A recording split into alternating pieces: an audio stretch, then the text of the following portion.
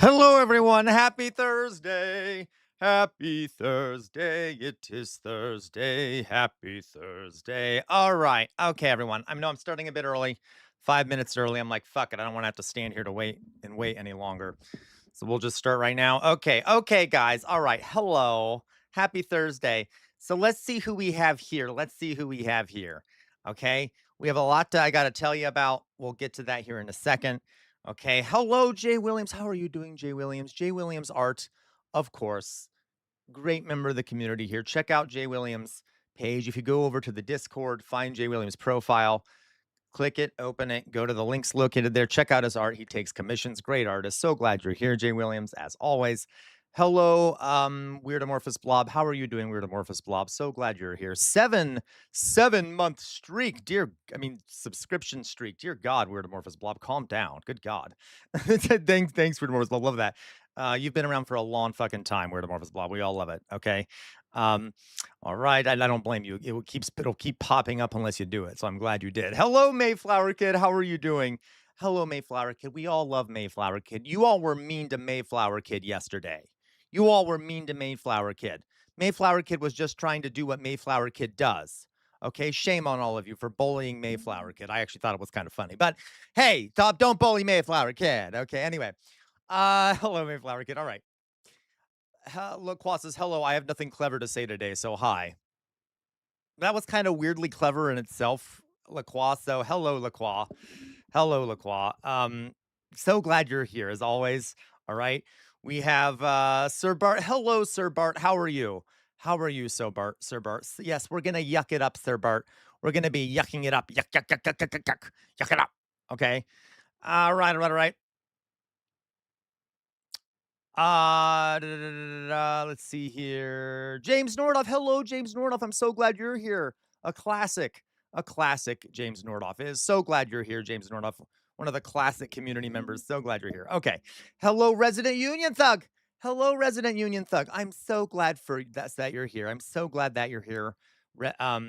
Resident Union Thug. As always, you are the best. Okay. Did I mention? Wait, was I on Elevator Lady or Resident Union Thug? As always, Resident Union Thug, you know I love you dearly. My dear, dear sister. You're the best, okay? Hope you're not feeling too ill. Hello, Elevator Lady. How are you doing? So glad you're here, Elevator Lady. Of course, as always. So glad you're here, Elevator Lady. Love having Elevator Lady here. Great member of the community, started the book club, does a bunch of other shit. Love Elevator Lady, okay? Hello, Gwen. How are you doing, Gwen? Are you doing well, Gwen? I'm so glad you're here. As always, we all love having Gwen around. I love having you around, Gwen. Hello, Fetty. So glad you're here, Fetty. As always, gotta love Fetty. Love Fetty's pictures, food, etc. Love everything about Fetty. Hello, Outer Signal. Everyone, check out Outer Signal Media's channel on YouTube. It's at Outer Signal Media. Great creator there. As a political economist, has a different set of expertise than I do. Go check out his stuff. Subscribe, etc. So glad you're here, Outer Signal. Mayflower Kid just banned us from smoking just now. Is that so, Weird Amorphous Blob? Oh my God. A man just wants a smoking lounge. Calm the fuck down, Sir Bar. You're fine. Okay, you're fine.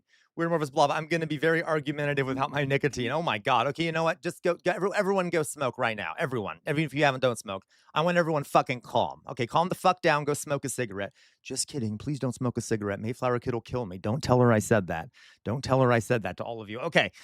Hello, Louise. How are you doing, Louise? How are you doing, Louise? I'm so glad you're here, Louise. As always, one of the originals. So glad you're here. Okay. Hello, Loiso. How are you doing, Loiso? How are you doing? I'm so glad you're here, Loiso. As always, Loiso says, where do I donate test for the boys in cam? How are you doing, Loiso? Hello, Politics. Hello, Politics. So glad you're here, Politics. Politics at this point is an established member of the community. So glad you're here, Politics. As always, love having you here. Okay.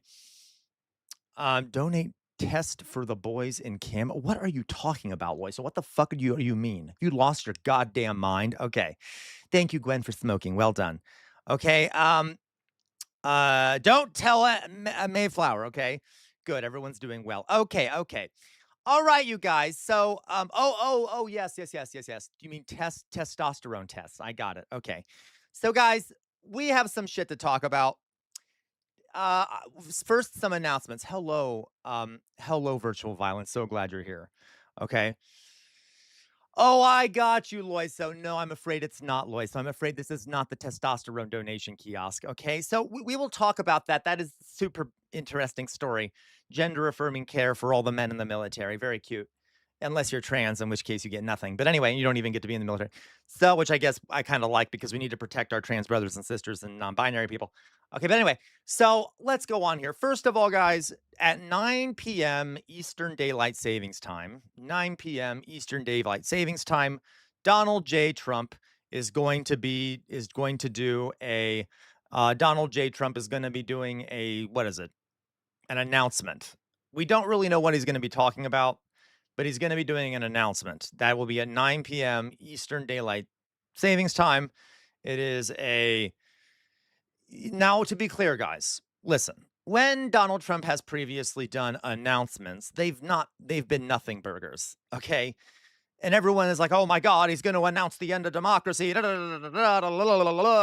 Okay, maybe, I don't know. I doubt it. I think he's just trying to get airtime and attention. He's going to talk about elections. He said something about there's new evidence about the 2020 election, so he's probably just going to be rambling aimlessly about how, 2020 election was rigged and that he actually won it and shit like that. So I am going to try and be on to watch that with all of you.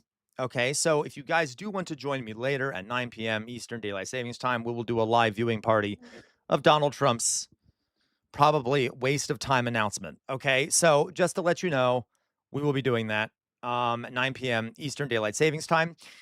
In the meantime, if we raise $50 before I normally get off here, which is around like probably I normally get off here around 5:30, 6:30. Okay.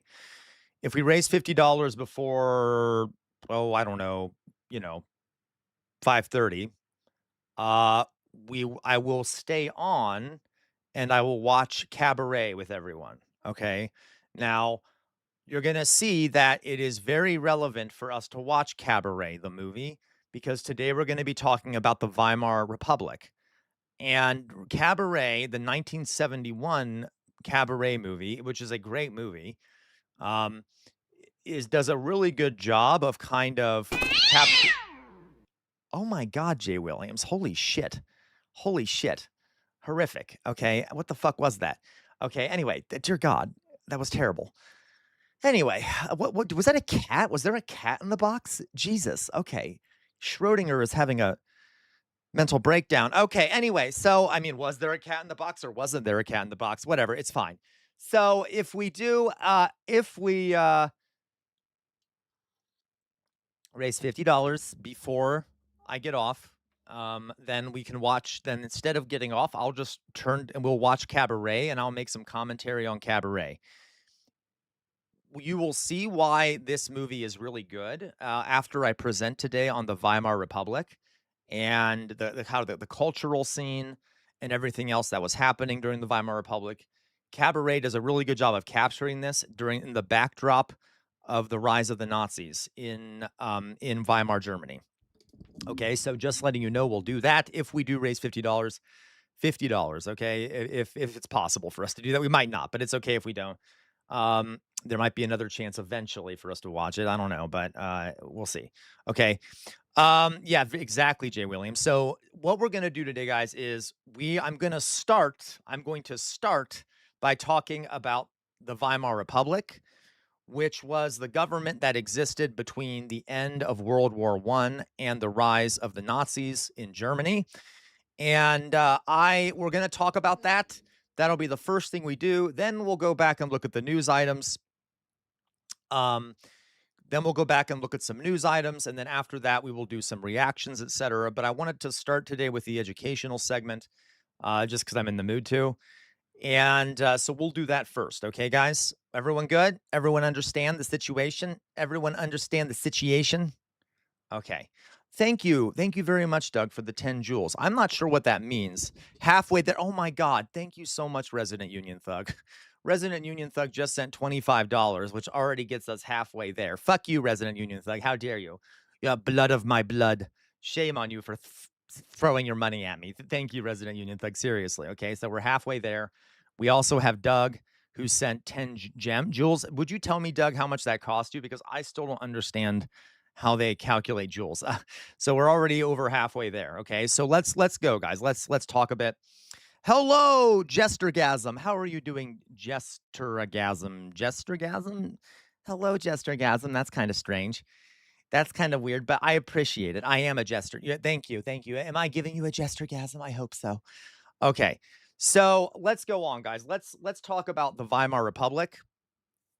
Okay, let's talk about the Weimar Republic a bit here. And because we have been, look, there's not that many people here. Maybe we should do the news first to give people a chance to actually come in here. I don't know. They give you free ones before you got to pay. Really? Okay. So I'll take a look at it. We'll just assume we're at 25, and then I'll see how much that added in a moment when I have a moment. Okay. So we only need 15 more 15 more dollars? No. We need 25 more dollars. Okay. Um hey, I didn't come up with the name. I just used it. Okay. Anyway. So guys, let's chat. So first, you know what? We will do news first just because we don't have that many people in here, and I want people who want to see the educational segment to be here when we start it. So first thing, I thought this was a very fucking funny story. I thought this was a very funny story. Now, they might not let me see it on the BBC, but we'll see. So apparently, U.S. Hello, Flubenga. So glad you're back. Okay. Apparently, oh, you can't see my face, can you? That's kind of strange. All right.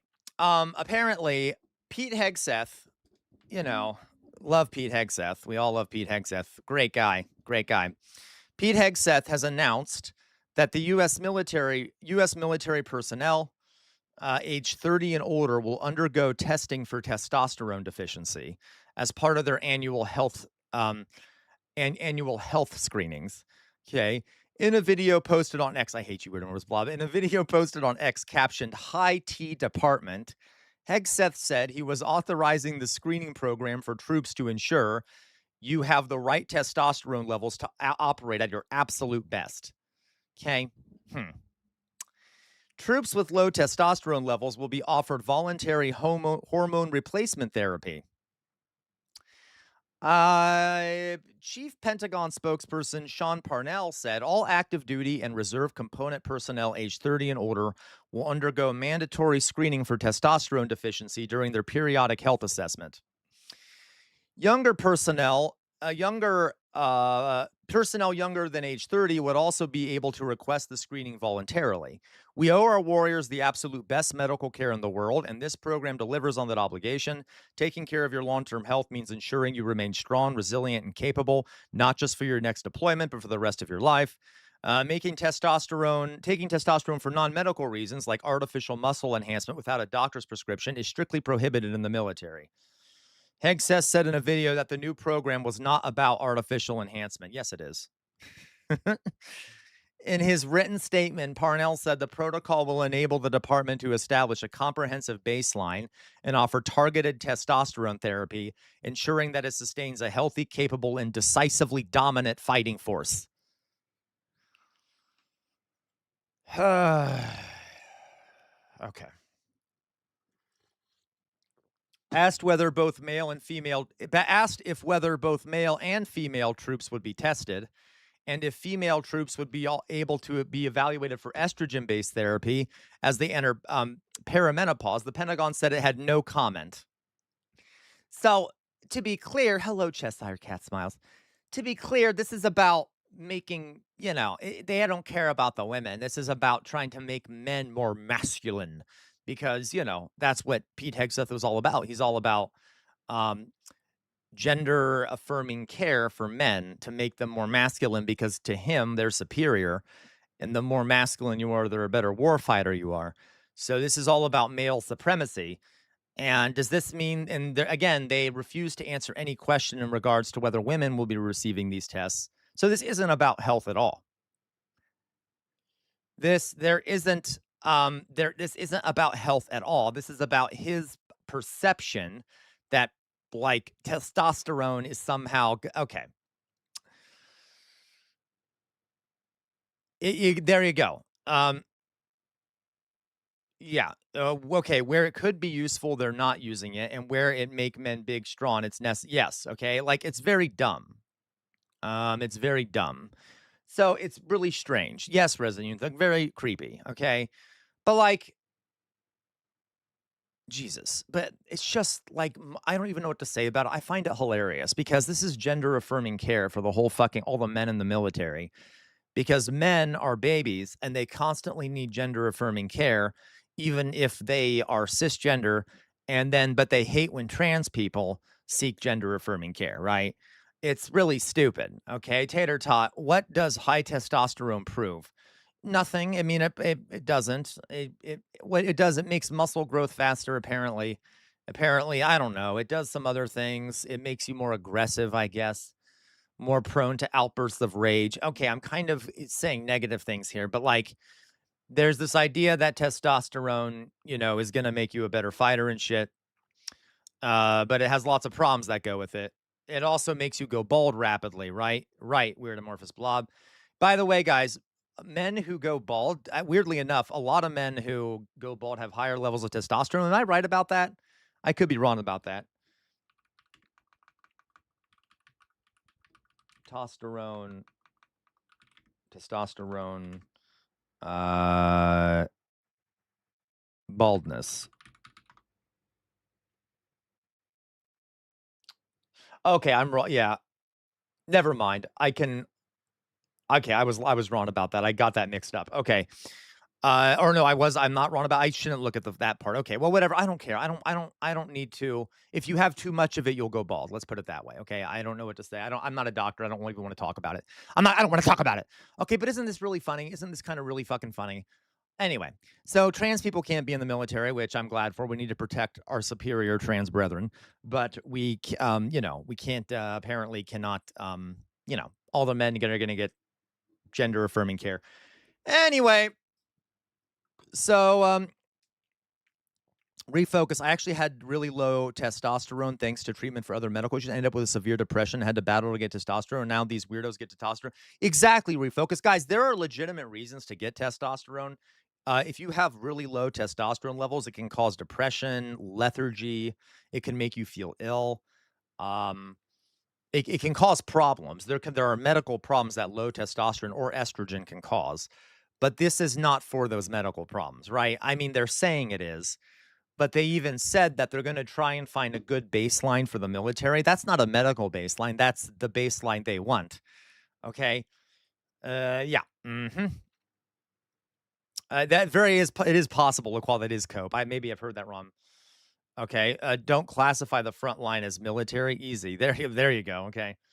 FYI, guys, there's nothing wrong with bald men. Yeah, no, and that was kind of the point I was gonna make, elevator lady, was because I thought I remember reading somewhere that actually if you have a lot of testosterone, it can make you go bald. My point being that men who go bald, I guess, are just more manly and have more testosterone, so you should be super attracted to them or whatever. Okay, I'm joking here, but like, so to be clear, that there's nothing wrong with going bald. Okay, we have a weird fucking obsession with having hair on your head and crap like that. I'm partially going bald. I have a M pattern baldness, which is common. I don't know if you guys can see my hairline is receding. This is called M pattern baldness. Boop, boop, boop, boop. Okay. I'll probably eventually go completely bald, but hey, for now it's just M pattern. But it's okay if you go bald. All right. So yeah, bro moment. Skinhead Sam. Hello, Roshi, right? Okay. So there you go. There you go, Louise. I just have a big brain. There you go. Okay, thank you for that. All right. Humans kind of run on hormones, so it's not something you should mess with. Exactly. Totally Resident Union. Like it's important. Hello, Peck on Bad. Okay, I'm a baldy, so I get to make fun of my people. Hey, go ahead, LaQual. I don't blame you, okay? All right. Okay, guys. So we get that. Hello, Matt Sci Guy. Hello, Matt Sci Guy. How are you? I didn't notice. Okay, it's hello. Hello, Matt Sci Guy. How are you doing well? Hope you're doing well, Matt Sci Guy. All right. All right. So only method if you're deficient or trans. Correct. Okay. I only put heroin in my veins. I know you do, Sir Bart, because you have a problem. I know. And get your blood levels tested regularly. Right. Okay. So guys, let's go on here. Let's go on here. Matt Saiga. Oh, I'm sorry, Matt Saiga. Well, I'm not doing that today. I forgot to remove that. I don't have a song planned. Okay, forgive me. I do not have a song planned, so I forgot to turn that off.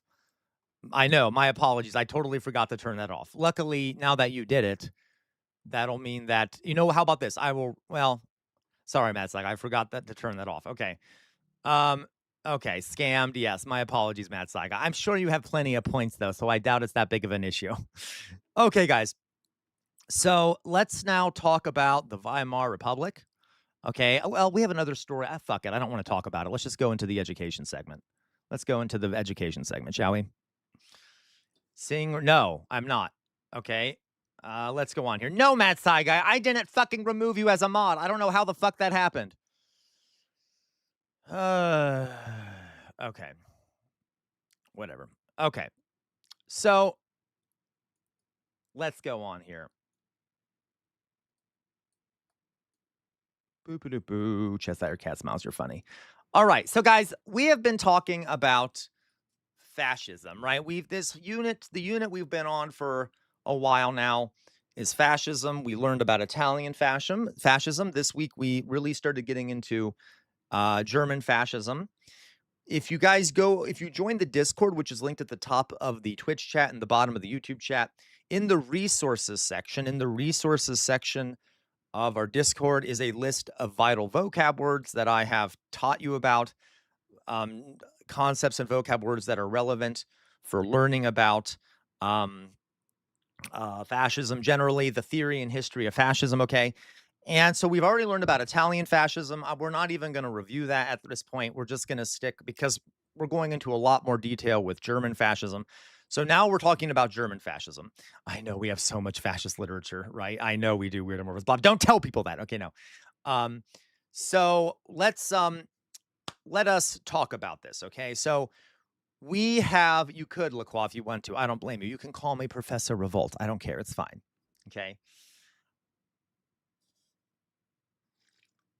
According to Elevator Lady, she wants me to start giving assignments. Maybe I should start handing out assignments to people, which to then force people to, so that you then all have homework. Okay. Anyway, so let's do a quick review, folks. Let's do a quick review. Many of you were not here yesterday. Many of you were not here yesterday. Okay, optional. That's fair. Literally optional assignments. Many of you, I literally could assign you parts of books and stuff to read that I can find online and like things to look up and stuff. Okay, so let's talk. Okay, there were a lot of people who were not here yesterday. Okay, so I want to point out that we did cover more yesterday. So to kind of reflect that, okay, to kind of the fact that there were many people here, let's review. So we've talked about, what was the name of the guy who united Germany? He united Germany. He was a big figure in the unification of Germany. Otto, correct, Sir Bart? That'd be Otto von Bismarck. How did he unite Germany? What kind of method did he use to unite Germany? Yeah, Weird Amorphous Blob. Might, correct. He's the one who famously said that the issues of the day will not be decided by votes in parliament, but through iron and blood. He used in a series of 3 wars, scheming, correct, and a series of wars to unite Germany in the new German Empire. And which state within this new Roman Empire, this new German Empire, had the most power, and which state did Bismarck set up to have the most power? Correct, Matt Saigai. That'd be Prussia. Prussia. Okay. And Prussia, what's the cultural trait of Prussia that you all need to be aware, that you should be aware of? Okay. What was the cultural trait of Prussia that comes from the fact that it exists on this? Protestant is one of them, Matt Saigai. That is a big part, actually. Militarized, yes, that they're a very militaristic state. But that actually is true, Matt Saigai. They are Protestant, okay? And that is actually important, too. But they're very militarist, and they're Protestant. The main thing here is militarism, okay? So now we have this situation, guys, where we had a newly united Germany that was unified through war. a very strong sense of nationalism. And what was the kind of what was the kind of what's the term? What do we call the kind of nationalism, the very far right wing nationalism that kind of started seeping into Germany during the late 19th and early 20th century. What was the name of that nationalism? Correct, Sir Bart. Völkisch nationalism. Völkisch nationalism. And what was the name two of the thinkers, the two of the big thinkers associated with this sort of social Darwinist thinkers that influenced folkish nationalism? Anyone remember this? Some French ass hat. That is true. Okay. One of them you should. Yeah, there you go. Poo poo. Right. Drusilla Lepouge. Lepouge. And the other one was Houston Stewart Chamberlain. Okay. And what are some of the beliefs that these people had in regards to race? The importance of race in society and things like that. Both of these guys were really gross. Let's start with Lepouge. Okay. He said that what did he say was the problem with like laws and moral beliefs and religion and things like that? What did he say was the problem with those parts of society? Lepouge. Okay, well, actually, right, you're right, Sir Bart. Lepouge also said that breeding with poor people, is bad for society, and interbreeding is the worst thing you can do between races. Yes, Matt Saigai, correct. It does not allow for the natural racial struggle. According to Lepouge, if you let different races, if you, like laws and morals and things like that, actually make the weakest people rise up in society, which will weaken the race. Okay. And then, of course, breeding with other races is the worst thing you can do. Okay. You do, Matt. It's like, I thank you for that. Okay. And he was a really gross guy. Do you remember how he was pro incest? He said it's better for the upper classes to engage in incest than to breed with inferior races, like really gross stuff. Really disgusting guy. Now, then let's talk about Houston Stewart Chamberlain. What did he say about ancient Rome? What was his thought? Why does he say that it was good that the Germanic tribes destroyed Rome? Okay, regardless of whether it's true. Okay, because I know refocus, they're disgusting. Okay, why did he say that? Why did Houston Stewart Chamberlain say it was good that the Germanic tribes invaded Rome?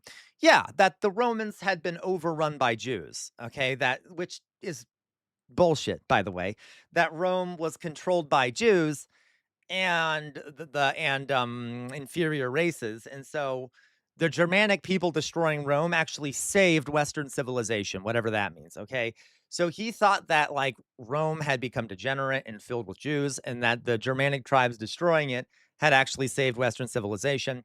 Now, this is not true, by the way. That's not fucking true. It's not true at all. If I mean, by the way, to be clear, the Germanic tribes destroyed Rome. So if they were trying to save something, they certainly didn't do a great job of it. Okay. Anyway, so it's completely dumb, right? He went on to write this book, guys, called if anyone remembers, Houston Stewart Chamberlain wrote a book called The Foundations of the 19th Century, where he related almost all of history and said to the Aryan peoples that the only people on the only people on the planet, which is really gross, the only people on the planet that are capable of deep thought and deep artistic and intellectual achievement were Aryans. And he defined Aryans as basically any white person. He actually even thought Slavs, he thought Germans, Slavs, Greeks, Latins were all Aryans. Now, he said amongst those people that the most superior amongst those peoples are the Nords and the Germans. So he said that amongst Aryans, Nords and Germans are the pinnacle of civilization. But this is really disgusting. Can we agree with that? It completely dehumanizing anyone who is not quote unquote Aryan.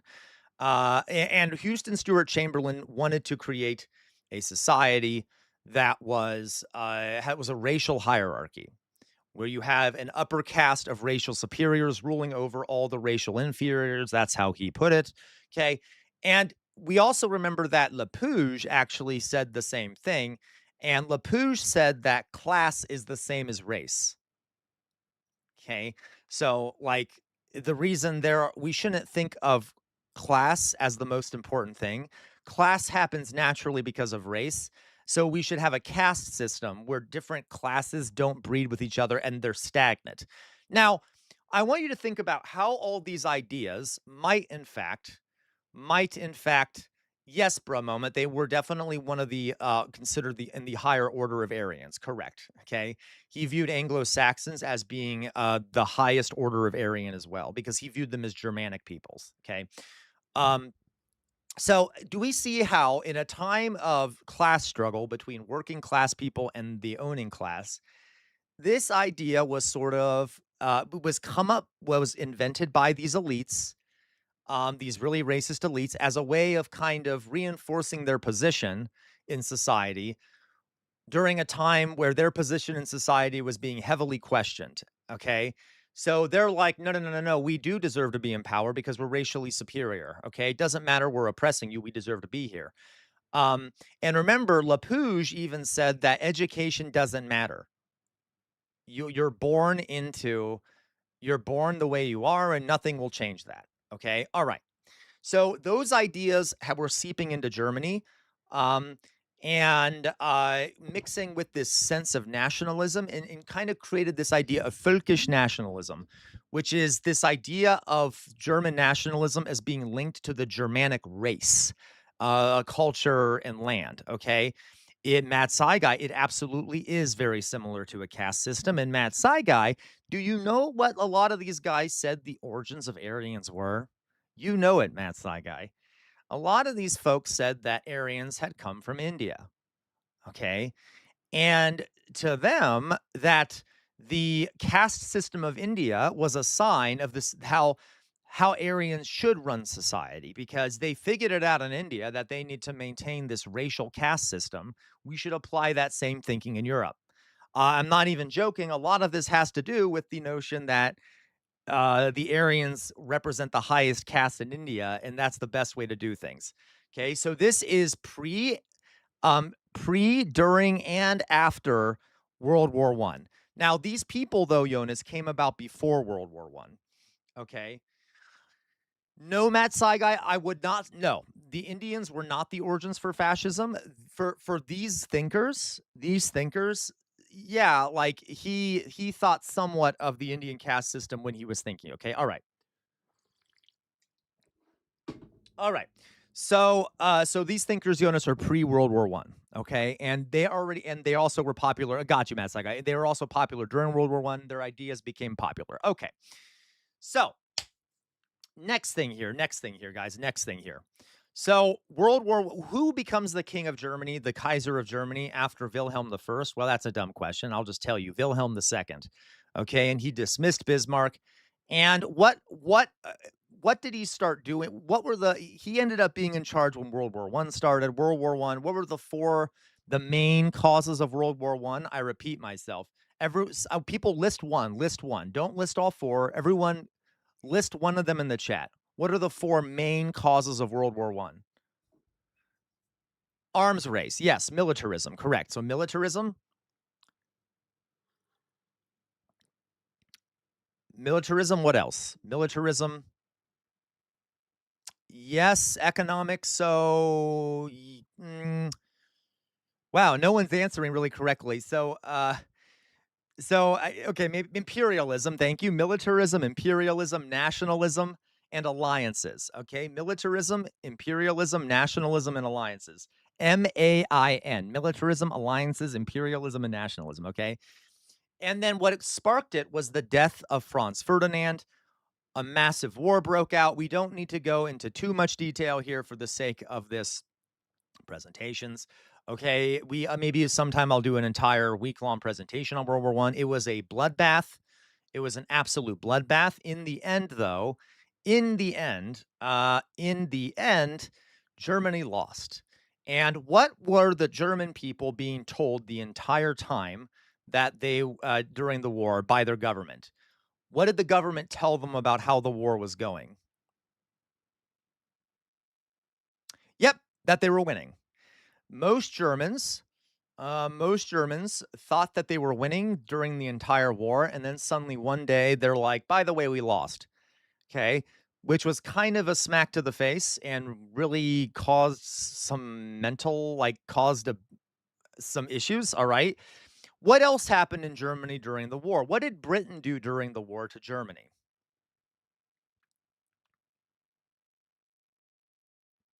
What did Britain do in the war during the war to Germany? Blockaded it, which resulted in the mass starvation in Germany. There were hundreds of thousands of Germans dying of starvation. There were hundreds of thousands of children dying. So the German people suffered horrifically. On top of that, the working class was forced to work about 12 hours a day for low wages in order to produce for the war. And what ends up happening in Germany because of all this pressure, all the death, all the starvation, all the low wages? What ends up happening? Okay. You're right, Sir Bart. You remember that. Okay. What ends up happening inside of Germany because of all these pressures happening?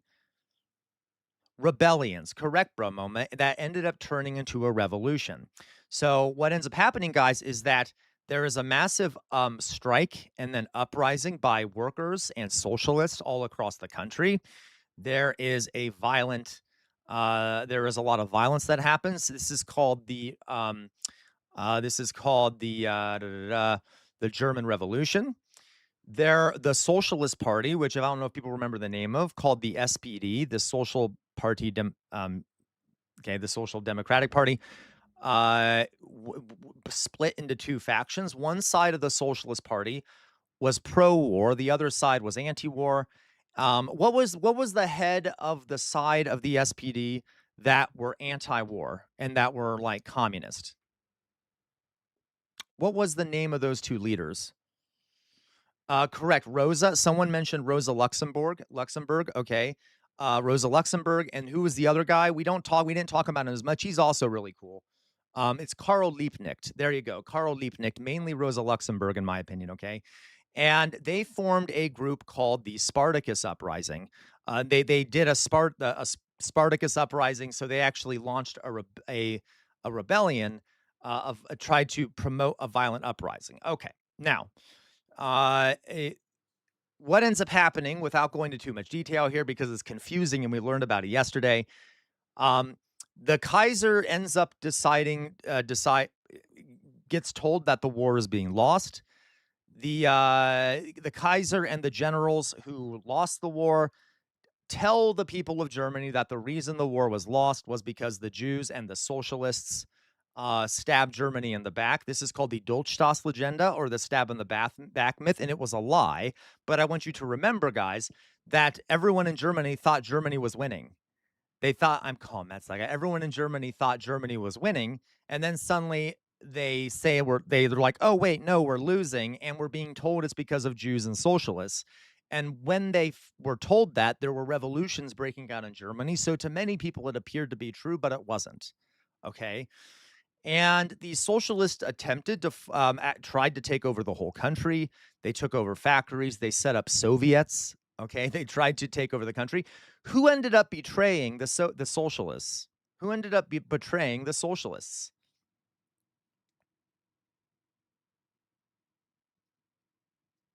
Who ended up betraying the socialists and crushing them?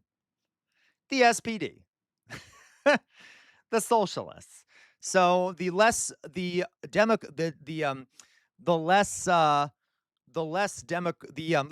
less radical side of the socialists, this kind of social democratic side of the socialists, led by a guy named Roger Ebert, sided with the establishment, with proto-fascists, and with elites, and made an agreement with them that he would be allowed to be chancellor. And if they let him be chancellor and he was granted a constitution with a bunch of reforms and things like that, he would end he would end the strikes and put down the left-wing rebellion. Okay. And he then ended up ordering, if you guys remember, ordering the murder of Rosa Luxemburg and Karl Liebknecht. He sent Freikorps, armed groups of veterans and stuff, after to kill protesters. There was violence all over the place. Okay. There was violence all over the place. He imprisoned thousands of people. Okay, he brutally cracked down on the socialist movement and crushed the socialist movement inside of Germany, or really weakened it through his actions. Okay, so the socialists betrayed the socialists. In any case, this rebellion was sort of put down. Okay, this the socialists who wanted to establish an actual Soviet level kind of type of society, very similar to the Soviet Union, failed, and we were left, and they are left with a social democracy with a new constitution. Now, there was also, by the way, something called the Cap Push, which was a counter coup. So there was a proto-fascist movement called the Cap Pushists, led by an industrialist called Cap, and he attempted to overthrow the new Weimar government, led by Iber, and he failed because all the workers in the country went on strike. Okay, all right. I know this is a lot that I'm throwing at you, and it's taking a while, but I want to make sure everyone is caught up. Also, what was the name of the treaty that ended the war, which was signed by this new Weimar government? This new Weimar government, which was far more democratic. Okay, no Matt Saigai, not Warsaw. The Treaty of Versailles. Okay, the Treaty of Versailles. And what were some of the provisions of this treaty that were kind of harsh on Germany? What were some of the provisions of this treaty? I'm going to pull up an image here so you guys can see it.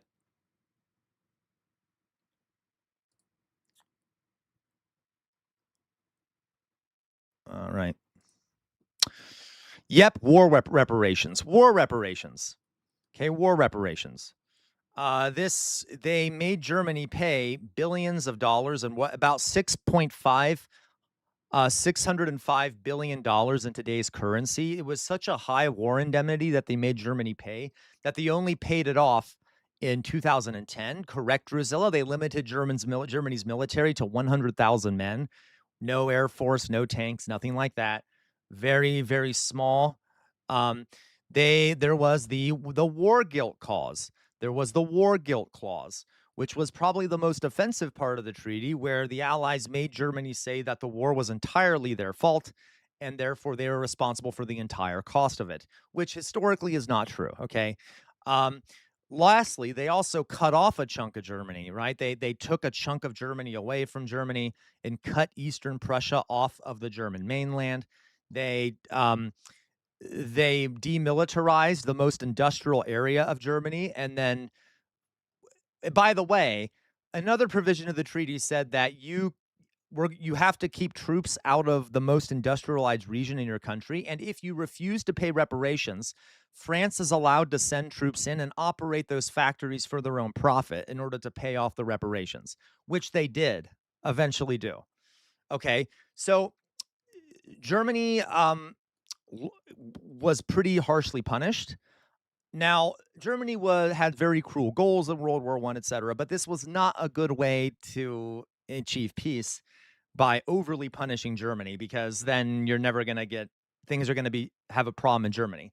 And this made it really hard for Germany to remain financially solvent at the beginning of this new republic. This is the scenario we're in now, guys. Just to summarize, a new government has been created after a brief civil war between socialists, between different branches of socialists and things like that. The new government is a social democratic government. It is left leaning, but it's not socialist. It's like a social democracy. Okay. Uh, this government came to power after a defeat in a war, which in the minds of many Germans meant that this democracy was imposed by the victors. That's kind of how Germans thought of it. If we got a democracy after defeat in the war, it was imposed from the outside.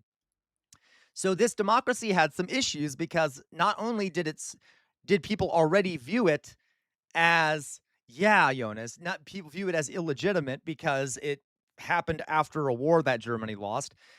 It was also already weakened by the spreading conspiracy theory of the stab in the back myth that claimed that the socialists in the government and Jews had actually made Germany lose, which wasn't true.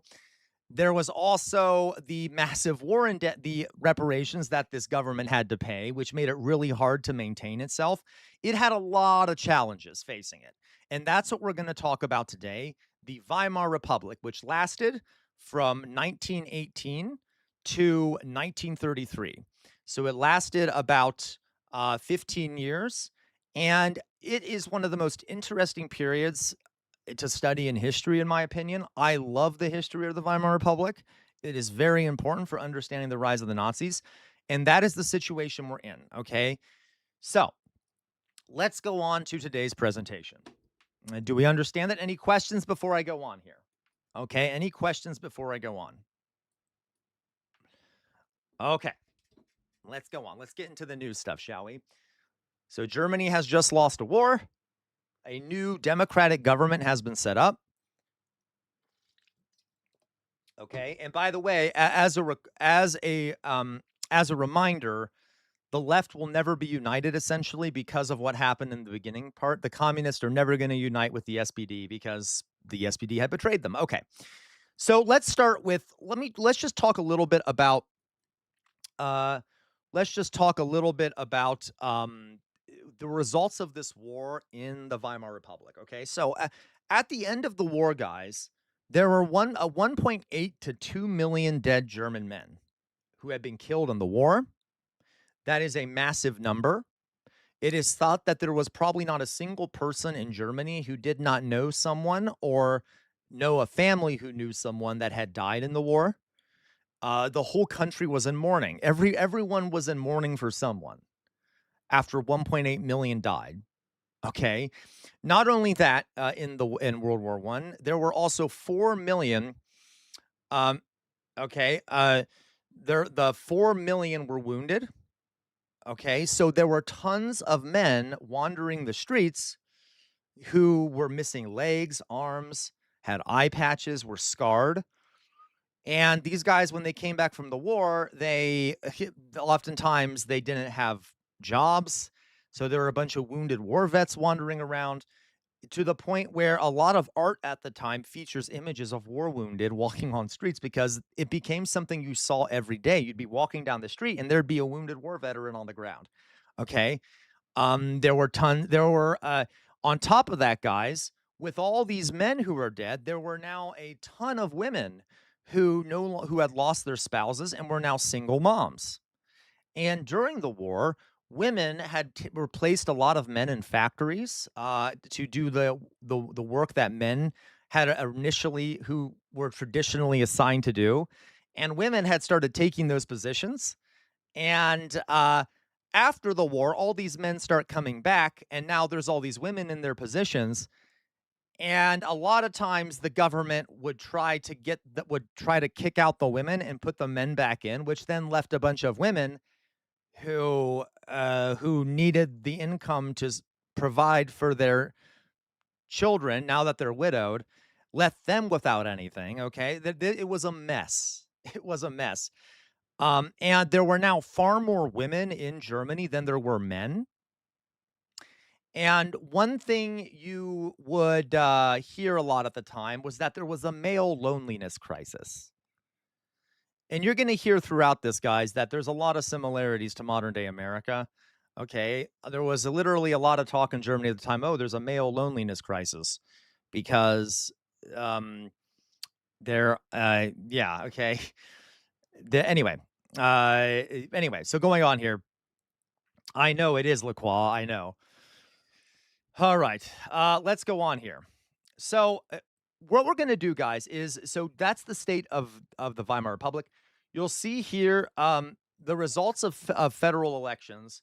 So, from 1919 to 1938, we're mainly interested in 1933. You can see that the red is where Nazis start getting votes, actually getting people elected to the Reichstag. They only start getting people elected in 1928. It takes many years before the Nazis, before they even form, let alone start getting votes. And even then, the most votes that they got when they weren't in power was about 43% of the vote. So they only ever got less than half of all the votes. Okay. They never got more than 50%. But then there's a massive jump in votes. So I want us to The whole reason we are doing this presentation, guys, is to figure out how did the Nazis go from getting no votes at all to becoming the dominant power in Germany in the Weimar Republic. Okay, so how did this process happen of like no votes to basically a lot of votes? Okay, and I want to point out so this new Weimar Republic had, and listen, well, okay. It actually had a very progressive government. It was literally probably one of the, and I know, after telling you about how the Weimar government betrayed the socialists and things like that, a lot of you are not going to like what I'm going to say here. And I don't blame you. But you have to understand that the Weimar government was one of the most progressive and democratic governments in the world. It was a very way ahead of its time. It was much more democratic than almost any other country. It was much more open, more socially liberal, more had more freedom of speech. It was a very open government, okay? Universally by historians viewed that way, and I'm going to explain to you what I mean. All right. So it was a very strangely open government. And so basically how it worked here was that you have a chancellor who is selected. So there's a president that's elected every 7 years. That president selects a chancellor who basically signs off on legislation that gets passed by the Reichstag, which is voted by universal suffrage of men and women, voted in through universal suffrage of men and women over the age of 20. So women had the right to vote. So the Reichstag would be elected. They would make laws and things like that. They would give those laws to the chancellor, who would sign them into law. And the chancellor also had a lot of leeway to try to present laws to the Reichstag, kind of like a president. Okay, the and but there were issues with this. Okay, this is very democratic. And one of the issues was that so let's go down here and we'll talk about some of the issues with this really democratic system they developed. Okay, there are pros and cons of the Weimar Republic, and we'll talk about. So I wanted to do why wouldn't the president just do that? What did the president do? The president was a figurehead, Lacroix. Kind of, it was somewhat of a figurehead. They had power, but that they kind of were replacing the king. They didn't have direct power. They basically did what they were told because the people could get rid of them. The Reichstag and the people could get rid of the president, so they kind of had to do what they were told. So let me explain to you really fast some of the. So I want to point out, I want to talk about some of the pros of the Weimar Republic, okay? Because I got to tell you guys, I have a place in my heart for the Weimar Republic, okay? Yes, I'm a socialist, but from a historical perspective, the Weimar Republic was amazing. And it is very deeply depressing to me that it was destroyed by the Nazis. That's not to say that it was perfect, and it definitely it needed to become a socialist, like an actual socialist government. But in terms of other governments at the time and things like that, it was a really fucking good government. And you'll see what I mean. Okay. Okay. I'll explain. And I know that it sounds biased. I'm not being biased. You'll see what I mean. Okay. So the pros of this new government were that it had um, universal suffrage. Men and women age 20 and above could vote. All right. As part of the agreement to make this new government, workers were granted an 8-hour workday, and the government enforced collective bargaining rights because it was a social democratic government. So it protected workers a lot of the time, not always, but they had more rights than workers do in America today. Let's put it that way. Okay. The government offered unemployment insurance. If you were unemployed, the government would send you an income while you waited to seek an employment. There were pensions for veterans, for disabled veterans, war widows, and the orphans who were orphaned by the war. There was a lot of money spent on social programs. They also had universal free health care, which had been created by Bismarck but was actually improved under the Weimar government. Okay. Inside of the Weimar Republic, there was an absolute flourishing, and this is my favorite part of the Weimar Republic. There was a flourishing of art, literature, science, and technology. Absolute flourishing. Okay. And this is one of the things that excites me about Weimar, and I'll show you what I mean here in a second. And it was very socially liberal. Women got a ton of rights. Okay, women got a ton more rights. Women were heavily liberated in a lot of ways to be more themselves.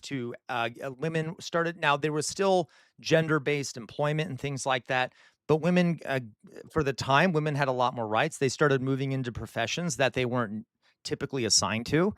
Um, it was ahead of its time in regards to the treatment of women.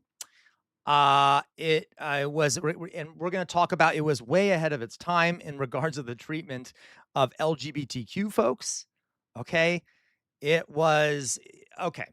There were some negatives to this, and this is why we're going to see the rise of the Nazis partially. But one of the problems with the Weimar Republic, the first con here is Article 48, which was a part of the Weimar Constitution that basically said that the president could, in times of national distress, could unilaterally use the military to enforce his own legislation on the country. Okay, so literally, the president could go around the Reichstag and just start passing by fiat laws, like a dictator, if if he felt that there was a good reason to do it. And unfortunately, Friedrich Ebert and multiple other presidents and chancellors, and the chancellors would often make the presidents do this. Okay, they would ask the presidents to do this, would use this law multiple times, which, especially near the end of the Weimar Republic, which kind of enabled, because then Hitler ends up using it. Okay, it ends up being something that you got used way too much and probably shouldn't have been allowed, which then allowed it to become normalized and things like that.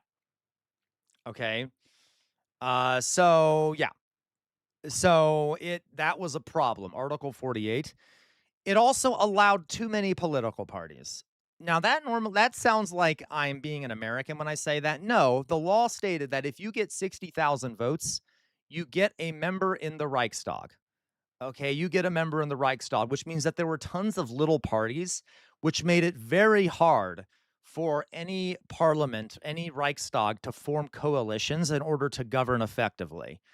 And these parties were always massively divided, and it made it really hard to pass anything significant through the Reichstag, which was a problem. Okay. It also allowed small parties that had no good intentions to get power, like the Nazis, and then cause problems. Okay. It also, the other problems that it faced, economic turmoil. There was a ton of economic turmoil that made it even harder, okay, for the Weimar Republic to succeed. There was the Treaty of Versailles, which put massive war reparations on Germany. The Great Depression kicked in after that. Okay. There it was struggling horribly with economic problems. That made it so much harder for it to work out. Despite all of that, all those things I just mentioned, the economic stuff, it did very well given the issues that faced it. Okay. Also, there was during the time. Now, listen, some of these things found sound familiar with the United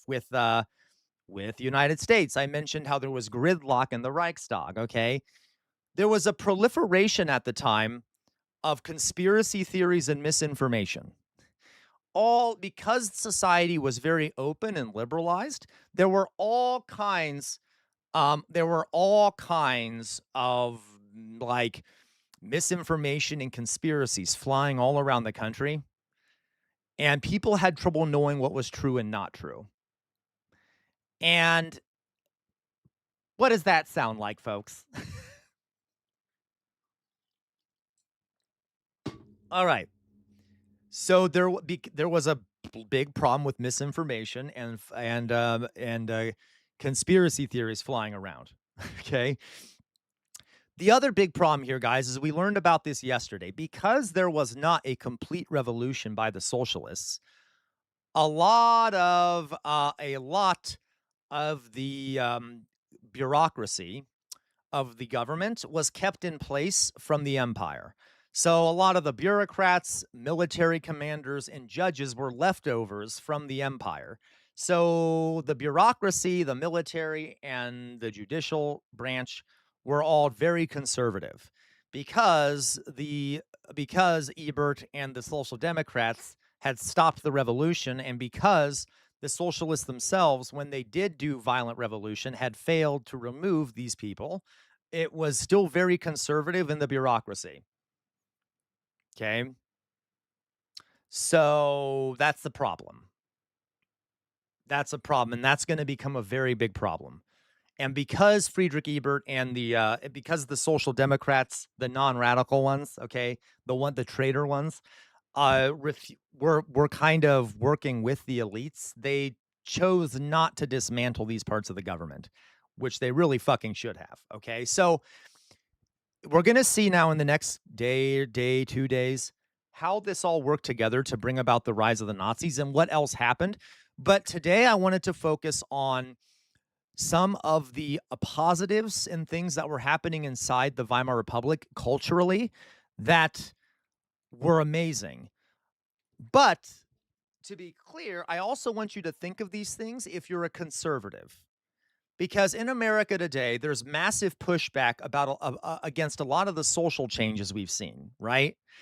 Liberation for gay people, the civil rights movement, trans rights, all of these things, which had come about since the 60s, are being rolled back in a massive pushback to all these liberalizing changes. And you saw something similar happen in Weimar Germany because it was massively forward thinking and progressive. And I'm going to explain to you now why I love the Weimar Republic, okay? Or at least why I love the culture of the Weimar Republic. And you'll be able to, and I want you to be sad because most people hate the Nazis because they were murderous, psychopathic genocideers, obviously. But there's another reason you should hate them is that they destroyed a flourishing, way ahead of its time cultural milieu. Okay. That was like way ahead of its time and produced some amazing art, uh, social advancements, and things like that. Okay. So, and it crushed a society that was like a haven for a lot of gay people, artists, and things like that. Okay. So let's start.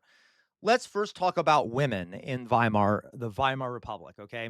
And think about how this might cause backlash. The new woman. Okay. So there was this notion in Weimar of the new woman that women should be liberated. And also try to compare some of the things I'm going to tell you here to what happened in the United States. Okay. Some observers of all political persuasions at the time, from journalists to sociologists to government experts and political leaders, detected the emergence of a new woman and a new family in the 1920s.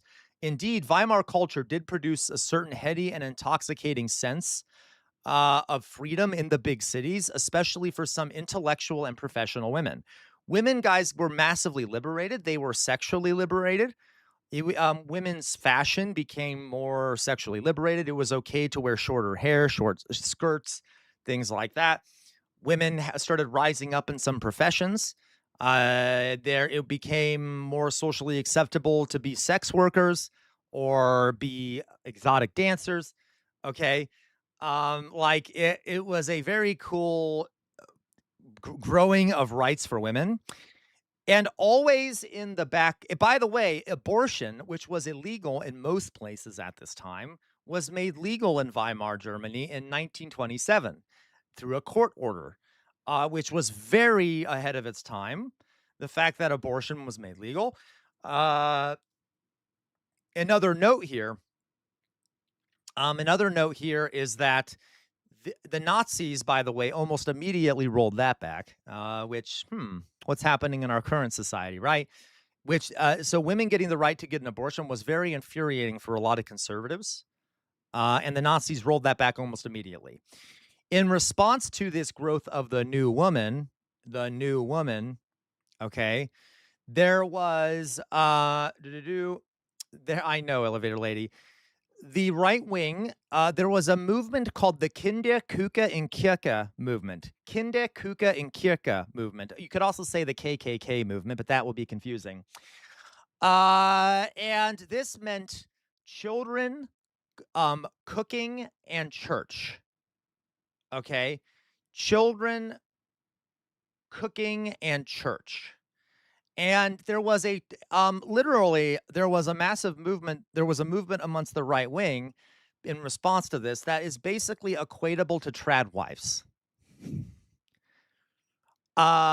Yeah. So this is the trad wives of this time, the Kinder, Kuka, and Kirche movement. And it was later the Nazis would enact legislation to make this a fact, to make it a legal fact. But this begun in the period of the Weimar Republic in response to the progressivism.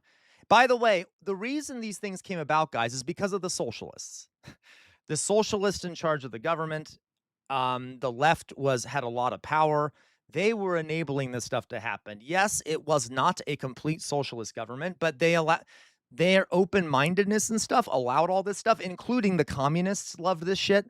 The communists promoted this stuff, even though they weren't often in power. So I want to point out that you can thank the left for this. Even if they didn't get the economic goals, they enabled a lot of this. But there was still the pushback of the Kinder, Kuka, and Kirche movement. Okay, let me read this to you. Um, Instead of guaranteeing equality to women who choose to live outside the structure of the traditional female role, the conservatives sought to make motherhood more attractive. Thus, the Kinder, Kuka, and Kirche was upgraded from a responsibility. This, by the way, was what the Nazis did. Was upgraded to a responsibility from a responsibility to a calling through economics courses, homemaker helper programs, and social work projects. And in this way, politicians of the center and right endeavored to make traditional roles attractive to a new generation by underwriting the father's authority and the mother's responsibility within the family. Okay, so the like this is a okay, so very similar, right? The new women and then the pushback to that new womanhood from the right that we're seeing today. And this, guys, goes all the way back to the 60s.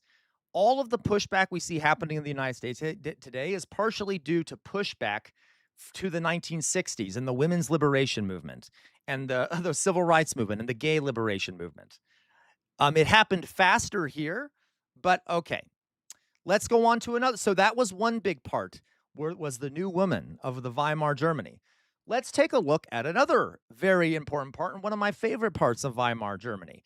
And also, one other thing, guys, in the Weimar Republic at this time, remember that before the Weimar Republic, there was a very authoritarian structure headed by a king with very repressive and conservative laws. So the dismantling of that structure liberated people to be able to be themselves, especially with the lefty government that promoted liberation and things like that. Okay. So this is the Institute for Sexualwissenschaft, which means the Institute for the Study of, for the Institute for Sexology. This was perhaps one of the most progressive and forward thinking parts of the Weimar Germany. Gay rights, gay liberation, trans liberation, gender, what's the non-standard gender stuff, okay, became very open in Weimar Germany. Let me show you some images. This is from Weimar Germany. This is 1924. That is a very early time to be seeing stuff like this. These are men at a gay club. Okay? Dancing together, dressing up, doing shit. Okay? Then here's another one. These are men. Many men and women, by the way, some lesbians, some gay men. Here, these two are in love, obviously. Here we have a drag queen. All right. Getting together, putting on clothing, being who they want to be, and taking a picture. And they look like they're happy and having a grand time. By the way, this man right here, absolutely weird amorphous blob. Queer issues in Germany were always very interlinked with organized labor, socialism, and communism. 100%. You can thank the left for this shit. Okay. I want to be clear about that. Which, by the way, I know I'm praising the Weimar like culture and society, and doesn't mean I'm like pro the crushing of socialism. You can thank the socialists for this shit. But this was an amazing, despite its flaws, the Nazis destroyed all this, and it's so depressing. Okay, like it makes me want to cry. This guy right here, you see this guy? This is Hirschfeld, Magnus Hirschfeld's. Okay, Magnus Hirschfeld. He was a doctor. There he is. And he founded the Institute for the Study of Sexology, or the Institute for Sexology. And he was a gay man. He was gay, and I believe he was Jewish too. He created this institute to study sexuality and gender, the first of its kind in the world. In 1919, he founded this thing. And guys, this was so fucking ahead of its time. These are some of the things he did in this Institute for the Study of Sexology. He identified more than two forms of gender expression. It was this guy that came up with that, folks. He's the one who said, you know what? Um, Maybe we should stop sticking to this gender binary because, and he did this scientifically. He did scientific studies. So this was verified scientifically. He did not just say this, he did science on it. And that was hard to dispute scientifically. He said that he performed the world's first ever vaginoplasty. I don't know if I pronounced it right. Vaginoplasty. He did a transition surgery. He did gender affirming surgery on a trans individual. Okay. Um, some of the first vaginoplasties we've ever seen, that the first one that's ever been done that we're aware of. Okay. He pioneered sex transitions. Okay. Hirschfeld believed that both human sexuality and gender identities were simply examples of human variation. That, yeah, there's natural variations between humans in terms of their sexuality. You're born with that.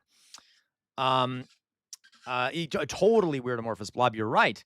Hirschfeld was a member of the SPD, and the Soviets were very interested in his work. Very true. Okay. So, guys, again, you can thank the left for all this. All right.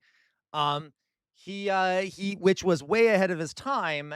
As a matter of fact, that portion of his belief was really hard to get rid of, even under the Nazis. The fact that human sexuality and gender identities are examples of human variation, and they're not the fault. Like you don't choose to be these things. This is just natural human variation. And that became very popular thought that was hard to get rid of, even amongst the Nazis. And because of this, he said that we should stop stereotyping and judging people who are gay. And he advocated for the overturn of laws that made it illegal for men and women to have sex together. Okay. And he would actually go to court hearings where there would be men charged with breaking homosexual laws. And he would advocate for them and be like, no, there's nothing wrong with what they did. Okay.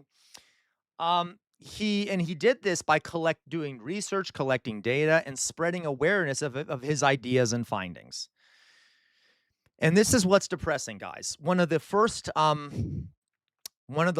buildings that the Nazis attacked was this building.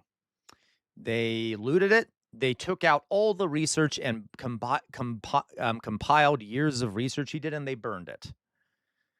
And he had to flee the country. And it is not an exaggeration to say that, unfortunately, when the Nazis destroyed all this research, there weren't really many copies of it. So they set back the research on this stuff by decades by doing that because it was really hard to rediscover this shit. Okay. So it's horrific. Let's just put it that way. This was like a moment of massive liberation that the Nazis then just crushed and turned back. Like, fuck it, we don't care. All right. Anyway, so that was again another part of Weimar Republic, that Institute for Sexual Wissenschaft, which was way ahead of its time. We also, in this time in the Weimar Republic, there was an explosion of jazz and cabaret. Okay. When American soldiers had come to France and some to Germany during the First World War, they brought with them, especially black soldiers, brought, I know weird law that brought, oh, absolutely, LaCroix. Sorry, I'm getting off track here. Brought jazz with them, and the people of Germany loved it, and France loved it. So there were jazz bars and cabarets all over the place in Berlin, especially. This is Marlene Dietrich. You can see there's some black men here playing jazz. that which was you would there were a lot of black folks in Berlin, especially from America and from France, who would do play at jazz bars, which was ahead of its time, okay, and cabaret. So Lacroix said to show how ahead of the times this was, England was still castrating gay men well into the latter half of the 20th century. Absolutely. Like, yeah, this is way ahead of its time. Remember, guys, America was still castrating and viewing as degenerate and ill gay men into the early 1960s. So way ahead of its time. This is the 1920s, okay, when it comes to gay men. All right. So this was a new kind of music that was coming in that was very popular. There it was a great jazz scene. I've always, if I've ever thought that I could go back to a time period, I want to go back to 1920s and 30s Berlin and like just go to some of these jazz and cabaret things, okay? And just walk down the streets and see how it is. All right. So jazz and cabaret was very popular. You know, and with workers who were with workers and a rising middle income people and things like that, you could go to these things and have a grand old time. Okay. The Nazis hated that shit. Let's get into some of the art from the time. Okay. Let's get into some of the art from the time. There were amazing, some of the best art, my favorite art ever, and like forms of design come from the Weimar Germany. There was a movement in Weimar Germany called Neue Sachlichkeit, which means the new objectivity, and it stressed like objectivism, but with like a being objective, but with like the artist's sort of own take on things. So one of these artists was Otto Dix, who did images like this. Okay. This is called War, and it's horrific, isn't it? It's like a horror scene. This was him expressing what it was like to fight in World War One. Okay. Objective with surreal elements. Okay. And there were a lot of artists who drew things and painted things in reference to World War One. Okay. Here's another image of him, another image of a woman. Okay. You can see it's kind of being it's kind of it's a very interesting perspective here. It is not she has kind of a belly. She doesn't have massive, like she doesn't have big breasts or anything. I'm saying that because this is like they're not being idealistic here. He was just drawing it as he saw it, but also humanizing these folks in a way by like showing them as unique. Okay. It's just bad art. What's bad art? You think this is bad art, Gwen? Or have you lost your mind? Okay. And yeah, it's not it's a unique form of art. It is not like just a landscape or some boring direct copy. It is using like imagination and things. Yes, Elevator, you see the fingers, the emphasis on the fingers and the focus on the fingers. Um okay. Yeah, it's done that way on purpose, Gwen. And Gwen, trust me, you might not want to critique this too much because that's what the Nazis end up doing, okay? Because they didn't like difference. They didn't like variety in art, and they said it wasn't real art, okay? So here's another one. Here's another one by Otto Dix. Look at that. Isn't that cool?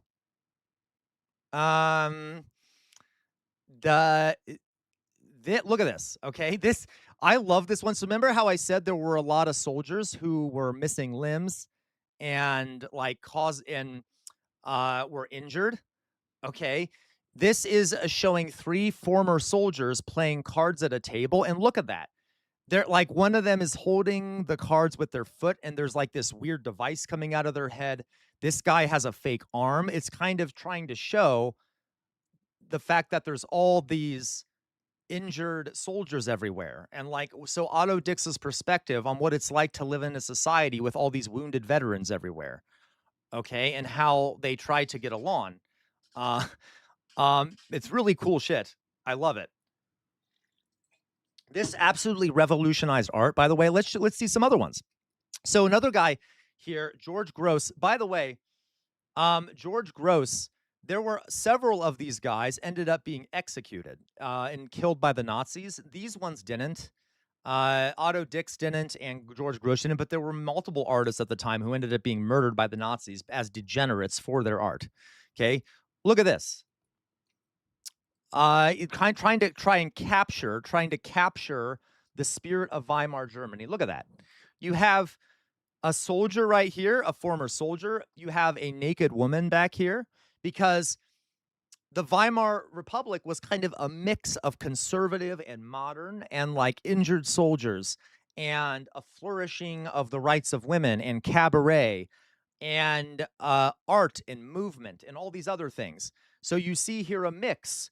You see a soldier, you see a naked woman back here, you see some bourgeois guys, you see a guy chasing after a dog, and it kind of captures the notion of all like there's so much happening.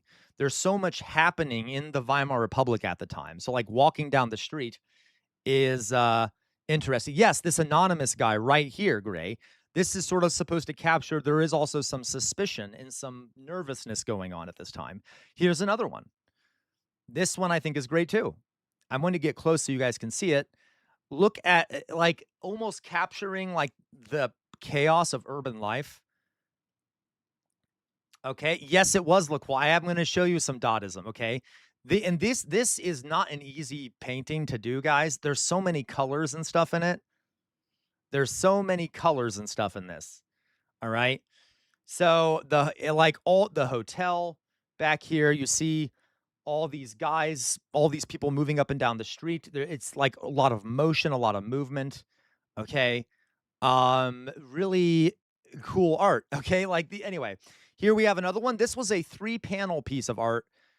And I want to show you, it's kind of hard to see this one because it's kind of pixelated, but you see over here on the left, there is a veteran who is begging for money, who doesn't have legs, as some looks like sex workers walk by.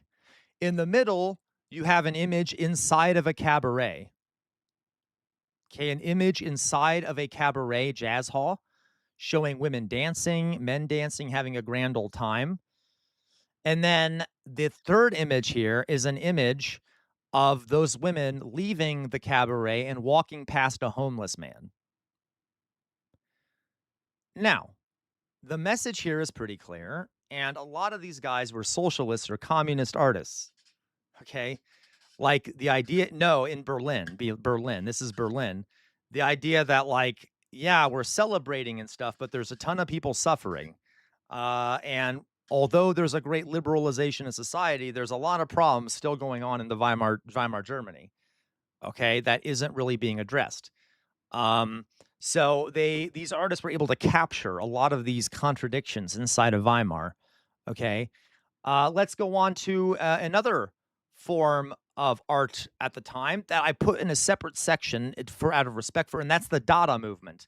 The Dada movement, which was basically a troll movement of art, where these were artists who were trying to critique, yeah, Duchamp, exactly, elevator lady, to critique art. Okay, critique art and artists. So here's a very famous piece of Dada art, if you want to call it that, called Fountain. And all this was that Marcel Duchamp, who was this artist, took a urinal, flipped it upside down, wrote R Mutt 1917 on it, and said art.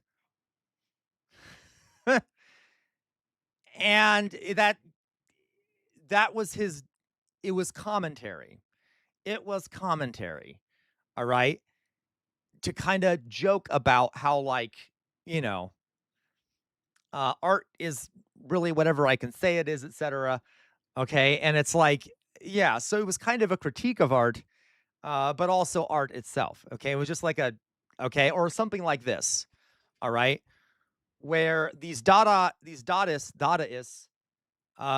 would take images from newspapers and magazines and just plaster them in particular ways. Okay. As sort of a way of mocking and kind of critiquing popular culture at the time. So here you have another piece of Dadaist art. Okay. Dada, what is it? Dadaism.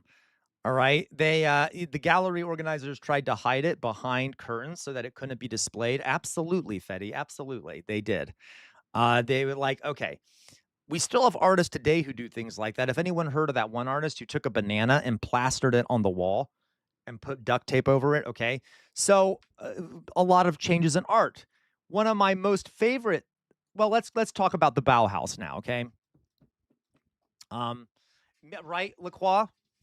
Yes, okay. And listen, I know this stuff isn't for everyone. There's a reason we're talking about this, those guys. This is going to be vitally important for understanding the rise of Nazism. Okay. So I do hope we all know that I'm not talking about art just to talk about it. I know some people aren't into this stuff, but it's vitally important to understand what was happening in the Weimar Republic, to understand the rise of the Nazis, and also to understand the tragedy of the rise of the Nazis. Okay. Let's talk about the Bauhaus. Okay, the Bauhaus, which was a very important movement inside of Germany. The Bauhaus. The Bauhaus was an institute of design. Um, it was a design and art institute, a series of design and architecture schools in Germany that would teach and train designers, artists, and things like that. And it was run by a guy named Walter Gropius, this man right here. The Nazis shut it down almost immediately when they got into power because they thought it was degenerate. Here is an image of the institute, the Bauhaus building. It had the Bauhaus architecture was very interesting. This was a architecture that was developed by Bauhaus artists. So here's the Bauhaus College. Now, Bauhaus architecture and design is still very popular today. And it's so popular that it's almost like the norm. It's kind of viewed as normal now. It's like you go to a Target and most of the things there are Bauhaus designed, but you don't even know because it's so common. All right. This became sort of the standard way of making things and designing things. So let me show you some examples of Bauhaus design. Bauhaus, the idea here was that when you design something, the most important part of it is its function. Okay, so if you design a lamp, it should first function well as a lamp, and then you can do the design off of that. Okay, so don't the beauty should not come first. The function should come first, and then you should let the beauty come off of that. All right, so and simplicity, and the ability to mass produce it. Okay, so here we have an example of Bauhaus. This was a Walter Gropius house. They also did architecture. Uh, this is a Bauhaus house. Okay, now this is not. Yeah, Frank Lloyd Wright. There you go. Okay, this is a Bauhaus house. So this is an example of like what a Bauhaus person would have designed. This was designed by Walter Gropius. It's very functional. It looks good. I think it looks good. Okay, it's very simplistic, very functional. It's not overly elaborate. It is not overly doesn't have too much on it that would be viewed as like gaudy or anything. And it kind of is democratic. And what do I mean by that? It isn't gaudy, right? It kind of looks like a Soviet type thing. I know it isn't, but it's like a prettier Soviet type thing in that it's kind of just housing, but it's not horrible, right? I agree, Sir Bart. It does look sterile. I agree. But this is sort of their Bauhaus architecture was not the most popular thing they did. Um, but you can see it's like all right, but it was just kind of interesting design. So let's look at some of the things they made. Okay, here are some examples of Bauhaus designs. A chair, right? A chair. I think this is called a Barcelona chair that was invented by the Bauhaus. Very simple, very simple. And these kind of things, you still see a lot of things like this all over the place. Okay, so that's a Bauhaus design. Very simple, function first. Very modern looking. Okay, too classist. Sir Bart, these were not made to be classist. These are made to be like simple and cheap for everyone, but allowing everyone to have access to some level of design. It was a very democratized form of design. Okay, so like a working class person could afford this if it was mass produced. Okay, like I'm not joking. These were made to be affordable for everyone, kind of like IKEA. All right. Here's another design. Now, this one I'm not a big fan of, but this is another Bauhaus design, very simplistic. This I'm not a big fan of this one, but this is another well-known Bauhaus design. Okay. So pretty cool looking. All right. Made of metals and things like that, easily mass producible. Here is a lamp. Okay. Here is a lamp. The chair doesn't look that comfortable. It actually is very comfortable. I actually got to sit in one when I went to Germany. And weirdly enough, it's very comfortable. It doesn't look comfortable, but I can promise you it's comfortable. You see this lower strip back here? That's good back support. It really is very good lower back support. It was actually very comfortable. I know. Okay, here we have a lamp. Very simple, very simple lamp. Okay, function first, simple design, not overly crazy. All right. And all these, like, there's a ton of other Bauhaus designs that are standard today. Okay, here, by the way, is the emblem for the Bauhaus, which I thought was cool. That's like their logo. All right. I actually have a lamp next to my bed that's a Bauhaus lamp. I mean, it doesn't say it's a Bauhaus lamp, but it's based off a Bauhaus design. I can promise you, you all see Bauhaus designs almost every day. There are so many, but let me give you some more examples because I feel like I'm not doing it justice. Um, Here's some other examples. You guys have probably seen all this shit before, some of this shit. Okay. Like if anyone's seen a chair like this before, that's Bauhaus. Okay. Like there's a bunch of Bauhaus shit. There's another Bauhaus building. So Bauhaus designs is something like this, very IKEA looking. IKEA is largely based off Bauhaus designs. Like you can fit all these little tables underneath this big table, save room and things like that. Okay. So again, it was a very different way of doing things that was unique. This is a Bauhaus design. By the way, everything in here is Bauhaus. Everything in here is Bauhaus. All right. Kind of simplistic, not overly gaudy, but it looks good, right? And it's not that expensive. All right. Or here's another one. Here's a Bauhaus designed room. Now, this is like upper middle class stuff, but you get my point. Okay. So, the Bauhaus, the design of the Bauhaus, very good, important movement there. Okay. Um, Jazz, cabaret, Bauhaus. Another really cool thing that was happening in the Weimar Republic was expressionism in film. So, guys, I love movies from the Weimar Republic. Okay. The Weimar Republic was massively influential when it came to cinema and movies and film. Very influential. There was especially a big movement in movies from Weimar Republic called expressionism. Okay. And probably the most interesting, and they're scary somewhat, okay? Probably one of the most interesting of these films is the Cabinet of Dr. Caligari. I want you to look at the art for the movie. This is like a poster for the movie. Look at that. It's creepy and it's kind of a horror. The uh, the Weimar Republic basically invented modern sci-fi and horror movies. And that's what they hilarious, Jonas. I prefer what Goebbels work. Uh-huh. Hilarious, okay? And they invented modern horror and modern sci-fi. Okay. So this is the Cabinet of Dr. Caligari. That's a beautiful poster for it. Here is a scene from the movie. Here's a scene from the movie. They would have artists come in, expressionist artists, to create these sets with all these amazing artworks. Like the whole background is all art. And then you would have these characters that had makeup drawn on them in a way that's what do you think? Okay, Jay Williams says seems like Tim Burton before Tim Burton. Tim Burton stole expressionism, okay? He kind of took expressionism from the Weimar Republic. So you see like even the artistic placement of the actors and stuff, very and like the facial expressions, very interesting art. It was about the expression of raw emotion, and to create strong emotions, lasting impressions, and things like that. Okay. Maybe one of these days we could watch Cabinet of Dr. Caligari. It's scary. It scares me. It's like a lot of this stuff is creepy.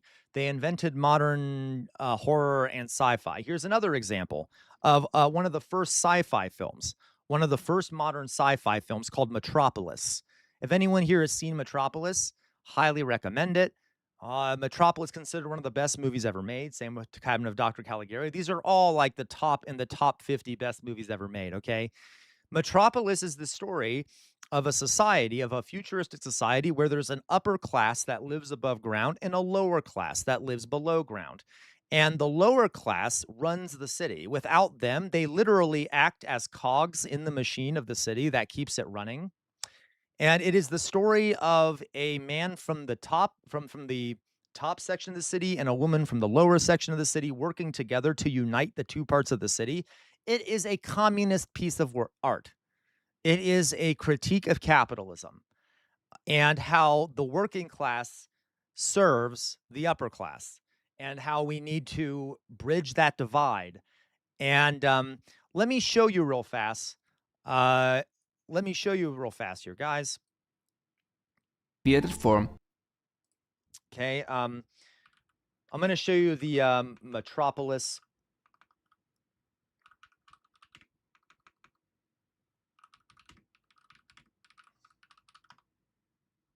Okay. Let me just show you the sort of what is it called? The movie trailer. Okay. Let me just show you the movie trailer. And there's some scenes in it that are like in a lot of German expressionist movies, like the scenes themselves are pieces of art. If you look at them in a certain way, it's like, oh my God, this scene, if I were to take a picture of it and print it off, I could make that a piece of art.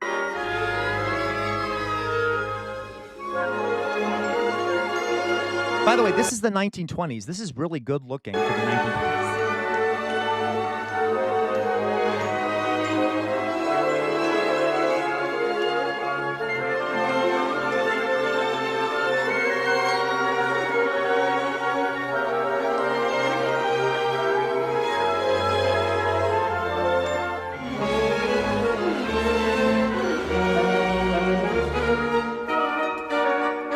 Fritz Lane was the director.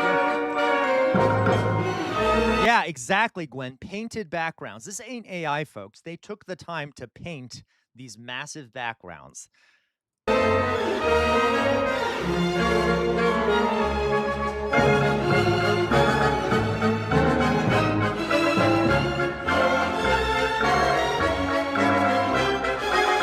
And now look, so this guy has just gone underground for the first time and is seeing. Yes, it was, Jonas. It was. This guy has just gone underground and is seeing for the first time what it looks like underneath the surface, where there's all these workers working to keep the city going. Watch how they present these workers. They are basically cogs in a machine. See?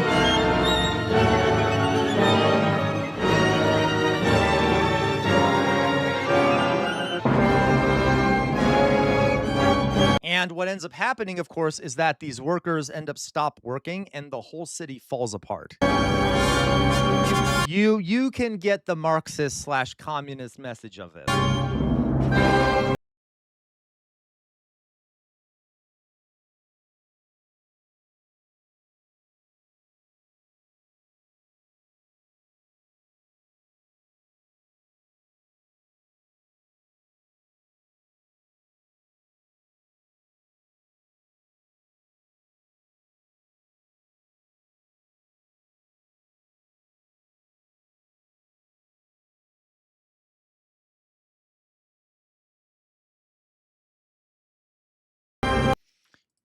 You guys get the idea. Okay, yeah, literally every scene is a work of art. Okay, it is anyway.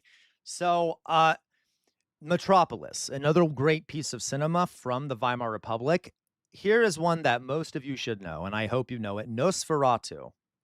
Nosferatu. A symphony, the Symphony of the Night, Nosferatu, okay? This is a classic, one of the original. Yes, it was illegal, right, Sir Bart? They actually got sued for it. Nosferatu, they got sued for doing Nosferatu because it was copying Bram Stoker's Dracula without his permission. But they ended up making it anyway. Yeah, I didn't enjoy it that well either, Jonas. But It's also an expressionist film. Um, it's an expressionist film. Here you have Count Orloff, a vampire. Okay, and F.W. Murnau. It came to inspire so many horror films. It is and like Count Orloff. I forget the guy's name. Max Schreck, the guy that plays Count Orloff. He would purposely, first of all, he looks creepy as fuck. Okay, he looks creepy as fuck, right? Like, he also, whenever he turned his head, he would move his eyes first and then his head so that it gave this really strange, like, kind of slow, like, really great actor there. He looks so stiff and things too. Cinema flourished during the Weimar Republic. Okay, absolutely flourished. So I think that's everything. Okay, so do we all get the idea here about Weimar Republic? Okay. There were some flaws in it. Okay. In terms of the original revolution was put down, there was a great deal of economic suffering, but it was also like very progressive and forward thinking, despite the putting down of the like socialist rebellions and the kind of treachery of the SPD. Even then, it was one of the most most what's the term, left-wing governments in the West, okay, in like Western Central Europe at the time, despite the fact that all those things happened. But even then, it definitely could have been better.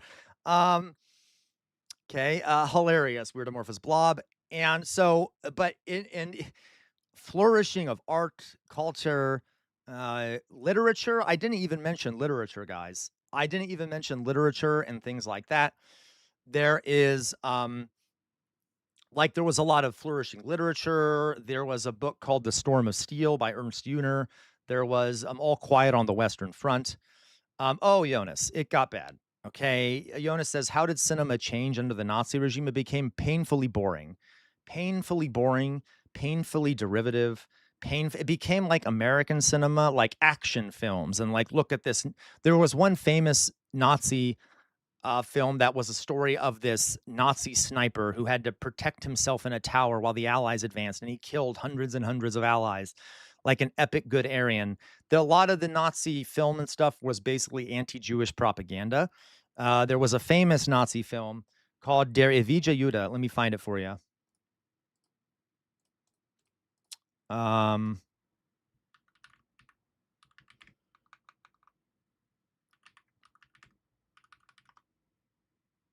which means the eternal Jew. And I know that's a horrific thing, but this was, oof. This is oh my goodness. Here is the film. What is it called? The movie poster for it. Oh, that's one of the movie posters. That's not the one I've wanted to find, but here's the movie poster for Die Irwija Judah. Well, okay. Yeah, and you notice that he has a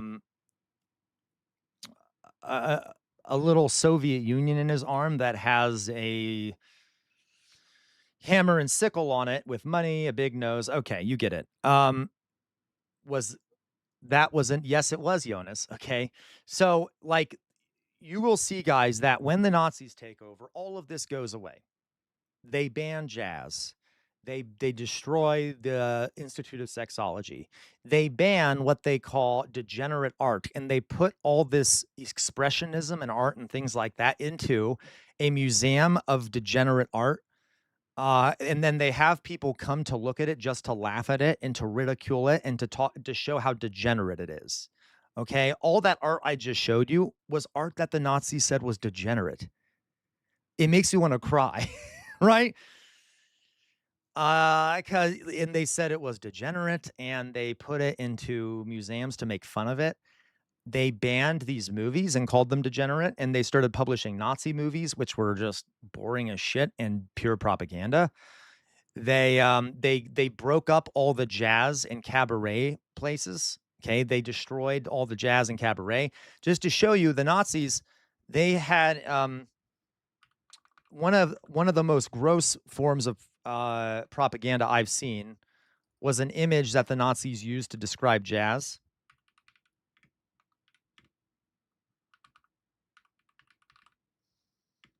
Nazis. Content warning. It's Nazi propaganda. It's going to be really racist. Okay, I just content warning. Let me see if I can find it. Here it is. Okay. So this, oh Jesus. Now listen, okay? This is really disgusting, obviously. This basically means how do I put this? Degenerate music or like R slur music. R slur music. You can see the image here. Um By the way, notice that so they literally said that this was degenerate music, and notice he has a Jewish star on his lapel. Everything was Jewish according to the Nazis that they didn't like. Everything was Jewish. How would a black American have anything to do with Judaism? But no, according to them, it does. Okay. Anyway, obviously, we can see how ridiculously racist this is. Okay. So, it was, yeah. Phew.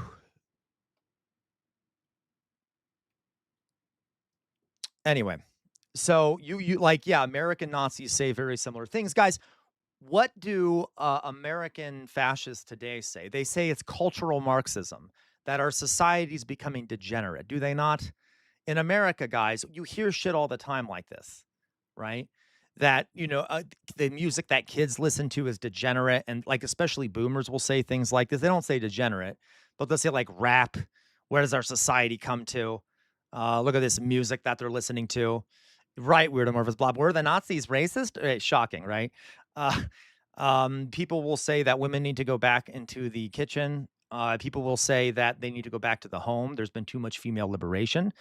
People will say, yep, it absolutely is, LaCroix. And guys, what do we think? Like, whenever we watch images of like MAGA, their rallies and shit, they're so fucking boring. They all wear the same clothing. It's American flags everywhere, t-shirts, cowboy hats.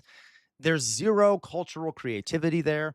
They don't like anything that steps outside of their conceptions of what is the real American culture. Okay. And I want to be clear too, guys, in Weimar Republic at the time, this amazing society that was way ahead of its time. Most of German society was actually lived in small towns outside of cities. So about 30 some percent of the population lived in big cities. Okay. So people in the big cities were a lot more cosmopolitan, a lot more open to this stuff. But in rural areas, and these more conservative rural areas of Germany, how do you think they were feeling about all this stuff happening in the big cities? Very similar to Americans, okay? There were a lot of people in rural America that view cities as like these dens of sin and corruption, and that we need to protect our dear children from all the gays and like disgusting things happening in the city. Okay, like the jokes people joke about New York being an awful place, um, LA being an awful place. Okay, LaCroix, yep, they were feeling culturally alienated. They felt alienated by all this stuff, and that I'm not saying that that's right.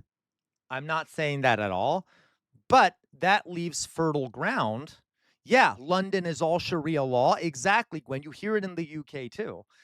But that leaves fertile ground because when you have people that come around and you're suffering economically, people are suffering economically. There's violence all around you. I mean, there appears to be instability in the government, and the government isn't doing things for you, which was happening in Weimar Germany. That opens the door to someone coming around and saying, the reason why all this is to blame on the Jews. The Jews are to blame for the black people doing music in Berlin. They're to blame for the degenerate art. They're to blame for why you're suffering economically. Okay. Yeah, they are obsessed with framing leftists as being overly sexual degenerates. The Nazis did the exact same thing. The exact same thing. They talked about how like Berlin had become a den of hypersexuality, queers, blacks. And I know I don't like the word blacks, but I'm trying to emphasize the kind of vitriol that they would use. Okay. Like it's a den of corruption and degeneracy and women. Oh my God, women are all whores in Berlin. Don't go to Berlin. Women have all become sluts, and they don't want to be fit. They don't want to have children. Okay, like this is the kind of shit that the Nazis did too. Okay, um, so yeah, all right. Do we understand the milieu now of the Weimar Republic? And now that we understand, by the way, on a side note, Hitler actually did not like Berlin. He hated Berlin. He much preferred southern Germany, which, as I told you before, was kind of viewed as the South by Germans. It was considered more culturally backwards. So he loved the South. He liked rural Germany. He did not like cities. Okay. He did not like cities that much, which makes sense. Okay. Makes sense. Right. And yeah, okay, so I hope that you now can kind of understand what it was like, at least culturally, inside of the Weimar Republic. Okay. Yes, he had a home in Bavaria, Gwen. He much preferred to be in Bavaria than in Berlin. Okay. The Eagle's Nest Drusilla was in Berchtesgaden. And Berchtesgaden is right on the border with Austria in the mountains, away from any big cities. Okay. I've actually been to Berchtesgaden a few times.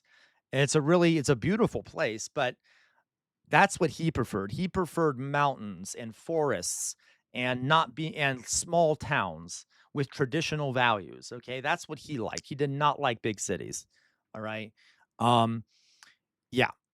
Okay. So anyway, so that was sort of the milieu, the cultural milieu of the Weimar Republic.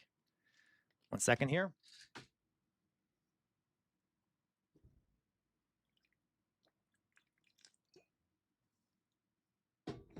Do we see a lot of similarities, right? Okay, like, okay. As much as I riff on America, guys, America has a very in the 60s and onward was I mean, in the 60s especially was a very vibrant culture. There were tons of new things coming about, new ways of thinking, doing art, design, and things like that, okay? Um, remember how Germany had also just lost a war? What happened in Vietnam? We lost a war. People at home rebelled. It started creating new forms of art and things like that. Now, it's a bit different, but and it took a lot longer in our case, but then after that, the elites pushed back, right? Yeah, Jonas, Weimar is, in some ways, is more progressive. In other ways, it is not as progressive as we are today, but it was way ahead of its time, okay? All right. I know, right, bro? It is. Bruh Moment, I'm sorry, Bruh Moment, I didn't see what you said previously. Bruh Moment said, "It's honestly a little funny to see how they treated Jews like they were an Austin Powers villain." Oh, I know. Okay, I know. Bruh Moment, the lead actor of The Eternal Jew died in a car crash not too long after it came out. Honestly, really tragic since it seems like he forced to take the role. Yes. You're totally right. Okay. So, yeah, Tater Tot. Dang these kids nowadays. All right. So, let's stop there. What I want to do, So, guys, is let us watch now. Absolutely, Resident Union Thug. Music and art are important parts of revolution. You need to be able to spread the word of the revolution, okay? Um, and yeah, they're also a canary in the coal mine. If people don't like art and music or start judging it as degenerate and stuff, you have a problem on your hands, okay? Um, but they used to use magic and have horns and tails. Yeah, right, Jonas. Okay. Um, so real fast here, guys. Let's now watch the second part of that video. We watched the first one yesterday, which told us about the German Revolution. I'm going to start this one over. We watched a little bit of it yesterday, but I want before we get into the rise of the Nazis inside of the Weimar Republic. Okay, yeah, Lacroix. Okay, yeah. Before we get into the rise of the Nazis in the Weimar Republic, now that I've sort of set the stage for you about what it was like in the Weimar Republic, how it was an unstable government. It was very democratic, but flawed, with this flourishing artistic scene, um, uh, technology scene. By the way, Einstein, Max Planck, Einstein, there were tons of it was all, I forgot to mention this, tons of scientific advancement happening inside of the of Weimar Germany too. It was the hub of science, technology, and art in Europe. It really was. Berlin especially. Okay. All right. So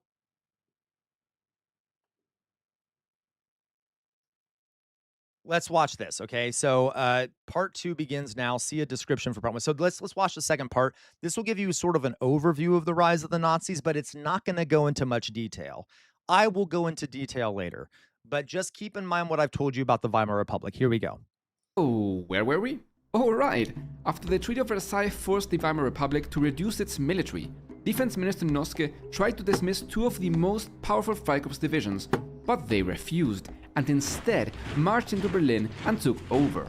The Weimar government was forced to flee, and the leader of the coup, Wolfgang Kapp, declared himself chancellor with support of the old elites of the German Empire. Okay, here we go. This feeling that something's wrong with it. Something is wrong with the left. So this is phalange. after, the Kapp push, where the industrialist Kapp tried a counter-revolution against the government and failed because all the workers went on strike to stop him. Silly Phoebe, planes don't have honey, I'm sure phalanges. there's nothing wrong with the plane. All right, look, I have to Help! go. I The love Freikorps you, are taking and I will- over. You are the Weimar Republic's military. You have to do something. Oh, jeez. I'd love to be able to help. I really would. But I'm kind of in the middle of something here. Ross is rushing to the airport to stop Rachel from leaving to Paris forever. Can't you just, watch it later? The Freikorps are trying to take over the country. Listen, it's not that I don't care or that I never really liked the Weimar government to begin with. The military did nothing. But, yeah, I don't really care, and I never even liked you guys anyways. The military across Germany either remained neutral or straight up supported the coup, just like the upper echelons of the bureaucracy who longed for their privileges under the empire. But what Kapp's government did not have was support from the workers. Before leaving Berlin, the Weimar government had called for a general strike. The Democratic, Socialist, and Communist parties immediately heeded the call, and they were not messing around. 12 million workers joined the strike. 12 million. That is 1 out of every 5 people in the country. This would become the most powerful workers' strike in German history. The country was completely paralyzed. In Berlin, gas, water, and power supplies halted entirely. Newspapers stopped printing. Bureaucracy came to a complete standstill. Any sort of long-distance communication Yeah, was we need a massive general strike, Lacroix. I agree. impossible. And that's what I'm saying, guys. If you want to end a regime, you can do a massive general strike. Like, what are they going to do? The workers control the power grid. They control everything. Shut it all down. What's the Trump administration going to do? They have to leave office. They don't they could do massive violence, but if you're going to kill all your own workers, that's going to be a problem. Kapp and Lüttwitz were unable to govern. Sir Bart, just like Metropolis, which is what that is about. Trying to consolidate power, Freikorps and the military divisions engaged workers in bloody battles. The military prevailed over the workers in Thuringia and Saxony, while the workers and the Red Army won in the Ruhr. A former soldier by the name of Adolf Hitler, eager to help the coup, flew to Berlin to meet with the Adolf Hitler actually went to Berlin to try and help the Kapp push. organizers. No, elevator. We've only raised $25. But by the time he arrived, the coup had already collapsed. The Weimar government returned, and the coup plotters escaped Germany with help from the police. But after the putsch collapsed, workers in the Ruhr did not stop striking. Workers had been responsible for saving the government. Yeah. Many had died in the fighting, and now they wanted something in return. They demanded better wages and improved worker conditions, as well as the retreat from all remaining Freikorps. Okay, so we agree. The government will pardon any illegal acts committed in resistance to the Kapp Putsch, Okay. but you will cooperate with us in disarming the Red Army. Yeah, for a moment, there is $25. We got $25, but we need more than that. We need to get to 50 if we're going to watch Cabaret. Thank you, Sir Bart, for the over 200 bits. Thank you so much, Sir Bart. Okay. That gets us even closer. That works for me. Thank you so much for your... Hey boss, check this out. These dummies are not even fighting back. While workers negotiated with the government, a military commander acting on his own... Paleontology Dog, thank you so much for the donation for the 300 bits. We're very close now, folks. What? We probably need like 10 more dollars. brutally suppressed the strikes, Maybe a little more than, I think about 10 more dollars. Yeah, leading thank you to guys. even bigger strikes and the termination of negotiations. Now a combination of Reichswehr and Freikorps, including units that had participated in Kapp's coup, moved against the Red Army. Oh my God, thank you, Cheshire Cat Smiles. Those are 2 gifted subs. Thank you. I think we only need, what, $2 more now? $2 or $3 more? $3 more. $3 more? I think it's $3 more. By the end of the fighting, the Red Army was defeated. Reichswehr and Freikorps lost a combined total of around 500 lives, while an estimated 1,000 workers were killed. The Ruhr Uprising was a clear demonstration of the power and unity of Germany's working class. It also showed clearly how the German government was consistently willing to exert violence to preserve the power and privilege of the ruling class. Germany became even more polarized. After the More polarization as the government refused. elections were incredibly frequent, and they were carried out almost exclusively by right-wing extremists to left-wing politicians. Yeah. Matthias Erzberger, who played a central Thank you, Cheshire Cat Smiles. Okay, guys, let's just say we'll just say we got to 50. How about that? Let's just say we got to 50. So we will watch Cabaret at the when I end the stream at normal times. We'll keep the stream going and we'll watch Cabaret, okay? role in negotiating and signing the Treaty of Versailles. I will have to, by the way, for those that are over on YouTube, I will have to leave YouTube though. I cannot watch Cabaret on YouTube. So just make sure if you don't have Twitch, make sure you set up Twitch and stuff so you can go over to Twitch after that. Assassinated. Walter Rathenau, a Jewish foreign minister who was trying to improve relations with the Soviet Union, was also assassinated by an anti-socialist Okay, so there were a bunch of assassinations and stuff going on anti-Semite. by the right wing, especially. Between 1918 and 1922, there were at least 376 assassinations. 354 of them were linked to far-right extremists. Of those cases, only 18 were ever prosecuted, and only one of those prosecuted was one of the right-wing assassins. If you thought things in Germany were dire at this point, well, think again, because during World War I, Germany paid for the war efforts by consciously inflating the war economy. 1 second, guys. There is a, is there something happening on YouTube? Can you guys hear me over on YouTube? Yeah, you guys can hear me over on YouTube. You can't hear anything? Oh, well, it looks like it's working on my end. I don't know why it's... Which was actually a common thing. Britain, France, and the US did this too. So this is a problem. If they started printing money to pay for the reparations that they were forced to pay. And after winning, they went through a readjustment period, which meant a recession, unemployment, all of which is common in the transition from a wartime to a peacetime economy. But the Weimar authorities didn't believe they could afford this transition, so they continued with the wartime policies. This meant that in the short term, they had more money to spend for progressive social and welfare policies. But eventually, there would be a reckoning. In January 1923, Germany was unable to pay their war debt, and France declared Germany in default. French and Belgian troops marched into the Rhineland and took control of most of its... So because they could not afford to pay the war debts they were given, remember, part of the provision of the Treaty of Versailles is that if you can't pay the war debts, the French can seize your industrial river valley and can operate the factories and exploit your mines for their profit. So the French and the Belgians marched into Germany in order to operate their fucking factories for the profit of the French capitalists and the Belgians, okay? So now part of Germany's being occupied. Mining and manufacturing companies for about 2 years. We can't just let them take all our resources, we're already broke. Don't worry, I have an incredible idea. They can't take our resources if we don't produce any. But how will we eat? And how will I pay for my super yachts? I have rights, you know? Don't worry, we will pay for all your expenses so that you don't feel a thing. But how would we pay for that? No, no, don't do it. Don't print more money.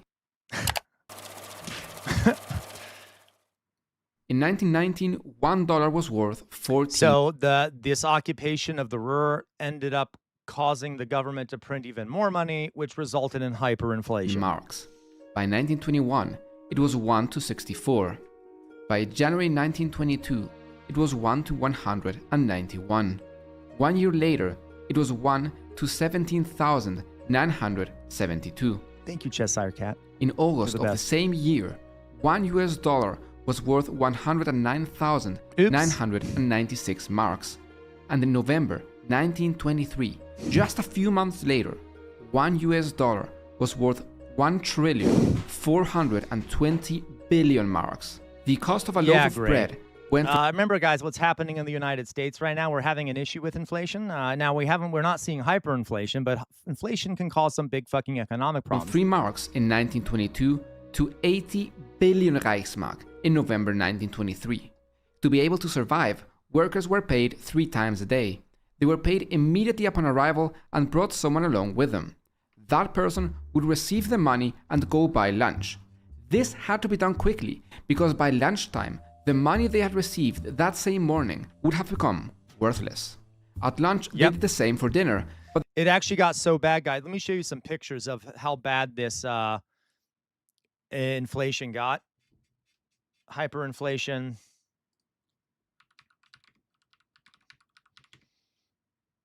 Kids with money. Kids would play with blocks of the money because it was worth more as a toy than to be used as a toy than as currency. So here's kids literally using toys as using Reichsmarks as toy blocks. I can show you another one.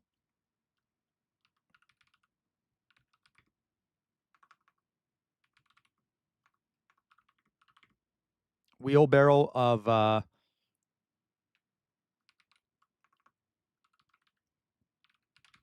Reichsmarks. Here you have this guy here's a guy going to buy a loaf of bread. Okay. This is just an image of a guy who is going to buy a loaf of bread, and he literally needs a wheelbarrow full of money. Where'd it go? Okay, in order to do that, because the inflation's so bad. There were some people who were literally using their money, like this lady, as fuel for fireplace, because it was much more useful as fuel than as actual currency. That's how bad the hyperinflation was. Okay. But they were safe in the afternoon once the markets were closed. As a consequence of inflation, millions lost their life savings, crime surged, and many opted to end their lives. There was But massive people being suicides. forced to immediately spend any money they earned meant that young people learned to buy and trade in foreign stocks, finding some sort of financial stability. This became so widespread that almost every newspaper, no matter how small, now included the latest news on the stock market. But with hyperinflation, civil discontent surged once again. Charismatic leaders sprung up across Germany, each of them promising to be the solution to the nation's problems. Yep. One, Bunch of charismatic leaders started popping up all over the country. To be clear, guys, name some other charismatic people or people that have been sort of individuals who Americans have flocked to as a savior other than Donald Trump. Many of them didn't win. Name some other ones that popped up in America before Donald Trump over the last few decades. Who else? Ron Paul. There you go. Ron Paul. Elon Musk, partially. Yeah. RFK, maybe. I'm not sure if I'd say RFK, but Hassan. Yeah, Hassan. And it can be left or right wing, by the way. Hassan Piker. What about do you remember Sarah Palin? Sarah Palin, Bernie Sanders. Okay. Sarah Palin, Bernie Sanders, Donald Trump, obviously. There's other ones too. We can talk about Graham Plattner, for example. Graham Plattner, AOC, Tulsi Gabbard. Yeah. I don't know if I'd say Bush because he wasn't that charismatic. He wasn't that popular, actually. But my point is that there have been Obama, correct, Obama. So there was when in economic straits, when people are suffering economically, Pete Buttigieg, there you go. I guess he's not that charismatic. Well, okay, that I guess maybe. It's kind of an opinion based thing. So during times of economic suffering, people will tend to try and find leaders and they will tend to be easier to make them latch on to leaders. So during this great, I do hate Pete. I hate Pete Elevator Lady. But I suppose that is a good example. I'm just being biased. Um, People flock to charismatic leaders. Tucker Carlson, there you go. Zoran Mamdani. Okay, there you go. Zoran Mamdani. Um, all over the place in Germany during the hyperinflation, you see all these charismatic leaders popping up that people are putting their stake into, that are putting stock into, okay, or that they're investing in emotionally, mentally, politically, okay. There were tons of different people: Walter Rathenau, Hitler, Anton Drexler. There were a bunch of people all over the place. Claimed the solution to be singing and praying. Yeah, Boris Johnson, Gwen. Another one claimed the solution to be the eradication of the German Jewish population. Yeah. So yeah, there you go. And literally Hitler was just one of these many populists that were popping up around Germany at the time. One of many populists. John Fetterman pet gone bad. Seriously though. Seriously, John Fetterman, originally, not anymore, but when he was rising in popularity, he definitely was one of those figures. Okay? So like Hitler was just one of many. So then the question becomes, why did Hitler win? Why was it Hitler that ended up being victorious? Well, maybe they'll explain this. Because at the beginning, his party was really fucking fringe, and no one liked his party because they were viewed as a bunch of conspiratorial lunatics, which they were. Okay? And so we'll talk about eventually tomorrow, perhaps, or next week, we'll talk about why it was that the Nazis ended up being the ones that were victorious in this way. That man's name, as you may have guessed, was Adolf Nick Hitler. Fuentes, there you go. Let's rewind a little bit. Hitler had been working as a sort of spy for the army, charged with investigating newly formed parties. In 1919, he was tasked with infiltrating a party called the German Workers' Party, which his superiors believed could be socialist. However, to Hitler's surprise, the party was not only not socialist, but actually a fiercely nationalist and Do you notice that they're throwing darts at Karl Marx? I like how they're emphasizing that no, the DAP, which is the precursor to the Nazi Party, were not socialists. Even though they were called the Deutsche Arbeiterpartei, the German Workers' Party, they were not socialists. anti-socialist organization. Hitler soon joined and rose to the top thanks to his passionate and powerful rhetoric. But the party was still small. Realizing that a large portion of the German population was now identifying either with socialist or hyper-nationalist ideals, they came up with a Because of what happened in the United States, you start to see radicalization in both directions. When a government is not helping people with the problems they're experiencing because of economic issues, you see exactly what happened in Weimar Germany. You see a radicalization towards both ends of the political spectrum. clever plan. They renamed their party the National Socialist I did not say apartheid, real life, Cat DJ. I said Arbeiter, Arbeiter, which means worker in German. German Workers' Party, a name that was deliberately contradicting, looking to lure in as many people as possible. In German, a socialist is called Sozialist, so conservatives and right-wingers tended to use the abbreviated form Sozi as a pejorative for the social. So literally the word Nazi is a combination of national and Sozi. So Nazi, National Socialist, okay? It's actually an insult. It was kind of a derogatory term for the Nazis, which I appreciate. Listen, as the NSDA We're all Sozis, okay? We're all socialists. And that's also a derogatory term because we're all a bunch of dirty Sozis, but at least we're not Nazis, okay? members began to use this pejorative, socialists retaliated by using a similarly sounding pejorative, Nazi. However, as time went on, the term gained popularity and eventually became the mainstream nickname for party members and its adherents. Nazis were not shy about their goal, to end German democracy, which they viewed as the root of the misery, and punish those who had brought it upon them. Right, Sir Bart, right. Yeah, you and Jonas, real God-fearing capitalists, aren't you? You love capitalism. Jews and real socialists.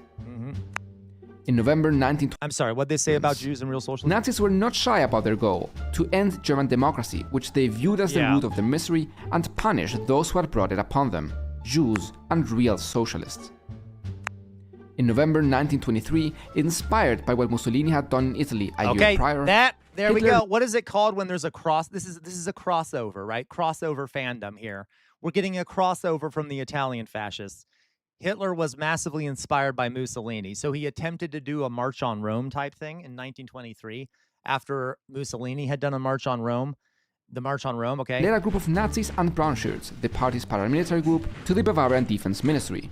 Famous World War I General Erich Ludendorff joined them, dressed in his full military uniform. "Stop right there, or we will shoot." "We will not stop. You will have to shoot us." "Well, okay then."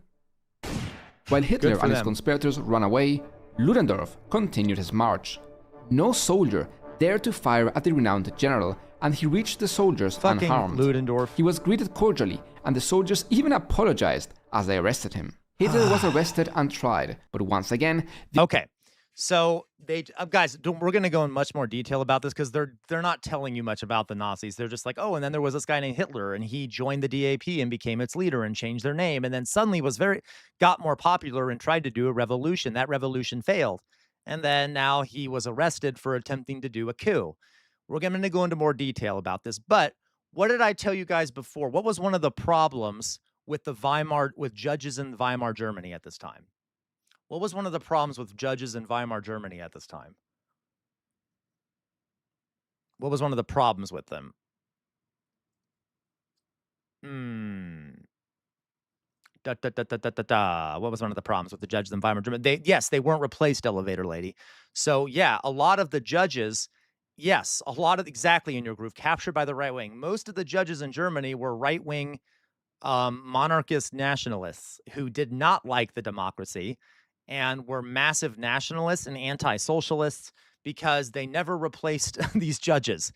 The Weimar government was, kind of pathetic in that way and kind of let these guys stay in their positions.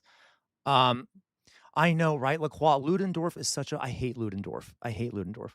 I actually got into a fight with a professor once because I was in a bad mood. Don't do this with the professor. He meant well. I was just in a bad mood, and I don't like Ludendorff.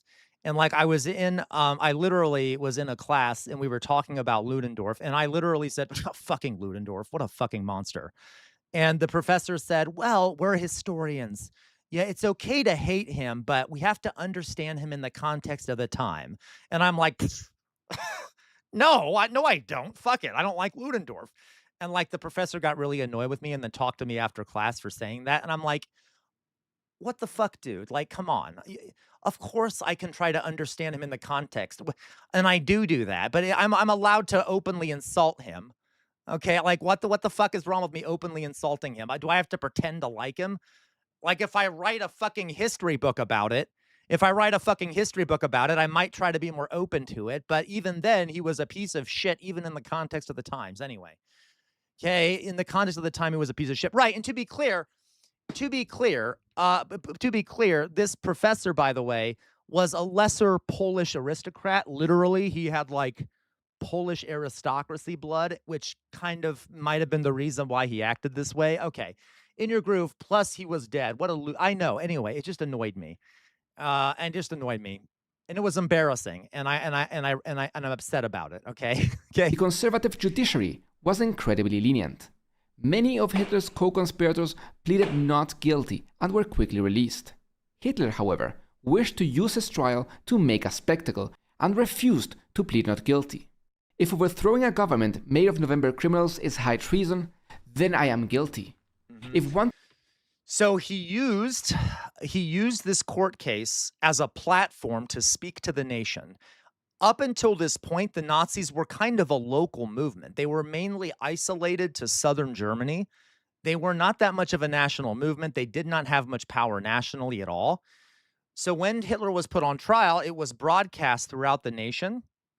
Okay, it was broadcast, and the judge, who could have told Hitler he was not allowed to speak, allowed Hitler to speak uninterrupted for an hour. And Hitler gave this speech where he talked about I'm doing this for Germany. And yes, I am guilty. If being guilty means I care about Germany and restoring its pride and taking it back from the socialists. And he gave this very rousing speech, which then suddenly rocketed him to national prominence. Okay, yeah, the judge basically gave him a soapbox. To restore the majesty of the German Reich is treason, then I am guilty. If trying to restore the honor of the German army is high treason, then I am guilty. You get the point. He was only sentenced to 5 years with the possibility of early pardon, and he was released after only 8 months. Prison did little more. Isn't that great? 5 years? By the way, he should have been executed. 5 years was was like the minimum that he could have gotten. And then they only released him out after 8 months. By the way, the prison cell he was in, they gave him a rug and a lamp. He had a lovely bed. They gave him a desk. He was allowed to have writing materials. He was allowed to have people visit him and just sitting there with him, chatting with him. It was basically not a prison cell. And he would talk to the guards and chat with them, and they would bring him food from the outside and stuff. It was a lovely time he spent in this prison cell. They treated him like a prince. And during that time, he wrote Mein Kampf, or I should say he dictated Mein Kampf. More than give him time to write his famous book and made his name known across Germany. The NSDAP was banned, but continued to operate under a different name. Yeah. In late 1923, the German government was finally able to control inflation. They cut off credit, quadrupled interest rates, laid off 750,000 white-collar employees, as well as 150,000 civil servants who thought had lifelong. They did austerity because this government is not socialist enough, and I really wish they would have lost during the revolution. Tenures. So even though they solved one of Germany's biggest problems, their reputation only worsened. Still, the period between 1924 and 1928 was one of relative stability. The economy grew and the country faced relatively little civil unrest. In the meantime, Hitler managed to get the ban on his party lifted, and in 1928, the NSDAP entered the... He decided to become legitimate. Because they were banned, he tried to he convinced the government that they were reformed and that they were pro-constitution and that they would work through the constitution. And the fucking Social Democratic Party, the Social Democratic leaders of the country were like, okay, we believe you because they're fucking idiots. First elections since 1924. Although they only got 2% of the votes, they did manage to get 12 seats in parliament. Okay, so now you're going to start seeing them start to get votes. Goebbels became head of propaganda. Ew. He changed the plan. Identify a particular subject and then throw all the leaflets and pamphlets into it. They wanted to focus on small towns where other parties were absent and leave a mark. They just needed something to... Kind of like what Hillary Clinton did. The Nazis went to like a rural Germany. Most of the parties focused on big cities, bigger towns. The Nazis went everywhere. They went to small towns. They went to medium-sized towns, and they went to cities. But they also knew that they'd probably mainly lose in cities, so they focused on small towns and stuff. Kind of like, remember how Hillary Clinton refused to go to fucking Michigan? And like then lost Michigan while Trump did go to Michigan? They went to the places that they knew that the establishment government had abandoned or didn't care much about. Okay? He looks so much like a less handsome Miller. Oh, no. Yeah, Jonas, he does look like Stephen Miller. To me, he looks creepier than Stephen Miller, but Stephen Miller is also very creepy. Yeah, Kamala Harris did the same thing, Lacroix. Happen to anger the population, and then they would be ready to prey on their fears. German economic stability relied heavily on US investments and loans. If anything happened and these American short-term loans were withdrawn, it would be in deep trouble. Buy, buy, buy! Oh god, I love capitalism. We can speculate endlessly without any repercussions. I know, right? The market would grow forever. They might be... Buy, buy! But what if it doesn't? Sell, sell, sell! The US economy crashed. Then the Great Depression hits. So the election before the Great Depression, the Nazis only got 12 seats. And they were actually worried that they'd never be successful because the economy was improving, things were getting better. And then the Great Depression hit. In 1929, and it took the fragile German economy down with it. To make matters worse, the last elections left no clear majorities in the Reichstag, and Heinrich Brüning, a Catholic center politician, became chancellor. So now okay, guys, it's ridiculous how similar this is. So there was an economic crisis, and there were no clear majorities in the Reichstag, so they couldn't vote to get anything done. and the new head of the government was a centrist, a Catholic centrist, who, probably ain't gonna do anything too radical to help people.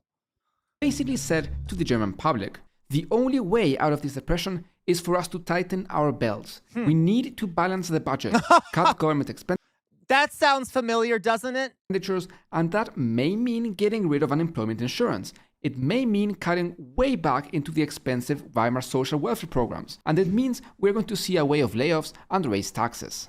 Austerity, guys. Come on. No. Please? No. Pretty please? No. Pretty please with a cherry on top?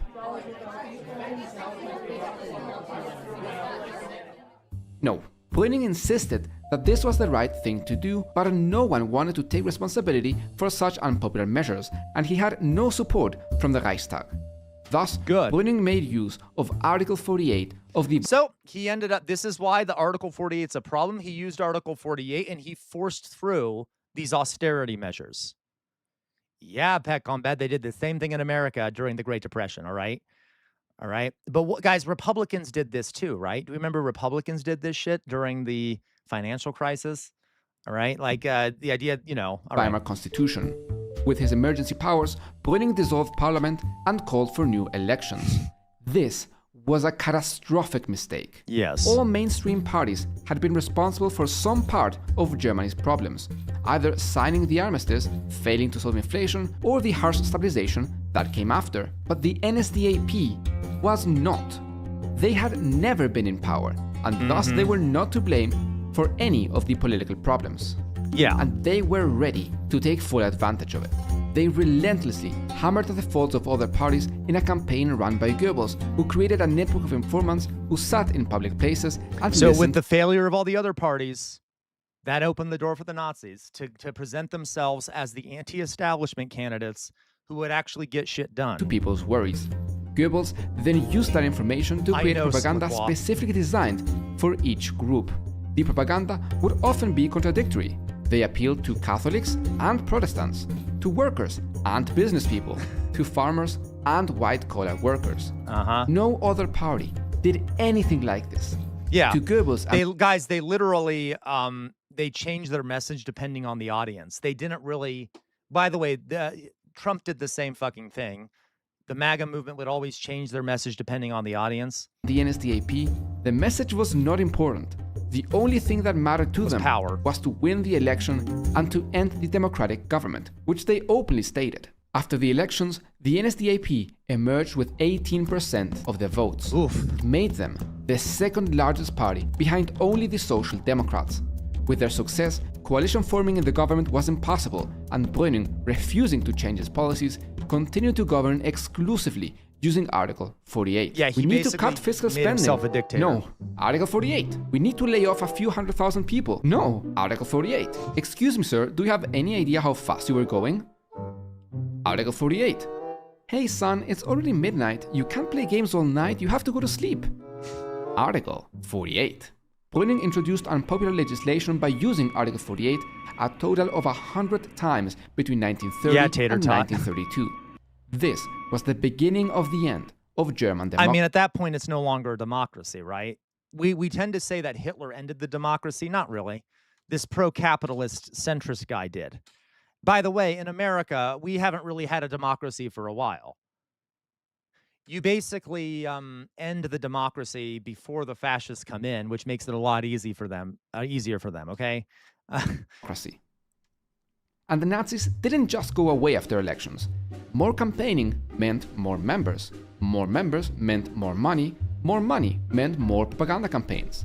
Propaganda became a self-financing operation. Confident in his support, Hitler decided to challenge. Let's put it, you mean America? No, it was never a real democracy, Sir Bart, but you could also say that it was more democratic rather than less democratic, right? But like definitely over time, even that part of it disappeared, right? The democratic parts of it weren't really democratic anymore by the time Trump came around, if that makes sense. The 85-year-old Hindenburg for the presidency in the 1932 elections. The Nazi launched a massive media blitz unparalleled in German history. Over 30,000 rallies, meetings, and demonstrations. millions of leaflets were distributed. And Bush, the expansion of executive powers under Bush, under Obama, under Lyndon B. Johnson, underneath Nixon, right? Sir Bart, hilarious. Speakers toured the country where the propaganda machine worked at full So speed. going back, sorry, I missed this part. Between 1930 and And the guys, 1930, they're missing a lot of stuff that I will refusing to talk change about. its policies, continued to govern exclusively using Article 48. We need to cut fiscal spending. No, Article 48. Okay, we need to lay off a few We already hundred saw this part. and 1932. This was the beginning of the end of German democracy. And the Nazis didn't just go away after elections. More campaigning meant more members meant more money meant more propaganda campaigns. Propaganda became a self-financing operation. Confident in his support, Hitler decided to challenge the 85-year-old Hindenburg for the presidency in the 1932 elections. The Nazi launched a massive media blitz unparalleled in German history. Over 30,000 rallies, meetings, and demonstrations. Millions of leaflets were distributed. These are actual real leaflets here. These are real leaflets. I've seen these.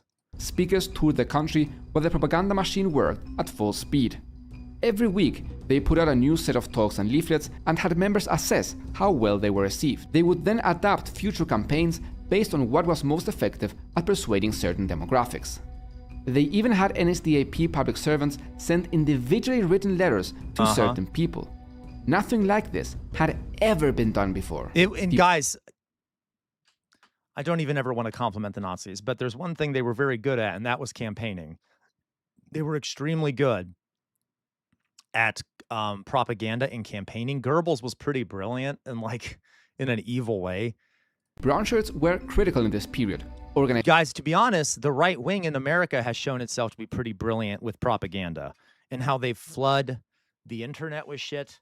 Okay, the Democrats, not so good. Marches and handing out leaflets, and of course, intimidating political opponents. Yeah, they also used violence. Hitler flew to almost every major city in Germany, often speaking in several cities in one day. Yeah. The preparation, build-up, and execution very often resembled modern rock concerts. Yes. But despite all of this, Hitler lost the election to Hindenburg. He still lost. Still, he demanded to be appointed chancellor. In tradition, he should have been. But Hindenburg despised him, so he refused. At this point, the Nazis were finally taken seriously by other parties and big businesses, who saw them as a way to destroy socialist and communist movements. Here we go. Here come the big businesses, guys, to save the day. In disagreement with Brüning, Hindenburg called for new elections, and Brüning was replaced by Franz von Papen. Papen wished to appeal to businesses and the old aristocracy. He lowered taxes for the wealthy. Okay. Notice that we're moving, every election would go further to the right wing. Further to the right wing. So there was, oh my God, what was his name? Well, the guy that was right before this guy who was a centrist. And then you have von Papen, who's a conservative nationalist. And he wants, because people are trying to look at other ends of the political spectrum and they're heading towards the right wing, which was he was a very pro right-wing guy, very pro-business elite. He cut taxes on the wealthy, and he really appealed to the elites. And wages for workers. Lowered wages for workers. While also defunding welfare programs.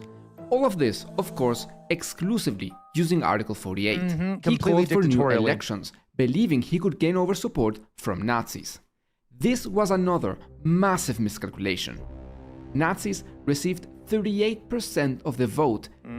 Now, the majority of the parliament was opposed to its own existence, and sessions in the Reichstag no longer took place. Chairman Bart, didn't Thaddeus Stevens have a whole speech basically saying he respects the Confederacy for being so hated, for being united in their hatred of the bondage of peoples? I don't know, Sir Bart. Maybe. He didn't like the Confederacy, but so I don't know. As political action became once again impossible, elections were held again in November to break the stalemate. But this time, Nazi popularity dropped.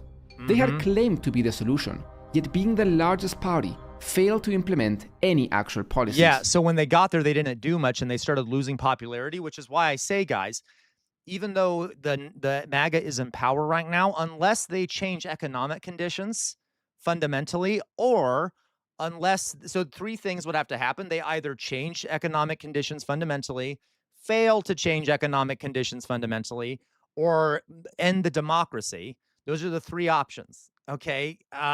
So and if right now they haven't completely not end the democracy, but end the ability to have elections. If they don't do that and they don't change things economically, they probably won't end up staying in power. So that's why it's like, you see what I mean? And right now it looks kind of bad because the economy's not looking great. So my worry is that their options now are they better either fix things or end the democracy. You see what I mean? So okay. Hindenburg appointed as Chancellor Kurt von Schleicher, who, just like Papen, thought he could win over followers away from Hitler. But both of them failed, and by January 1933, it had become clear that the government was once again failing. Unable to govern, Hindenburg reached an agreement with Hitler. The Nazi Party agreed to form a coalition with the Conservatives, thus gaining a majority in the Reichstag, and he was appointed Chancellor. Now that he had finally become They formed a coalition with the moderate conservatives, I should say, the conservatives, which is what MAGA did.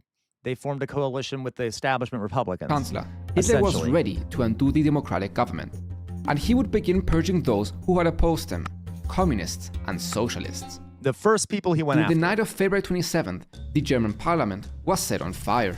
Take a moment to picture the impact this would have. Imagine how people would react if one night the US Congress was burned down.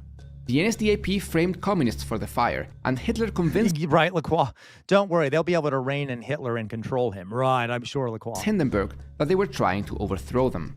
Hindenburg agreed to issue the Reichstag Fire Decree, which nullified key civil liberties, including the right to speak, assemble, protest, and due process. Took away all civil liberties. In practice, it allowed Nazis to imprison anyone they considered to be a threat and to suppress publications unfriendly to their cause. Hitler still claimed that he did not have enough power to stop the alleged communist threat. The only way to stop the very real and totally not made up communist plot to destroy all of us is to pass an act that enables me to bypass you guys and that dum-dum Hindenburg. So who's in favor? I knew I could count on you, my conservatives and nationalists. But what about the rest? We need more votes. No one else? How about we take that vote again? We are still just one vote short. He literally surrounded the building with armed men and then told them to vote again. Hey, Jacob, how is that pretty wife of yours doing, huh? I saw her yesterday, you know? This is dark. She was picking up your 2 little kids. Oh, how cute they are. It would be such a shame if something were to happen to them. In March, the government began sending communists, socialists, and worker union leaders to the first concentration camp in Dachau. Oh, I'm getting chills. I've been to Dachau. Okay. The first people that the Nazis sent to concentration camps were labor union organizers, socialists, and social democrats. And it started around this time when Hitler was consolidating power. He created Dachau. And the phrase he would use for throwing the lefties into these concentration camps he said that the state was taking them into protective custody, and then they'd be thrown into these concentration camps, which made it so that there were no socialists or communists or anything like that running for office. So the next elections, the Nazis won overwhelmingly because they were the only non-establishment party left running. So he basically rigged the elections by doing that, okay? And then the elections still looked legitimate. He made it seem like the ejections are legitimate when they clearly weren't. By July, all other parties had either been outlawed or intimidated into dissolving, and Germany officially became a one-party state. Hitler's dictatorship was almost consolidated. There remained but one problem.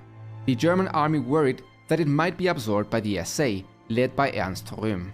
Starting June 30, 1934, Hitler had many of his political opponents and even some of his own followers executed. This is called the Night of the Long Knives. He went on a purging spree to kill any people in his own party that were a threat to his own power. Long Knives, the final remnants of resistance to the NSDAP dictatorship were eliminated, including the few real socialists within the party. Yeah. And yeah, Strasser was not really a socialist. Finally, on August 2nd, 1934, President Hindenburg died of old age. Hitler combined the offices of President and Chancellor into one and took the title of Führer. During his dictatorship, Hitler not only brutally persecuted minorities, but also annihilated worker unions by replacing them with the German Worker Front. Socialist movements were eradicated as the German Führer consolidated capitalist hold over the German economy. And so, a revolution that started with dreams and aspirations of a fair and democratic Germany ended in one of the worst tyrannies of recent times, which would soon lead to the atrocities of the Holocaust and World War II. Okay. I'm going to put my face up, guys. I know that was very quick. I will go into much more detail about these things because I don't think they actually do that great of a job at explaining why this happened, okay? Because they just kind of go through what happened as opposed to necessarily why it happened. But let me see here.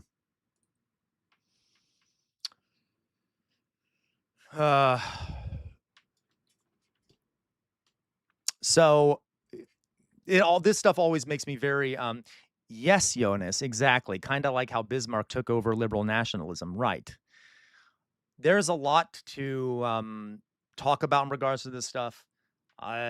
This was very oversimplified. You can see that the Nazis at first were very unpopular through a series of bad luck, bad decisions, and clever tactics by the Nazis. They were able to gain power. And this all happened within the milieu of the Weimar Republic, which we talked about today, like a very progressive society, one of the most progressive in Europe. There was a historian. I guess this is some comfort. We haven't seen anything that bad yet here. Yes. So fascism looks different everywhere, right? There were certain conditions in Germany that we have not experienced here necessarily. So we haven't seen, as I said before, Trump hasn't taken over complete control of the government yet. He has not completed the process.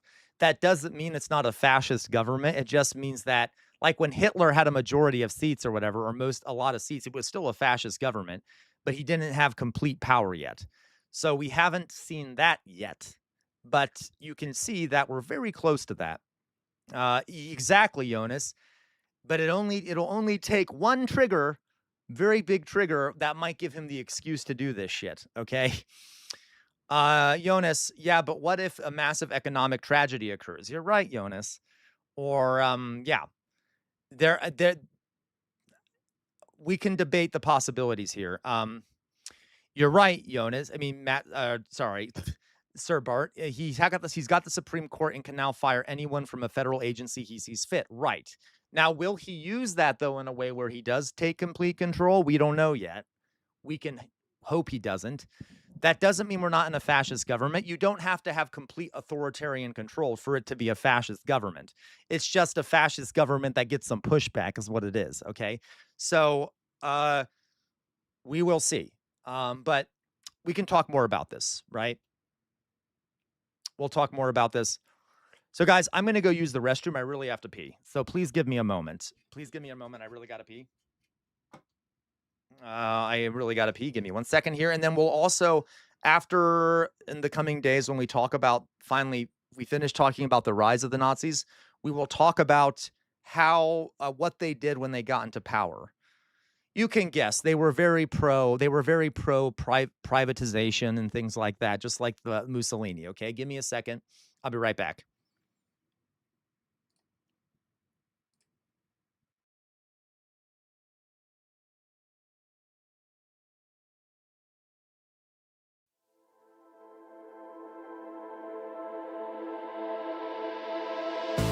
In the dark haze, polarized gaze, trying to find my way to you,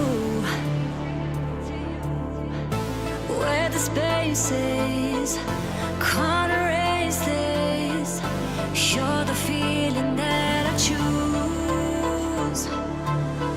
I'm tired of running, 'cause you lost the feeling. You're disconnected in your touch. Are you believing in what I'm seeing? Or did the high life get too much?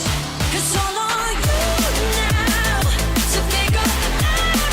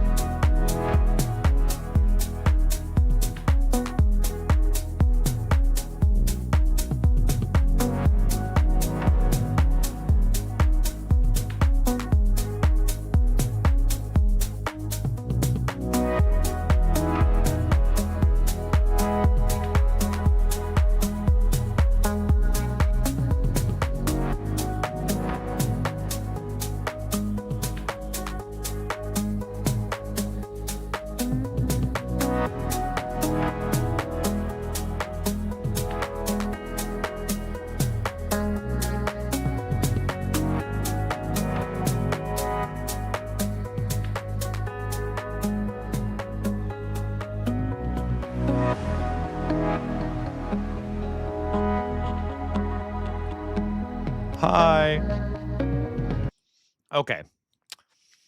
We're back. Let's hand out some boops, shall we? Do we learn something today, guys? Do we learn something today? Do we feel like we learned something? Do we feel like we learned something? Matt Saigai, thank you so much for the donation. Really, thank you for the donation. Thank you so much for the donation. Okay. All right. I also just want to quote, before I start handing out boops, which I'm about to do. Jay Williams said something a few streams ago. I just wanted to remind everyone of it. That fascists don't come to power legally. Matt Saigai, thank you so much for the donation. Really, Matt Saigai. Matt Saigai just gave 600 bits. Thank you so much, Matt Saigai, for that. Okay, thank you so much for that. Really. I can't do this without you, Matt Saigai. Thank you. Okay. Matt Saigai said that. I'm sorry, not Matt Saigai. The Philly Cheese, thank you for the boop. Thank you for the boop, Philly Cheese. Jay Williams said a little bit back. Okay, said a little while back that fascists never come to power legally. That is 100% true. That is 100% true.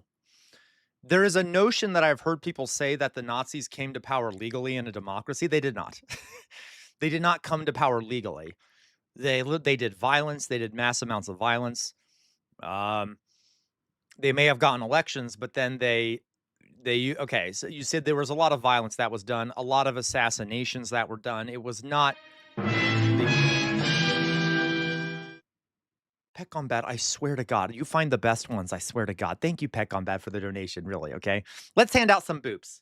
Let's hand out some boops. First of all, Matt Saigai gets a boop. Boop. You get 2 boops, Matt Saigai.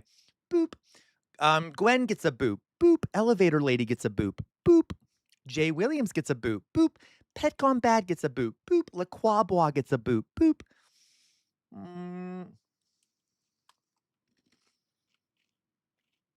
Mayflower Kid gets a boop. Boop.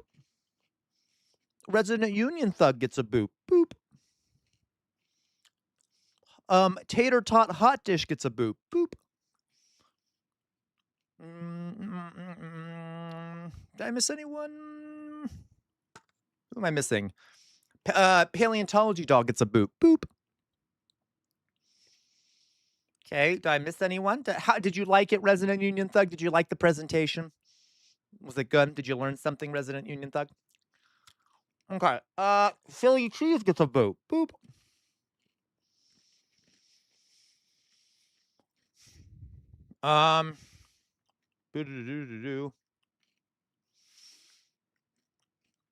I don't know. Maybe it is, Gwen. Honestly, Gwen says, do you do the pinky thing? I do too. Is that evolutionary, hereditary? No, Gwen. It's class. We're just classier. All right. Thank you, Jonas. Okay, thank you, Resident Union. The Jonas gets a boop. Boop. Outer Signal gets a boop. Boop. Richard P gets a boop. Boop. James Nordoff gets a boop. Boop. Okay. That's right, Elevator Lady. This is class right here. Look at this class. Okay. Meow, meow. Meow, meow. Thank you, Pet Combat. I love you very much. Louise, you get a boop. Boop. Excuse you, Elevator Lady. These are not fucking Chips Ahoy. Okay? Don't degenerate what I'm doing here. Okay? Don't degenerate what I'm doing here. These are blueberry Belvitas. Okay? Don't be a fascist, Elevator Lady. You can't enforce your Die Welt ist meine Vorstellung reality onto my fucking Belvita. The material reality is that these are Belvitas. Okay? So screw you, Elevator Lady. Outer Signal, I swear to God. How dare you call me a monarchist? How dare you call me a monarchist? Okay. Shame on you, Outer Signal. I mean, I do think that we should go back to rule by kings and queens and shit because this shit ain't working. But I would never say that out loud. So how would you know that? Rude. I'm just kidding, of course. No, okay. What the fuck is blueberry Belvita? No, God, Chairman Bart, you goddamn degenerate. Belvita. Oh my God, I'm surrounded by okay. Thank you, Jonas. Hello, Drizzle. You get a boop. Boop. Jonas says, haven't said before, but I really do appreciate how much I've learned since I began watching you. Thank you so much. Really, thank you so much for saying that, Jonas. Deeply appreciated, okay? Real life Cat DJ gets a boop. Boop. Let's see here. Someone, Louise, someone needs to take the posh song from Chitty Bang Bang so it can be. Louise, that's great. Thank you, Venamos. You get a boop. Boop. Thank you, Venamos. Venamos, you've been around for a while. Thank you for being here. Coat the entire ton, right? Okay, whatever. All of you are disgusting and I hate you. For the most part. I like Weird Amorphous Blob. I'm okay with real life Cat DJ, but the rest of you are awful. Okay, I'm sorry. I'm joking. I love all of you very much. Okay. Okay. Cheshire Cat Smiles, you get a boop. Boop. Cheshire Cat Smiles, so glad to see you here. Jonas, I swear to God, I hate that. Oh my God, I hate that. Okay. Thank you, Gwen. Okay, let's go on. So, we've now talked about the Nazis. I mean, when don't we? We're always talking about Nazis. Let's go on. Let's find some other shit to watch. We have raised... I will not, Sir Bart. I will not say that out loud. How dare you? Okay. It's a trap. Okay. Let's watch some shit. Okay, let's watch some shit. So as a reminder, guys, later today, we will let's see here, around 6. Around 6. We will start watching the movie Cabaret since we have gotten enough money for that. So just be aware that the stream will probably I don't know. The stream might end around 5:30 to 6, and then at 6 we will watch Cabaret over on Twitch because we've raised enough money for that. And then at 9 p.m. Eastern Daylight Savings Time we'll watch Trump's speech together if you're still around at the time. Okay, so just letting you know. So Matt Saigai, Cabaret is a 1971 movie / musical, but it's not a traditional musical. I don't like traditional musicals. It is a story within Weimar Germany about a cabaret singer. You'll have to watch it. Okay, it's very interesting. Okay, so let me. Hello, Alyssa. So let's go on here.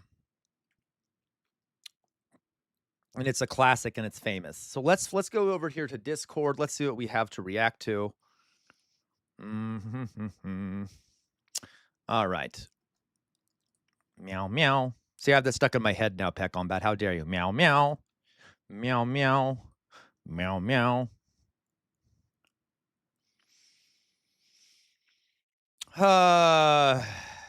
This was sent to us by Clumsy Mumsy. This looks like it's going to be funny. So this is just for shits and giggles. Since we just talked about the Nazis, let's watch this. This is there's a game where you can ruin popular songs by adding "In My Pants" to the end of it. Oh my God, Jonas, I hate you so much. That is so disgusting. Okay, I hate you. God. All right. I hate that. Okay, so let's watch this. This I just saw. This first thing I saw when I pulled it up. Jack D plays "In My Pants." Let's watch. Your task is to call out titles of popular songs, while mine is simply to say the words "In My Pants" immediately after each song title without showing any audible sign of amusement. And you lot should know what that looks like. So off you go, please. Tony. It started with a kiss. In my pants. Henning. I've got a lovely bunch of coconuts. In my pants. Lucy. What a wonderful world. In my pants. Miles. Place your hands. In my pants. You got to fight for your right to party. In my pants. Girls just want to have fun. In my pants. Hate you, Drusilla. Misshapes. In my pants. Mama told me not to come. In my pants.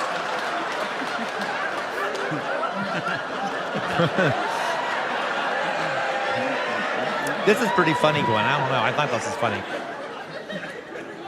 Bad blood. In my pants. Oh. Ew. Shaft.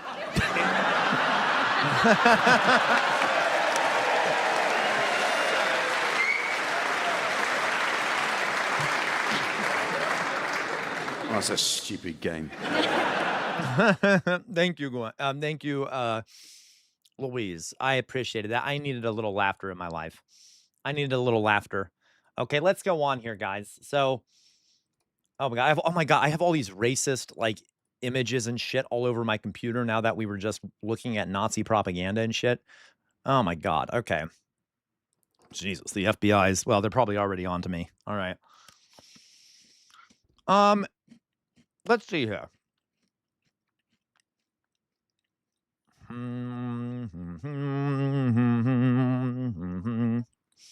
know what? Let's watch this. Watch Kamala Ooh, this is another one from Clumsy Mumsy. I know I'm on a Clumsy Mumsy. A pro-Palestinian eco-warrior takes on a Telegraph journalist that's pro-Israel.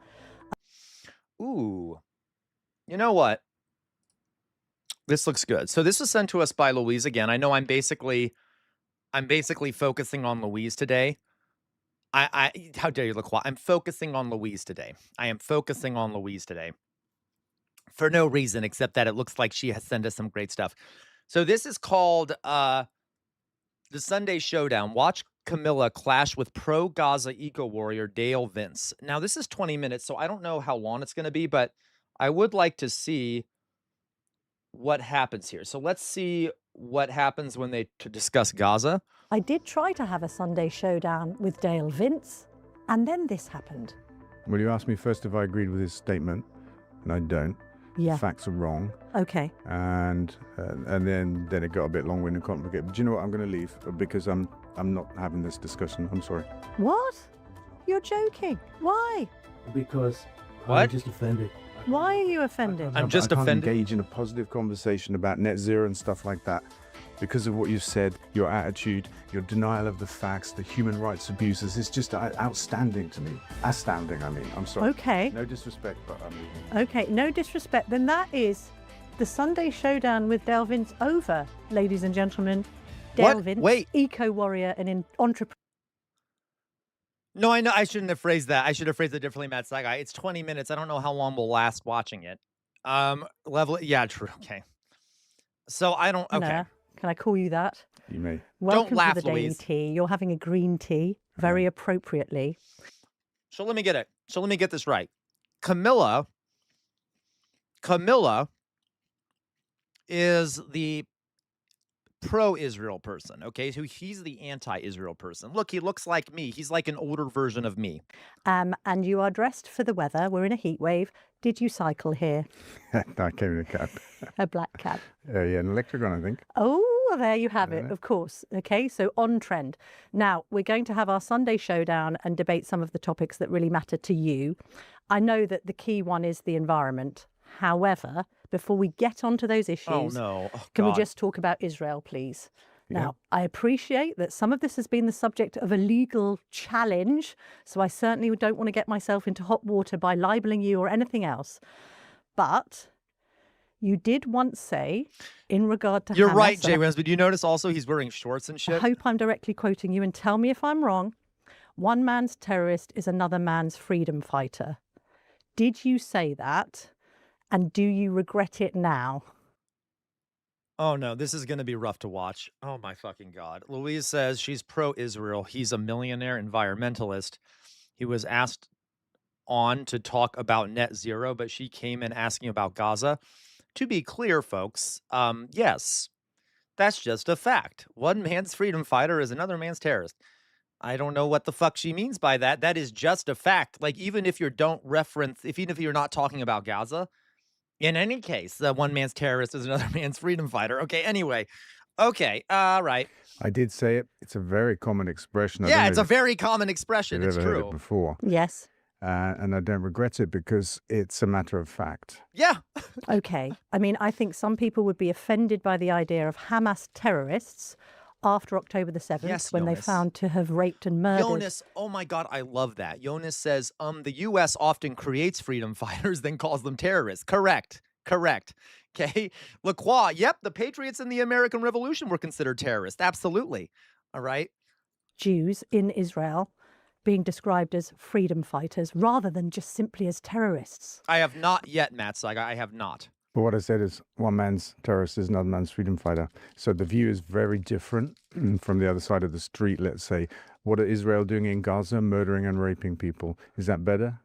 Well, I'm just Are talking they about... freedom fighters or are they terrorists? But let's just stick to Hamas. Do you think they're terrorists or freedom fighters? No, I don't think we should stick to Hamas. Well, I'd like to, just for the purposes of an answer to this question, do you think Hamas... I'm not going to answer that question. You're not going to tell me whether you think they're terrorists or freedom fighters, because they're prescribed as a terrorist. Okay, admittedly, how do you guys feel about this evasive answer? I don't know if would there be legal ramifications if he did say that they're not, if he did say that they're freedom fighters, would there be legal ramifications? There would be. Okay, so she's trying to entrap him legally. Is that the case? Okay, so she's working in the state. She's working for the state basically and trying to entrap him. Okay, Terrorist group, aren't they? They are. So they are ergo terrorists. They are. So you do think they're terrorists? In UK law, they're terrorists. Okay, in your mind, Dale Vince, are they terrorists? We're not talking about my mind. Why not? This is what the Sunday because in UK law they're terrorists. You just said it. You. Showdown is all Is about it? for Well, me to I'm get not- into your mind. Oh, well. I'll lay my mind bare. I think Hamas I got you, Louise. are terrorists. Do you agree or disagree? I'm not going to say. I think they've committed acts of terror. There's no doubt about that. But at the same time, they're trying to defend their country. I think there's no doubt about that. Okay. The incursion into Israel, I don't think was self-defense. That was a terrorist act. It was a terrorist act. So October the 7th was definitely a terrorist act. This is what I'm struggling with then. If they are a terrorist group who have committed terrorist acts, they are consequently This is such a stupid argument, guys. The word terrorist drives me fucking insane. It drives me, it's such a stupid term. It's like become defined as like terrorism automatically bad, right? Like terrorist bad. So it is a thought terminating argument to be like they're terrorists. Oh, but you like them? You like terrorists? Terrorism is a tactic. Terrorism is a method of resistance. Okay? It is a way of doing resistance where you magnify the impact of actions you take using the media. Okay, so for example, if you blow up a building, right, and it gets a bunch of media coverage, it gives you more political influence because it makes you look scarier and bigger and more influential than you actually are. It is a way, it is a weapon of the weak. It is a way of magnifying your power in the eyes of the public when you don't have that power. Do you see what I mean? Or, okay, so, and it's not always a weapon of the weak. I should point it that way. It is used to magnify power. Okay, let's put it that way. It is a tactic. So there have been, for example, women in Britain who were fighting for women's right to vote used terrorism. They blew up a PM's house. They blew up a PM's house. Okay. Like that's terrorism because it is an attempt to put fear in people's hearts when women couldn't get things done another way. Does that mean that it was bad just because of the tactic? Okay, anyway. terrorists, aren't they? I think you're one-eyed on this Why? because of what you say. Well, if it quacks like a duck and walks like a duck, it is a duck. If it is a terrorist... Yeah, but who cares? Who cares? Real life cat DJ. Ooh, be careful, Sia. You're getting anti-Semitic. I love you, real life cat DJ. You're funny. group, and they carry out terrorist acts on October the 7th, which we both agree on. That's fair. Matt Saigai says, in this regard, I prefer the U.S. You can say more things without having to face state power. That is true to some extent, yes. And is a terrorist group by UK law. Yeah, Gwen. Yes. And they have committed acts of terror. I think that's a reasonably established fact. But at the same time, they're trying to defend their country. Now, if it quacks like a duck and walks like a duck, is it genocide that's been committed in Yeah, now Jonas. that's a really good point. Now, let's be honest about this, and I know you are somebody who absolutely thinks Israel has committed and is Exactly, LaQuabois. And to be clear, guys, Laquaba says governments get to engage in acts of terrorism all they want because they have a monopoly on violence. That's why I feel like the terrorist designation is basically worthless outside of a purely academic setting. Yes. So literally, my definition of terrorism comes from a class I took in college called Terror and Terrorism. I took a whole year long, well, actually a semester long class called Terror and Terrorism. It was a really interesting class.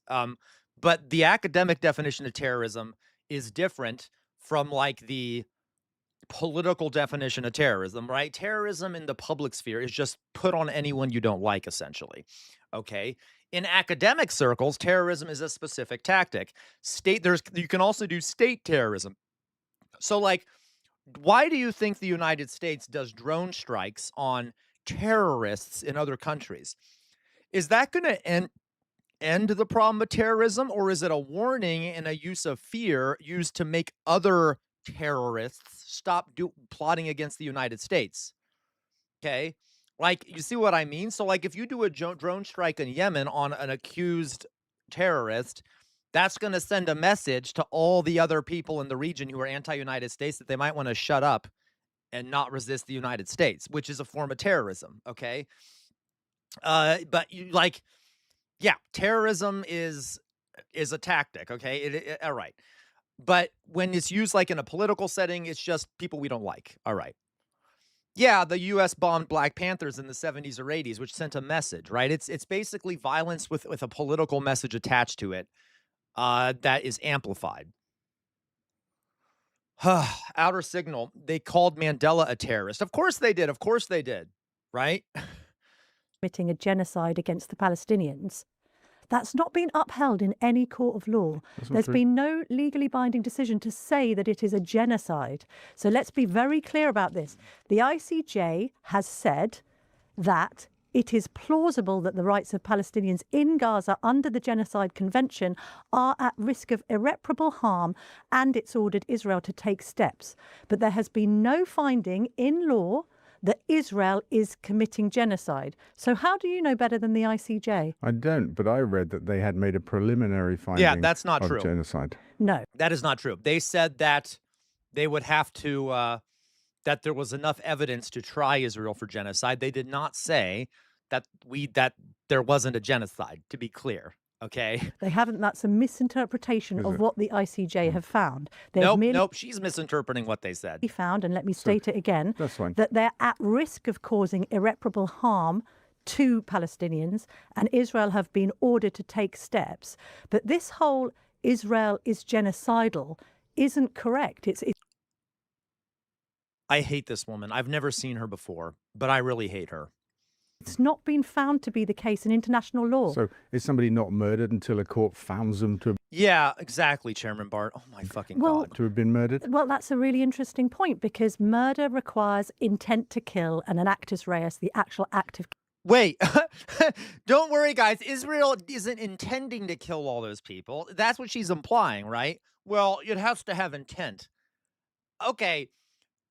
Okay, right. Killing. Okay, that's right. They're not intending to kill all those thousands of children and starve them to death. Okay. If you're going to give a defense to murder, which in this case is self-defense, then yeah. Okay, listen. I'm getting triggered. To be clear, I also hate her approach. Yeah, exactly, Jabron Lames. It just so happens all those kids had gunshot wounds to their fucking heads. Okay. Anyway, but I also hate her attitude towards all this. Like, she's so like, but you're saying like, oh, like this, okay. Like like she's drinking, like having tea time or something. You might not be found guilty of murder. Self-defense. Yes. 100,000 civilians bombed. 6 Hiroshimas dropped on the tiny state of Palestine by the Israeli army, a local superpower. I mean, look at the kettling of millions of people, the starvation, the deprivation. I mean, and the statements of the Israeli government, they're saying they want them out. And they won't allow food and aid in. They blame that on Hamas as well. But you just look at the statements of the right-wing Israeli government. They are... No, refocus 100%. Ben Gvir and Smotrich are literally calling for the extermination of Palestinians. Like, refocus, this is what drives me crazy, is that they are saying it openly. Top top leaders in the Israeli government are openly calling for genocide. They're openly saying they want to do ethnic cleansing and genocide. Remember, they recently passed that law that allows them to hang Palestinians who commit crimes against Israelis, and they were all going around wearing nooses, little noose pins. You guys think I'm not, you think I'm joking about that? Noose pins. Noose pins, Israel. There they are. Like they're genocidal fucking maniacs. You can see it. He's wearing it right there. They had these little noose pins to advocate for passing laws that allow them to execute Palestine. Like, these people are genocidal maniacs. We're learning about Nazism right now, and you guys are going to see very quickly that Israel is a Nazi state. They do Nazi shit. They believe things that are that's Nazi shit. Okay? So I'm not exaggerating. It sounds like I'm being hyperbolic, but but I'm not exaggerating. Okay? So, okay. Anyway, Dream. We wouldn't tolerate this from another country in this world. Sure. So, yeah, refocus. okay, let's use a different example. Were the British committing a genocide against the Germans when they bombed Dresden? That was an act of self-defense. Complete different situation. No, it wasn't. Firebombs in a wooden city. That was a deliberate act of terror. But in war, it was terrorism. I agree. I agree. The bombing of German cities was terrorism. It is absolutely a war crime, to be clear, and it was an act of terrorism. Well, war has rules. Yes. So under that's like I hate you. The current rules, the ICJ hasn't ruled that Israel is genocide. Philly cheese. This is why I get so upset, Philly cheese. Philly cheese says, CR, sometimes I feel like I'm going insane in this world because nobody else sees what is happening. Oh, I know, Philly cheese. I know.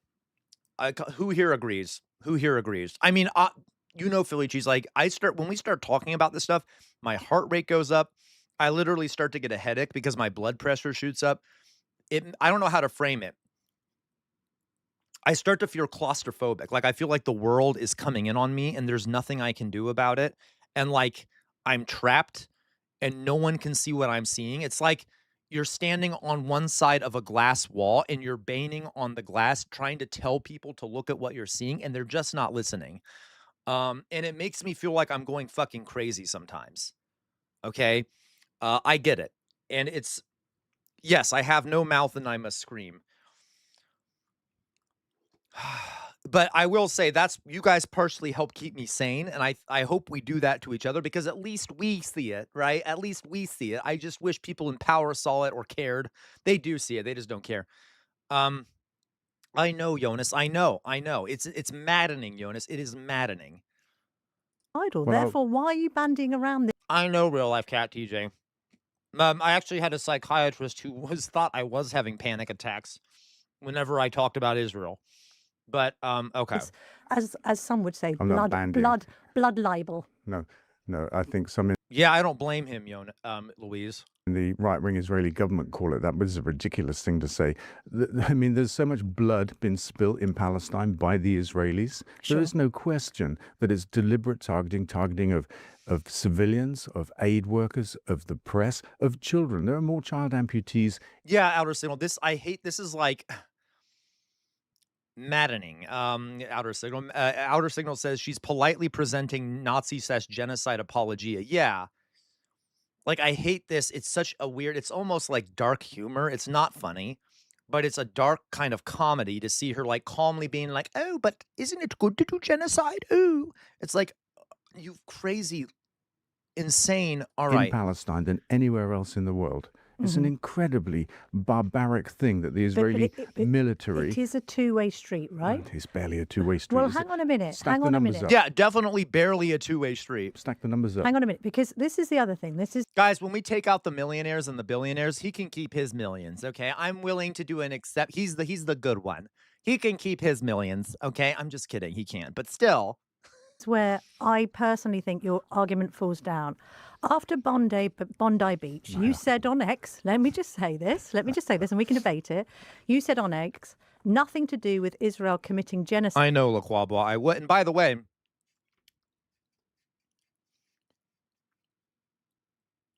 So I think it's funny, Laquabwa. So that I've heard right wingers to do that too in Israel. Laquabwa says comparing what's happening in Palestine to the bombing of Dresden is so ridiculous and bad faith. If I had hair, I'd be pulling it out right now. You know what's really funny to me? I've seen Israelis and Zionists and stuff make that argument because what's funny about that argument is that it implies that it's okay to level Israeli cities. Because in this scenario, Israel is Nazi Germany.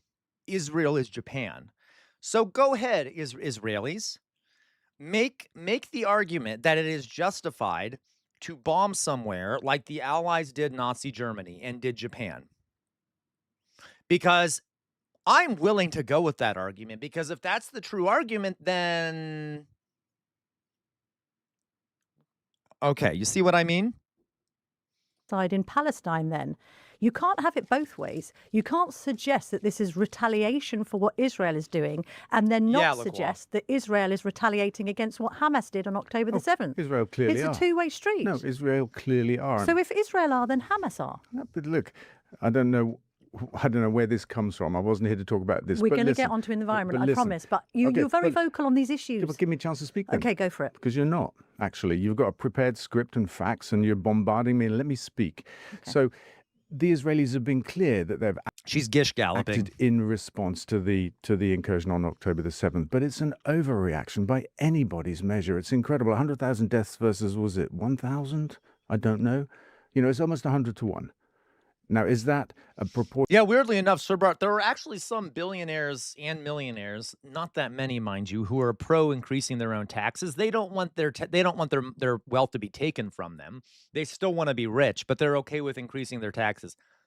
We still need to take all their money from them. Proportionate reaction is the bombing of Gaza to the extent that it looks like the face of the moon, with 95% of all buildings gone. Is that a proportionate reaction? Is the starvation of civilians on millions of civilians in Palestine, the denial of aid, is that proportionate? That's a war crime. Look, I hate that. But okay, it's my an occupied territory. Bear with, it's an occupied. What? I'm sorry. Like even the notion of saying that there's a counter argument to that is absurd. Occupied territory. Israel, as the occupier, has the obligation under international law to look after those people. Sure. And it isn't doing that. Okay. My counter argument would be they haven't been found guilty of any war crimes. They haven't officially been found responsible for a genocide, despite the rhetoric that you and others use.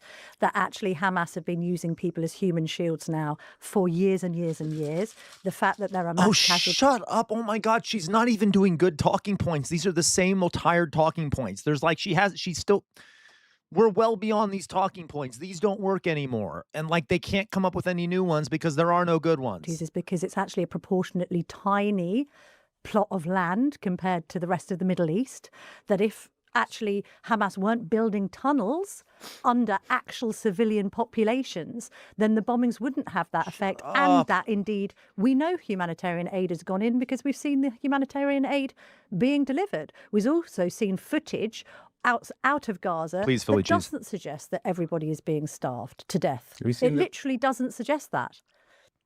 Have you seen the pictures? I've seen all sorts of pictures. I've seen staged footage as well. Oh God, it's staged. Of course it's staged, according to her. There's barely a building left standing. Have you seen the reports of snipers targeting children in their schools? Have you seen those? I've seen all of the reports, but just in response to... So how's that self-defense? So human shield, use of Gaza... Oh, okay. So now she wants a response, but she won't respond to his thing. People as human shields by Hamas? Do they? That's what the Israelis say. Well, I know. I've heard that real life. I've literally heard that argument, real life, Cat DJ, that Gazans are fat. They must not be starving. So fucking stupid and evil. Actually, journalists have found tunnels, the Israelis have been accused of doing that, going into buildings, holding Palestinian people in front of them. Have you seen those reports? They literally do that. I've seen loads and loads of reports, but some of the reports are unverified, aren't they? Because we can't... Right, of course, because when the Israelis report it, guys, it's verified automatically because it was reported by the Israelis. But anything that goes against the Israelis must fundamentally be not verifiable. Actually, this is where you and I will definitely agree. What we actually need is for impartial journalists, and I mean impartial, to go in and try and find out what on earth is actually happening, as opposed to contested statistics from the Israeli government, contested statistics from Palestinian health authorities that turn out to be Hamas. We haven't got an Based off what Drusilla just said, I almost wrote to Drizella. Oopsie. Okay, let me find something for you guys.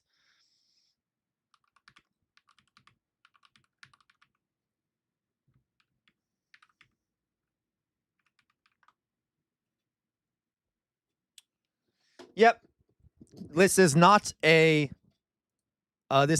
joke. If you want to see who's using human shields, the Israeli army was strapping wounded Palestinians to military vehicles so that those military vehicles wouldn't be targeted by Hamas or by resistance in Palestine. Literally, here, you can see it. That is a human being strapped to an Israeli, like, every accusation is a fucking confession. Every accusation is a fucking confession. So, and there is no, like, guys, these are the worst people on the planet. Nothing is too far for them. Nothing is too far for them. Like, this is why, okay, if you want to, maybe we can watch the video. Look.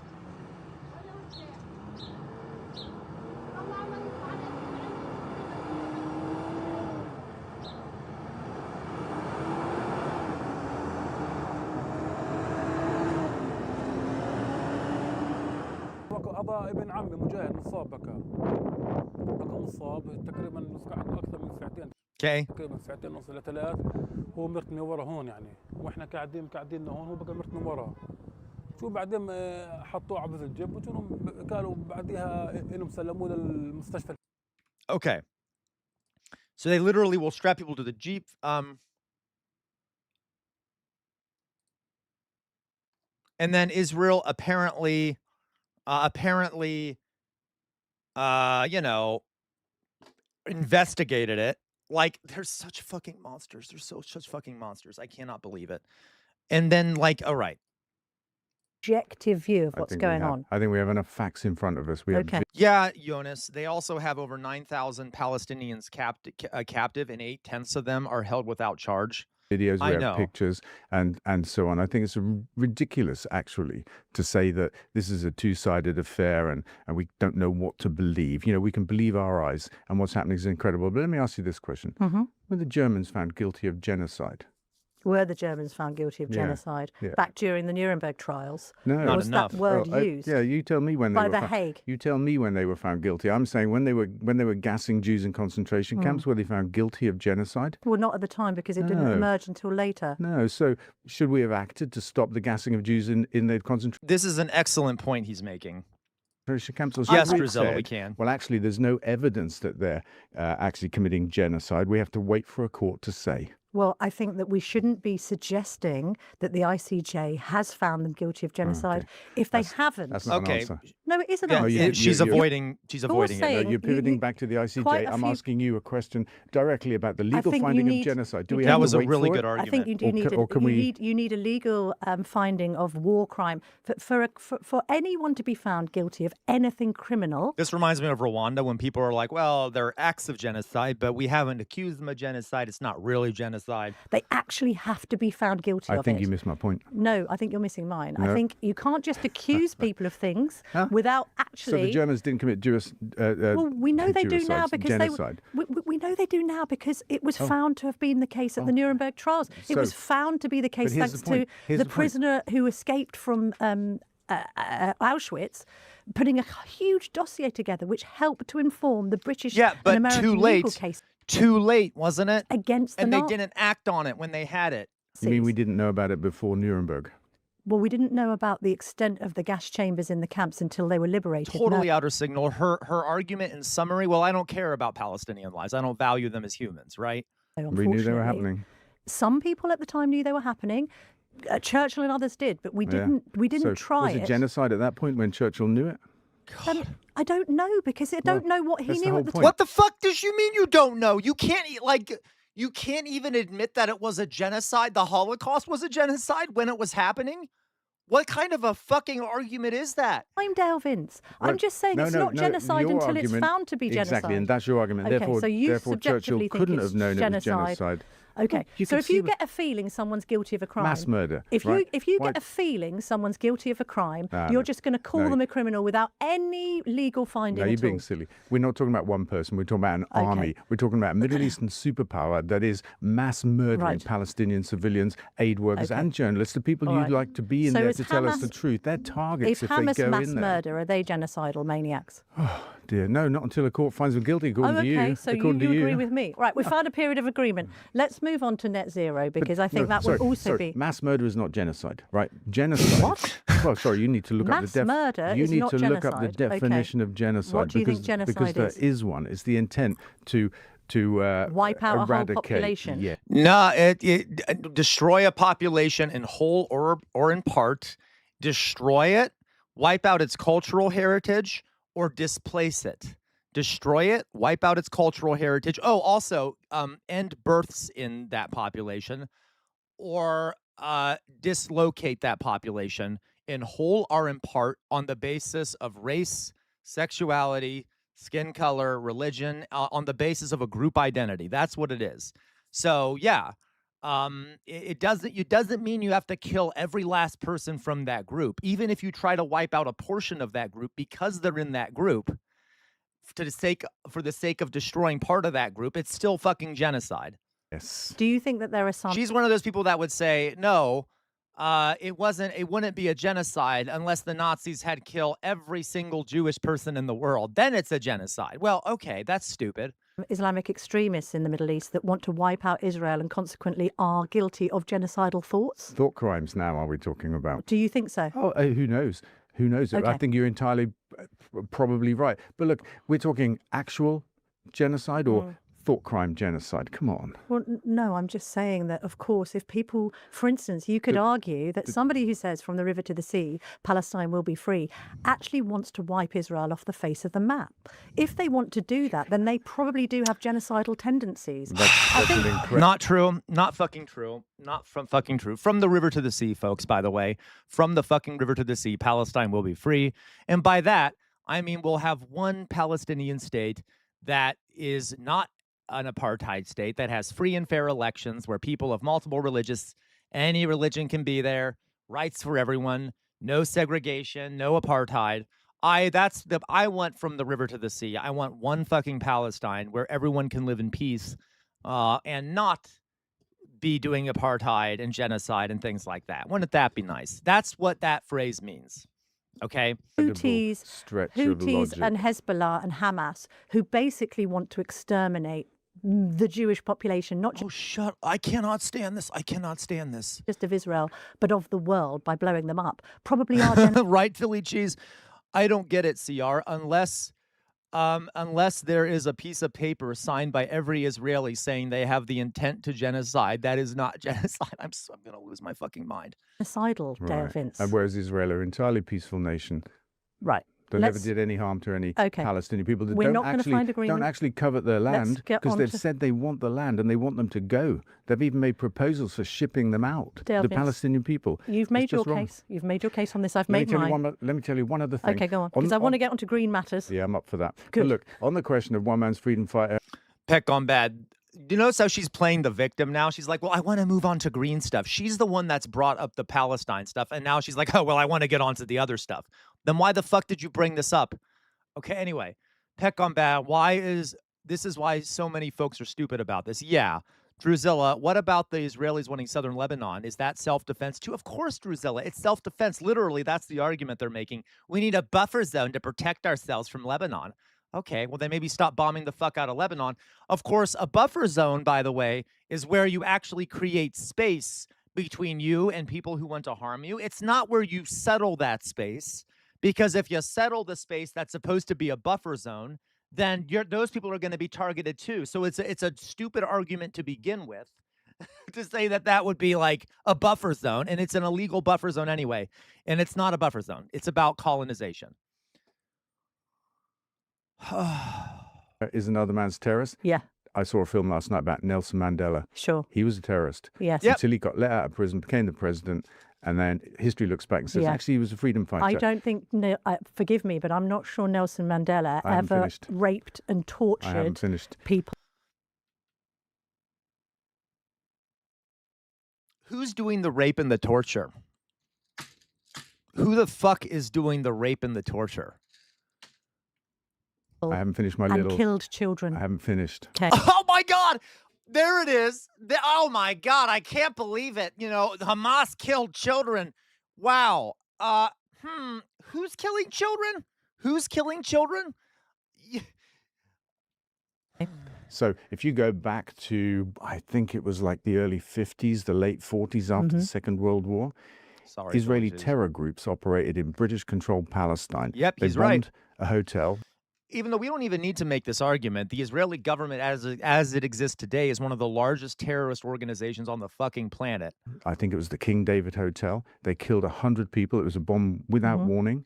And 3 terrorist groups were operating there, campaigning for a state of Israel. They eventually got it, and the leader of one of those groups became one of its early presidents.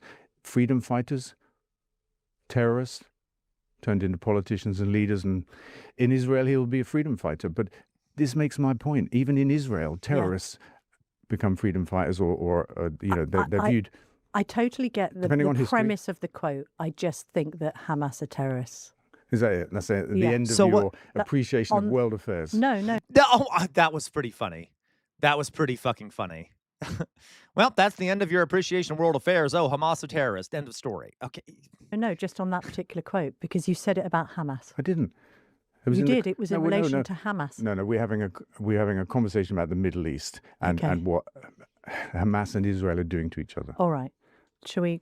We're going to agree to disagree on it's, that. But come on, let's I'm go so and agree. surprised. I'm Well, so surprised. I know. I really am. This is why it's a Sunday showdown, Dale Vince, because we can have these debates and still hopefully leave here as something resembling friends. I think your people should have said to my people that this is not only about net zero, we're also going to get into the Middle East. But how can we not? You've got your scarf here. You're constantly talking about the Middle East. Your script didn't. Do you know what? This isn't a script. Scarf. It's questions. And the next question is, why don't you like the term net zero? What a transition. I would have left by now. I'm not going to be on the show of someone who's denying genocide. And I'm proud of him because he does end up leaving. But if I were him, I would have trouble getting off that topic. That would be a topic that I would not be able to just kind of ignore. If you bring it up and you say a genocide isn't happening, I'm not going to be able to change topic unless you change your mind. Maybe we agree on that. Yeah, agree to disagree. Maybe it isn't a genocide. No, you cannot agree to disagree on something like genocide. Well, maybe we do, but I'm really annoyed by what you've said about Israel and Hamas. Okay, well, I'm sorry. Yeah, oh my God, good for him. He cannot go on. I don't blame him. Can we move on from it and talk about the environment? Because of the suffering that's been committed. Again, I was Good saw for a film him. last night. You're now wanting to talk about it more when you want to move this onto the environment. Because it's unsatisfactory, the things you've said. Okay, let's both be unsatisfied and talk about green issues. No. Why don't you like the term net zero? You think it's flawed. You think it's lost popularity. You think perhaps that people are turning against the environmental Look how uncomfortable he is. He's so fucking uncomfortable. I really like this guy. Okay. cause because of the lingo. Yeah, I don't know. I'm just a bit peed off about the things you said. Good I mean, for I him. think it's an incredible position to take. The human suffering is off the scale in Palestine. It really is. I agree with you about the human suffering No, you on don't. both sides. I find On both sides. On both sides. Oh, shut up. you It's not on both particularly sides. one-sided It's not about on this. both sides. It is on both sides if you are the Bebas family whose children were killed. Hello, Splendinavia. Welcome back. Is on both sides. If you're sitting in a kibbutz No, I said and the you scale. have your I daughter said the murdered, scale. raped and murdered in front of you. I said the scale of Right, suffering. I okay. said the scale of suffering is off the charts. There's suffering on all sides, Dale. 100 to 1, at least. Okay. The ratio of deaths and Right. suffering is 100 to 1. Okay. Can we talk about green issues? Yeah, I'm at Because that's what you're here to I think talk you've about. completely put me out of the mood to talk about green issues. What, you can't talk about green I issues think you because put me I've challenged completely you. out of I've the mood. challenged No, you because on of your the things you're views. saying. It's the most hideous propaganda. Right. Yes. It's not. I think that you're perpetuating propaganda. Oh my you God. think that I'm perpetuating. Listen, guys, we have a big issue in a lot of Western countries where, like, we all know that Holocaust denial is like one of the biggest social taboos imaginable, and it should be. Like, if you're an academic and you do Holocaust denial, your career is likely going to be over. At least your public career is likely going to be over. In like a public conversation, to do Holocaust denial is going to be a big fucking problem for you. But, you know, if you do genocide denial, like if you deny genocide happening in Palestine, that's an okay that's just a disagreement. That's just a disagreement. If you deny the genocide in India that was done by the British Empire, right? That's just a disagreement. Hey, they brought trains, you know? Like, I can't, oh my God. And then, okay. Or like if you deny the Native Americans being slaughtered, it's just, okay, well, no, it was disease. I'm not denying genocide. Like, oh my God, I'm going to lose my fucking mind. Why is it that we can't apply the same standards to any of these events? Why can't we fucking do that? It's easy, easy, easy. Genocide bad. It doesn't matter if it's the Nazis, if it's Israel. Oh, I repeat myself. Or if it's like the British Empire. Oh my God. Okay, I can't. Yeah, right, Felicis, I agree to disagree. It's just so disgusting. I cannot believe it. All right. Propaganda. Can we, because we're grown adults. Apparently, Matt Saigai, genocides only happen to white Europeans, apparently. And I do want to hear what you've got to adult, say but listen, about green issues. I'm also a human being, and I'm affected by what's happening I am in a human Gaza, being. and I'm affected by... No, you're not. I'm sorry. I don't care. I'm going to dehumanize her. I don't care. You're not a fucking human being. You're a beast. by what you've said about it. I'm affected because I'm a human being. I also have a great many Jewish friends and colleagues. Oh, oh my God. Here we go. Here we go. I can't listen to her. I can't listen to her. I can't listen, guys. Listen. One of my favorite academic thinkers, one of my favorite like teacher thinkers is Pablo Freire, who I've presented on before. And he always said that in relationships of oppressor and oppressed, both sides are dehumanized. Okay, both sides are dehumanized. If you are doing oppression, you become a monster and non-human in the eyes of the oppressed. And if you're being oppressed, you're dehumanized by the oppressor. She is in these situations where there's an oppressor and oppressed, the only one who is basically making a choice to do that is the oppressor. So she's choosing to dehumanize herself and turn herself into a monster. Okay, so if she wants to act like an inhuman monster, I'm going to say she's not. She's an inhuman monster because she's acting like an inhuman monster. Okay, she's dehumanizing herself. Who feel that they have been discriminated against in this country and beyond because of people holding very pro-Palestinian views. Now, I appreciate that there... Oh my God, I can't do it. I can't. Isn't necessarily a correlation between people who support Benjamin Netanyahu and just being Jewish, and that sometimes support for Israel and being Jewish is conflated. But I'm merely representing a different proposition here to the one that you adopt. I'm allowed to do that. It's a free country. And oh my God, she sounds like a fucking Nazi. She literally sounds like a Nazi. She sounds like a fucking Nazi. That's like what Nazis say all the fucking time. They're like, oh, I can say the N-word. It's freedom of speech. I can say, let's kill all the gay people. That's freedom of speech. You can't suppress my freedom of speech. Allowed to be inflamed by what you Yes. Or like Elon Musk constantly screaming about freedom of speech on the internet and shit. Okay. I'm inflamed by what you've said. That's crazy. Right. That's probably crazy. Okay, well, maybe. On green issues, let me just read out an email from a chap who contacted us, who is a regular listener to the Daily Tea, and I'd like you to see whether you think you agree with this. Fuel poverty is being exacerbated and our economy is being decimated at the cost of many trillions of pounds as we outsource industry to countries... I love him. He's going to walk out. He's going to walk out which are soon. I can building see a it. You can record see number it. of coal-fired power stations. That could be a standard Telegraph view that although our readers want to do their best by the environment, they want to recycle, they believe that climate change exists, they're worried about the execution of this. They're worried that actually some of these measures are making the poor poorer and indeed colder Is that a fair argument to mount? Well, you asked me first if I agreed with his statement, and I don't.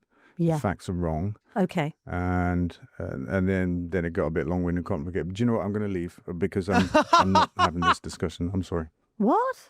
You're joking? What? You're joking? Oh, no. Oh, I'm such a victim. Oh, you're just overly emotional, she's thinking. You're just overly emotional. Why are you so emotional about genocide? Why? Because oh, my God. I'm just offended. Why are you offended? Why are you offended? I'm just defending the mass slaughter of children. What? Why you don't like children being vaporized and burned alive? You don't like them having to watch their parents crushed under concrete? What's wrong with you? What's wrong? Willie, you're offended by people being so starved that they look like they're in a concentration camp? About net zero and stuff like that. Because of what you've said, your attitude, your denial of the facts, the human rights abuses, it's just outstanding to me. Astounding, I mean. I'm sorry. Okay. No disrespect, but I'm leaving. Okay, no disrespect. Then that is the Sunday showdown with Delvin's over, ladies and gentlemen, because clearly robust debate is not possible. No robust debate is not possible. Oh, goodness. For the record, I was going to ask about net zero. I was going to ask about Ed Miliband. I was going to ask about donating to the Labour Party. I was going to ask about donating to the Greens. I was going to ask about Mr. Vince's green gas from grass project. I was going to ask about the 100% renewable energy probably grids. refocus. I was going to ask about the 100% plant-based food system, but I can't ask about any of that because unfortunately we have not disagreed agreeably and Dale Vince has now left the studio. So what we will do is we'll find somebody who campaigns on the environment to answer some of the questions I have about net zero and the green agenda. But we'll be back tomorrow, 5 p.m. Oh, my God. Oh, I have a headache. Okay. Oh, my God, Louise. That was a good one. That was a really good one. I really appreciate that guy doing that.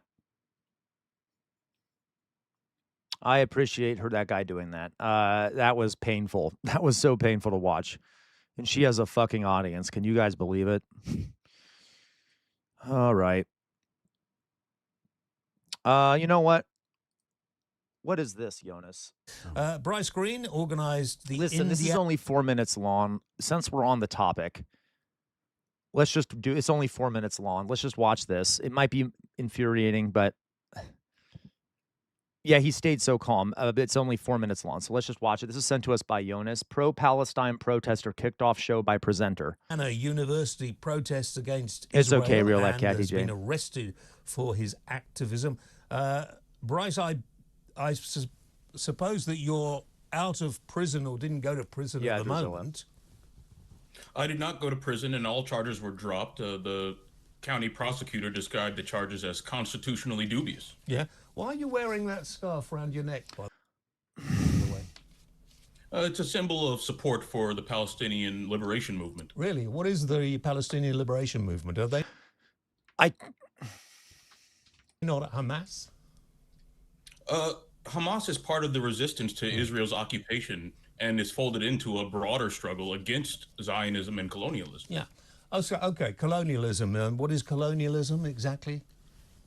In this case, you have no, because this is only 4 minutes. After we end this topic, then we'll get away from this stuff. Okay. Which is supported by many colonial powers at the time. Yep. Was founded in 1948. As it was explicitly a colonial project, by the way. British imperialism and U.S. imperialism. But they're the indigenous people. The colonizers were the people that kicked the Jews out of their indigenous... What are you talking...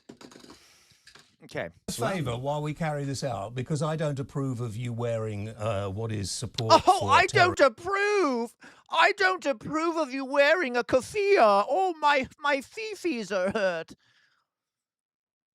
Organisation. Could you take the scarf off? What a fascist piece of shit. What a fascist piece of shit.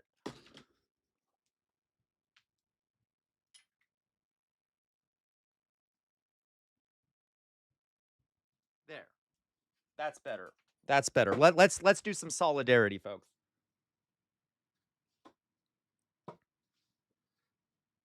That's better. Okay, I feel better now.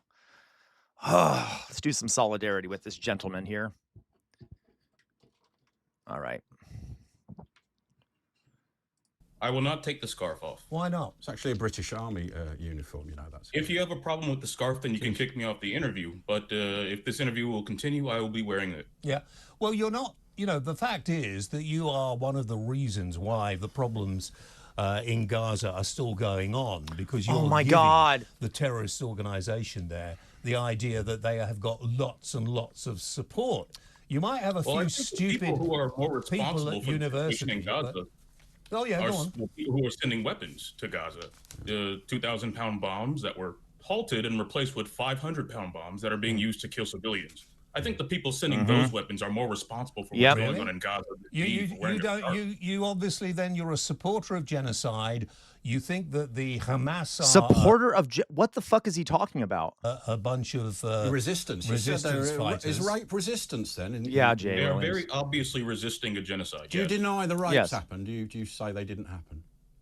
I mean, it's very obvious that Israel lied about the mass rape. Oh, no, it's all right. Say no more. I know where you're coming from, mate. We know where you're a denier.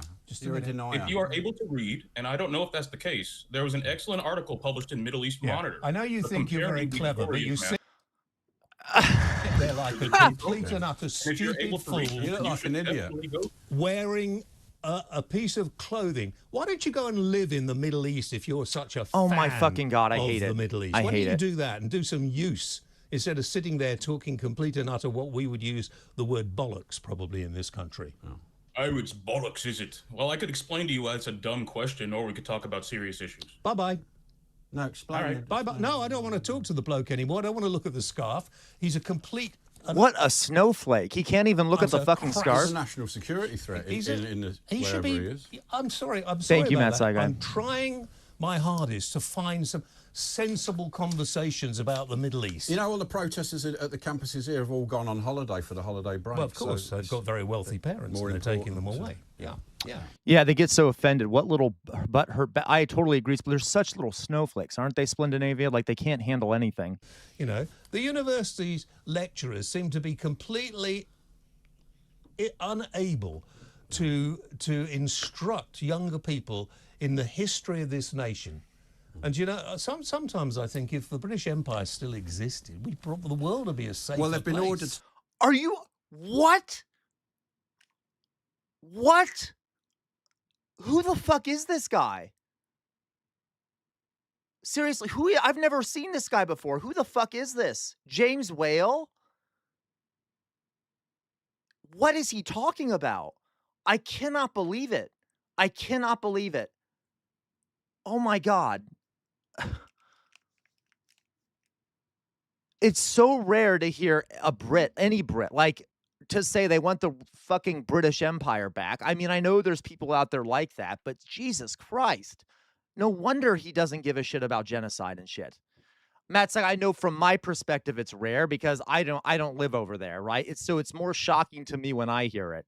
I know like all the Brits in here don't want it back. Like most Brits I know don't want that back, okay? Because it wasn't even good for most Brits anyway. Yeah, Louise, like, oh my God. Teach that it was only bad, the British Empire now at schools. There cannot be any positive stories told about it. What? Who are these people?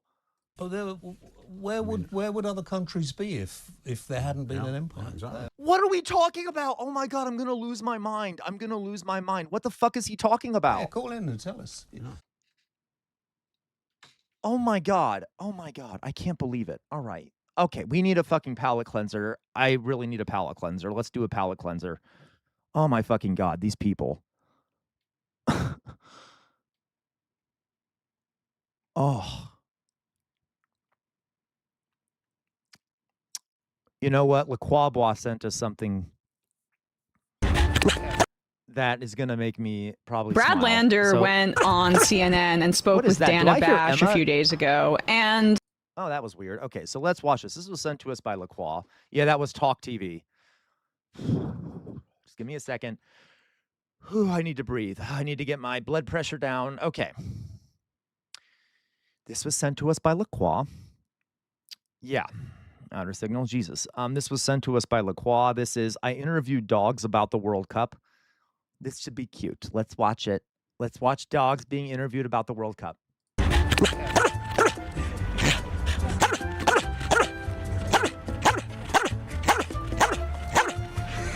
Cameron Barr, I swear to God.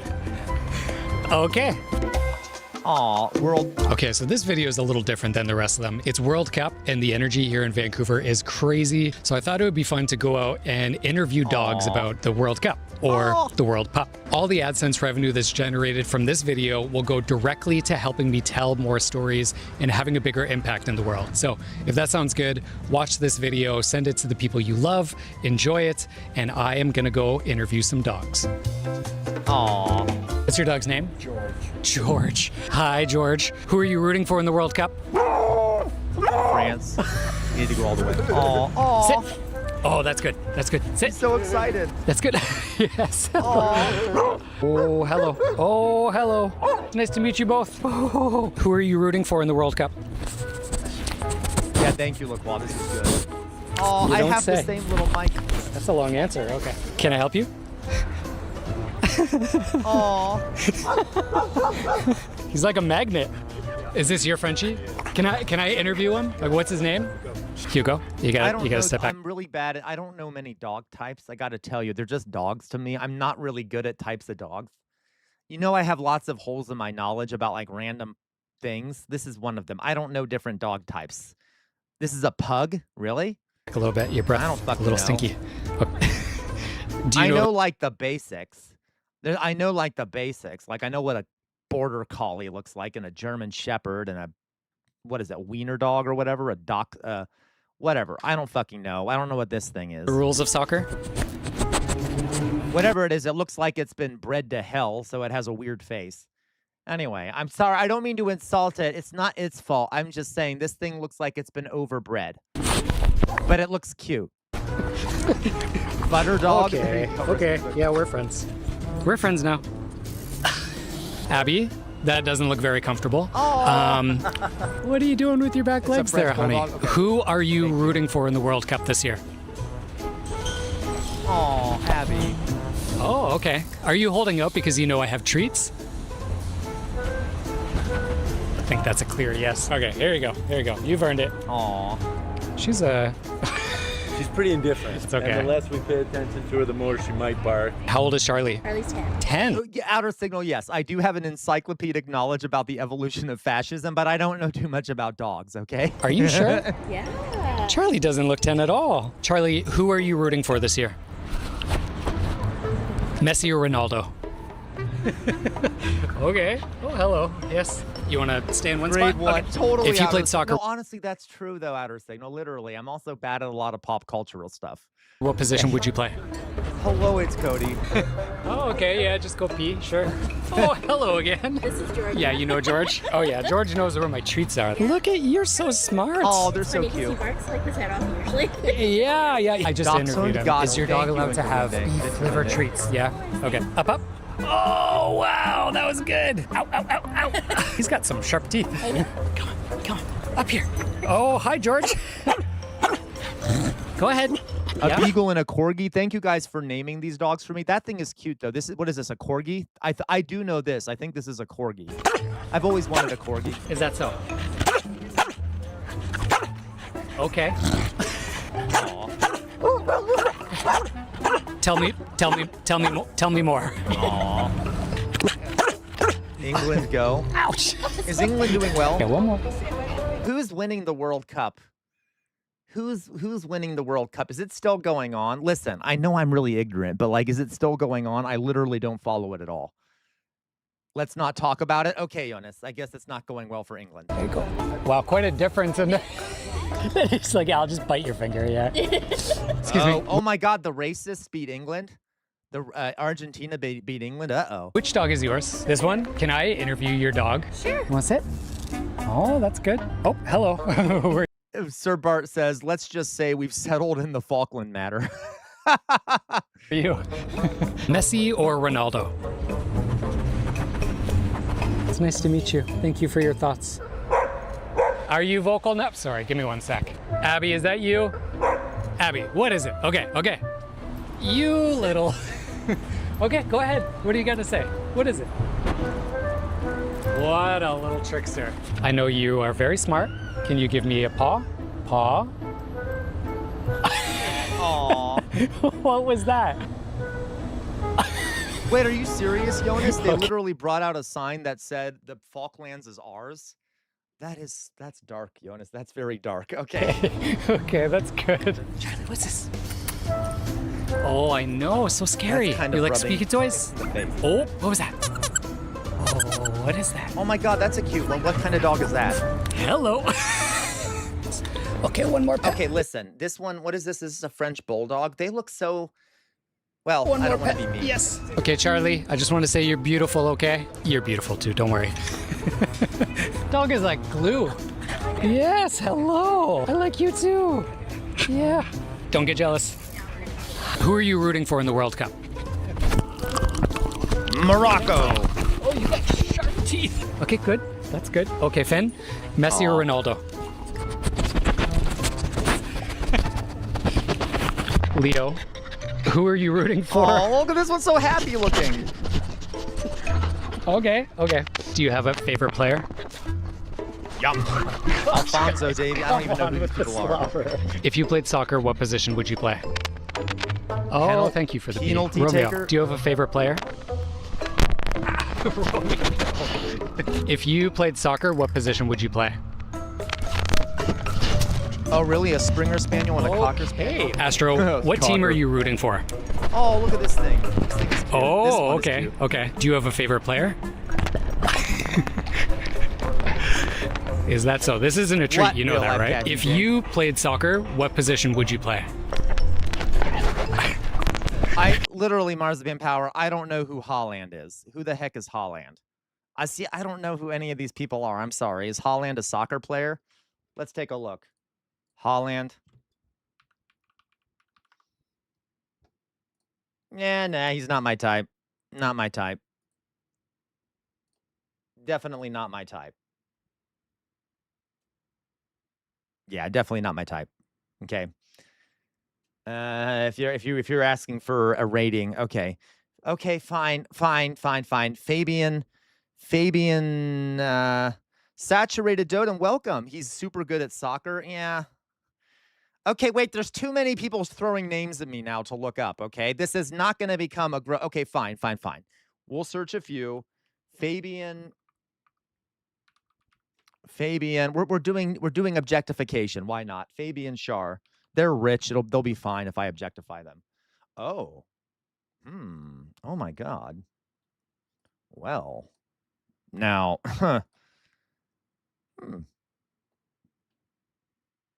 Yeah. Yeah, I'd give him a high rating. Let's put it that way. Okay. Yes.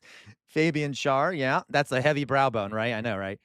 Okay, that's all right. Okay, last one I'm gonna check. For now. Imam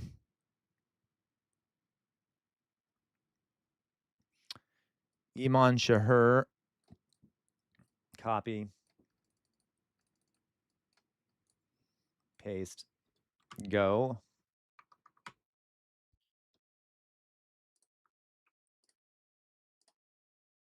Oh, he's not bad.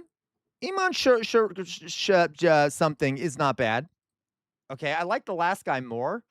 I feel so gross. What am I doing? Okay, but he's not bad. He looks pretty good. Oh my God, that's a really good picture of him.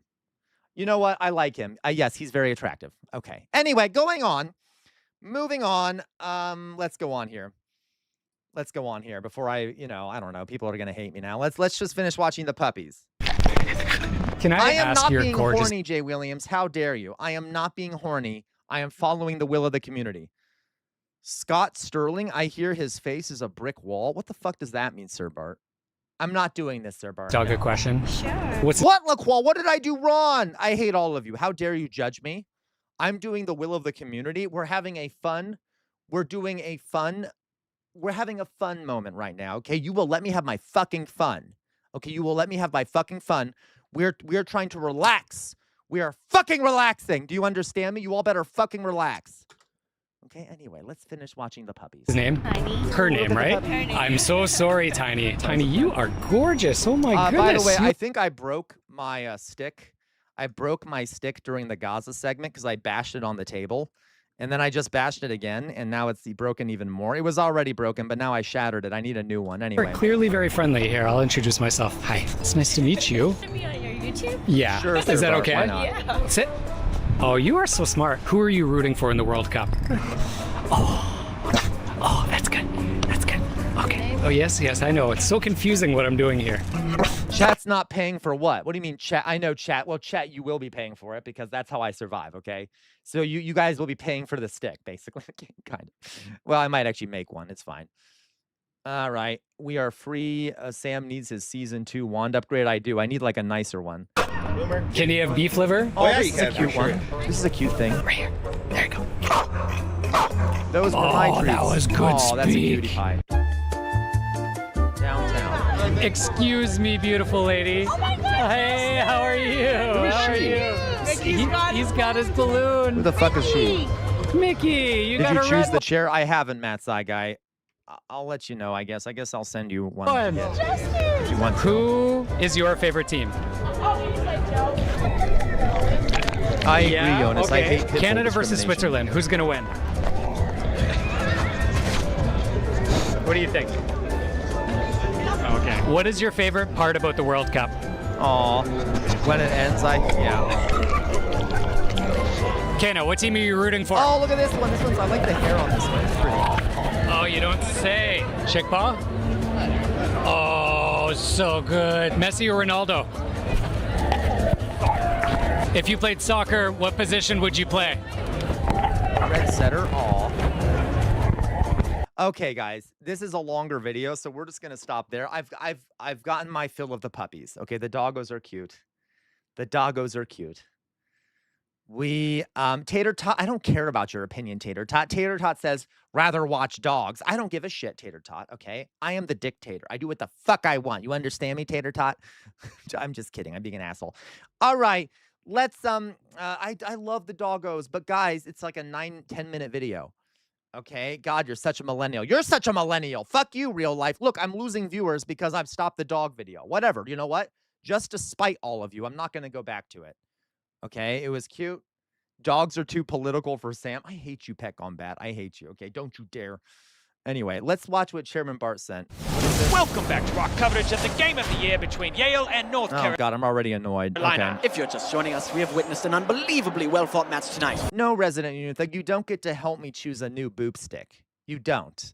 All right, unless you're paying for it, you don't get to fucking help me do it. It has come down to penalty kicks. Peterson for Yale, taking the first approach. Spectacular! North Carolina's I don't goalkeeper get it. Richard What are we just left one watching? in past him What am I now. So supposed to now be the looking at, burden Sir rests Bart? on Yale's Scott Sterling. Here he comes, nerves of steel, that man, dealing with more pressure now Who is than a Sterling submarine. Scott? Indeed. Home crowd showing some appreciation. No, Resident Union Thug, you did not specifically allocate the $25 for a new boob stick. So, yeah, your money might end up going to a new boob stick, but it's not like you allocated that $25 for a new boob stick. Okay, to be very clear.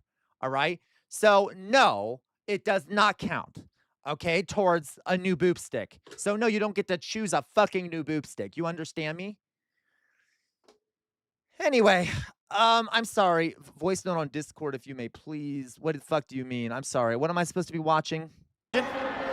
Johnson places the ball on the spot, getting ready. That man literally has a cannon for a leg. Yes, he does. Here he goes, winding up Who for am the I shot. supposed to be And looking at? oh, the cannon has fired and hit Sterling directly to the face. We clocked that at a stunning 116 kilometers per hour. Oh, now that's a lot that of looks painful. miles per hour. Little chance that man's nose is not broken right now. Oh my God. Oh, he's- indeed. you can Now see his Sterling nose getting bleeding checked out for already. that one. Spectacular save though, but sadly can see he's not out of the woods bruises yet. On his developing feet now, already. a bit shaken, but not stirred.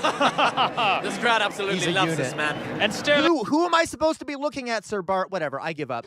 I give up. Waste of my fucking time. Who's Scott Sterling? No one's telling me which of these people is Scott Sterling. They all look the fucking same to me. Which one is Scott Sterling?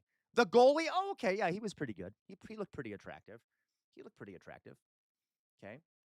That was pretty attractive. Okay. Anyway, that's fine. Anyway, we're calm now. We're all calm. It's fine. It's fine. Nothing wrong here, guys. Why? Why should I keep welcome watching? him back. What the fuck are we doing? A hero for now. He yells up again for the second attempt, looking to make it 2-0. He approaches the ball with some determination. Here he goes. Oh, it's high and wide, way off target. Yes, apparently he thought he was kicking a field goal. So apparently Scott Sterling likes to take balls to the face. Kind of football, I'd say. Good show. No, Drizella. I don't Back know what now we're to doing. Scott Sterling. He looks I am but a vessel for the community, okay? I am doing what I'm told. a bit worse for wear, but ready right, for Mars round Power? 2. And Shaw takes a moment. Here he goes with the approach. Oh! Sterling with a fantastic dive. The ball flies straight through his hands, and once Did he just get knocked it out? strikes him straight in the schnoz. And let's see it again on the old instant replay. Oh, every excruciating detail captured in HD perfection. Wait, is this a joke? Clocked at 129 kilometers per hour. Sterling. Wait, is this a fucking joke? Is this really what he... Is this like a joke? Did this actually happen? Does not look well. 2 wonderful saves and 2 definite concussions. They may replace him at this point. He's done all he can. Yes, This his is a trainer joke? takes him Okay, off the okay. field like a mustached lion dragging a gazelle through the Serengeti. Serengeti. I don't fucking know what was going on. Serengeti. Oh, yeah, no, it's Adieu. definitely a joke if they're dragging him off. You, Scott Sterling. Adieu. Yale now with their third PK. Richards is in the goal, bouncing like an infant girl. The crowd holds their breath as he goes in. Here it comes. Oh, it's an old very meme. See, I don't fucking anticlimactic. know See who what they are we got to doing. replace Scott. Like, screw you, Outer Signal. Screw all of you. I don't fucking know what this is. Scott Sterling is back! He's still in the game. Oh my! And he's taking a very odd tactic now. Seems to be curling up to protect his face. Not exactly a recommended technique, but here it goes. Wait, no. Lambert needs to tie his shoe. I don't know, Drizella. Oh, and that's why you do a double knot, kids. Sterling still waiting for the kick to happen. He's probably wondering when. Oh! Sweet buttered crumpet! Okay, I get the humor now. I get the humor. Right in the face! That man's nose must be absolutely devastated! He's gonna look like a witch that flew her broom into her nose and then crashed into a hammer! I hardly even care about this attempt. Let's go back to Scott Sterling! The man! The myth! The legend! 3 perfect blocks by Sterling and his cat-like face reflexes! Absolutely incredible. Though I must say, Sterling does not look well at all. Well, you know football players like to add a bit of drama, don't they? They're gonna take him out. No, wait! They brought him a chair! Oh, a bold move by the manager! Bain sets up for the 4th attempt! And this, frankly, is... Oh, so Scott Sterling is a goalkeeper, volleyball player, basketballer that always takes it to the face, like in real life or as like a joke. It's a gimme. He literally just has to kick it anywhere except where Sterling is sitting. There is no possible way that North Carolina can mess up this shot. Oh! 158 kilometers per hour! This man can do no wrong! Look at him beg for No, me! in real, I'm so fucking confused. So what do you mean he's not a real player? It's just a joke. Okay. God damn it. See? I know this is a joke, but I'm like, what, is he a real player? And then they're doing a joke about him in this one? Or like, whatever the fuck it is, okay? Fuck all When of it's you. mercy, that okay? should be If it's not about fascism, I don't know what the fuck it is about. begging for him! Okay, that sounds bad. Let me rephrase that. If it's not about Nazi, no, that sounds bad too. Whatever. I don't know what the fuck we're watching. He has looked death in the eye and said, "Take your best shot." To which Death replies by punching him in the face over and over and over again. If Yale makes this final shot, it's all over. But no! Oh, he misses, which means we're going to Scott Sterling! His face is like a brick wall. A brick wall I know what fucking sketch comedy is, Lacroix. I swear to God. I swear to God. that can feel pain and cries a lot. But where's Sterling? Oh, he seems to be crawling away from the goal. What is he doing? He's throwing away the match. Oh! Sterling has done the impossible! I can't believe it! Look at that! He played it! Okay, you know what? We're done. We're done with it. We're done with it. Okay, we're done with it. Chat is being bad, and I don't like it. I hate all of you. That was funny. That was hilarious, but we're done with it. Okay, there's not that much time left. What We'll watch incredible it. instincts We'll to watch crawl the away rest of from it. the It's goal almost like done. that. And his teammates rush the field, happy as a lark as they slide in. A Bernini sculpture of a finish. As his teammates carry him off on the stretcher of glory, we thank you for sharing this absolutely heart-stopping finish. Scott Sterling and his face of steel have won it all. You know, it is funny, but it's also like in America, American football literally does permanent brain damage to the players, and then they become all messed up in the head, and we're okay with that because we like watching it. So it's kind of like dark if you think about it from like a realistic perspective, because that actually does happen in America where we'd like do permanent brain damage and we're okay with it. Okay. So this was sent to us by Jonas. God help us if it was sent to us by Jonas. I'm deeply concerned about this. Jonas sent us this foot massage video took a weird turn. Oh my fucking God.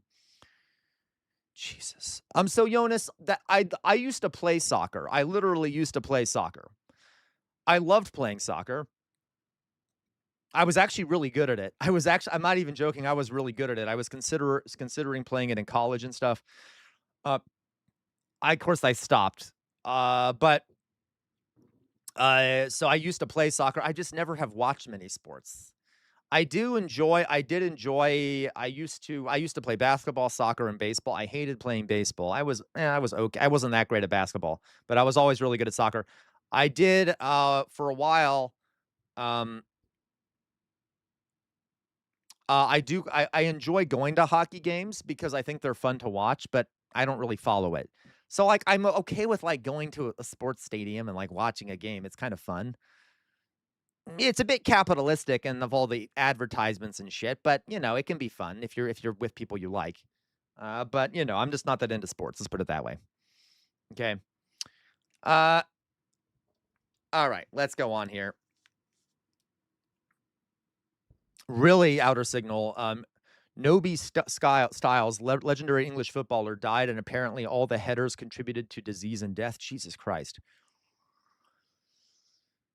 Jay Williams, I swear to God, says CR just like playing basketball because of all the big black guys. Jay Williams, I swear to fucking God. I swear to fucking God, Jay Williams, I'm gonna fucking come after you. Do you hear me? I'm sorry. That sounds bad. Anyway. Okay, let's go on here.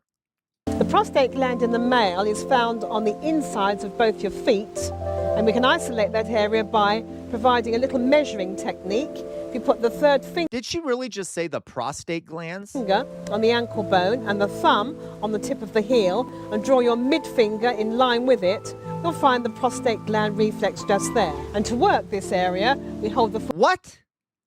Mayflower Kid, please tell me this isn't true, right? Obviously not. The prostate gland is nowhere near the fucking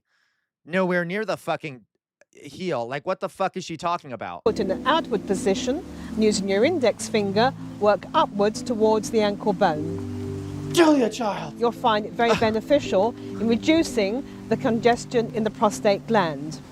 The testicle area is on the lateral side of the foot. Oh! Go on. Again, midway between the ankle bone and the tip of your heel. Centralized. But that's not a real thing, right? Reflexology is like not true. Area just there. I should have tipped more. And to work this area out, we again work up that area to the tip of the heel. Oh! This nice, firm, creeping movement. Yeah, that's bullshit, Heck on Bad. That's bullshit. Listen, that was funny. I don't literally, guys, I gotta tell you, this is what I'm going to assume. I have looked into most quote unquote alternative medicines and shit like that. Almost all of them are bullshit, if not all of them. But let's, you know, I don't know anything about reflexology. Let's just look it up really fast. I am curious. Reflexology. What is it? I don't even know much about it. I've heard of it, but I don't fucking know what it is about. It's bullshit probably, but still. So what is the whole point here? Oh my God, acupuncture and yeah, no, it's bullshit. It's fucking bullshit. The Association of Reflexologists. Okay, listen, it's okay if you like it because you like feet massages, but I really doubt it actually does shit. Okay, I don't know anything about it. It's probably fake. Oh, see, that looks painful. I just hate holistic medicine. No, I don't. I just don't think that it's useful. I just don't think, listen, if you enjoy it because it makes you feel good, more power to you. Just realize it ain't gonna heal shit. All right? Okay, I don't know what the fuck this is about. Inside the power of reflexology. Of course, Fox News would have something on that. I don't know. I don't want to deal with this. what are we doing? It's a waste of my time. Okay, we're gonna do something else. Correct parkours, yes. The prostate is not on the foot, obviously. You're just a shill for big pharma. No, I'm not, Sir Bart. I promise you. No, it's not fucking medicine. I just doubt this is a real thing. I haven't looked into it, but I really doubt it's real. Okay, let's go on here. Oh God, we have some nobody beats our meat commercial. What the fuck? Okay, so literally, let's watch one of Jay Williams' videos. Now, guys, Jonas, It's another day at calm down, Jonas. I know you're gonna get super excited. Okay, you're all gonna get fucking super excited and overjoyed when I tell you that we're gonna watch fucking Jay Williams' degenerate videos. There it is. There's Jonas celebrating. Okay, so let's watch a Peck. Let's get into Peck on Bad's favorite segment. And this is gonna be let's watch a couple of Jay Williams videos. Now, these videos, of course, are like I know you need your fix, Jonas. I know you need your fix. It's okay. Calm down. Everything's fine. This is gonna be this is a short one. Okay, so everyone ready for this? We need to have like a screen. We need to have like a screen, like a Jay Williams segment, so that we have a screen that pops up whenever we do a Jay Williams segment. Okay, like this is Jay Williams clips, and we should get like a recording of Jay Williams saying something outrageous, which he does normally, and then make his voice pop up whenever we do this segment. But anyway, okay, so we'll see what this like Jay Williams pulling from the archives here. This one is called "Nobody Beats Our Meat" commercial. Another day at Bert's Butcher Shop. What do you mean I'm fucking weird? You're the weird one, Jay Williams. Hey, Deborah, what can I get for you today? Well, Bert, I need something really special. Oh, special? How about some nice choice ribeyes? Well, that looks good, but I need something really special. Better than that, huh? How about some filet mignon? That looks pretty good too, but I mean something really extra. Okay, excuse me. Filet mignon is really fucking special. What is she talking about? Like, what does he have to do? Pull out Kobe beef? Like, what does she want from him?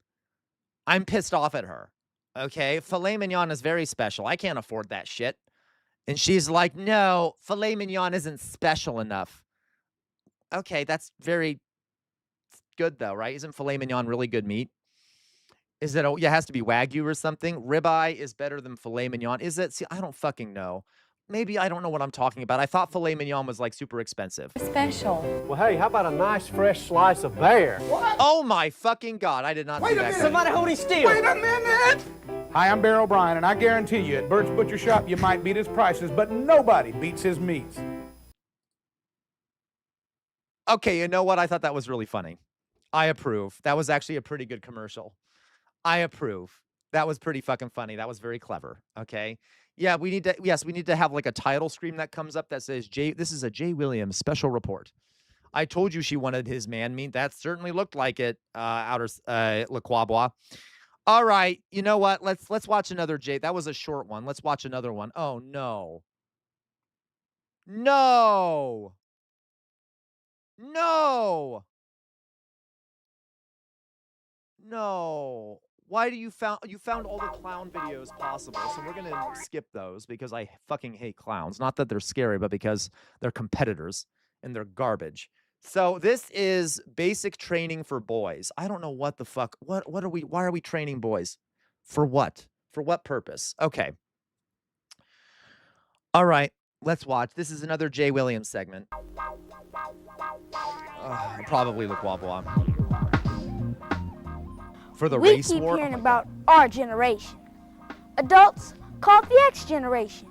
A generation of lost boys. Boys like Jamal and me. Basic training for boys. There's an old saying, if you want to hide something from a young man, put it in a book. Don't let it happen to you. Questions on the assignment? Napoleon, do you know what Bombay's changing its name to? No, call Mark. Call somebody now. What? Oh, Mumbai. And keep working. Now I understand. What? You're supposed to, they're saying call someone if you don't know the answer to something? I'm very confused. What the fuck is the lesson supposed to be there? Yeah, the white kid's name is Jamal. Yeah, because they're trying to be like, you know, all right. And did they say that the black kid's name is Napoleon or something like that? How about you wash, I'll dry, and be the DJ? Cool.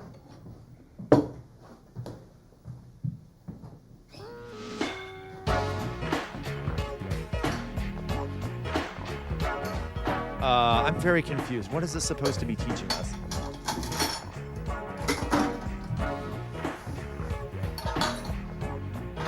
Okay, good for them. They're doing the right thing. They're cleaning shit up. Did he just throw all those plates into the trash can?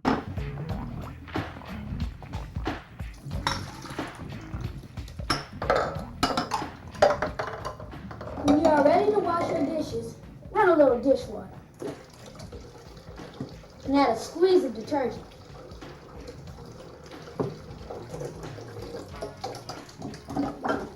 I mean, honestly, I support this. Like, young boys need to be taught how to do chores also.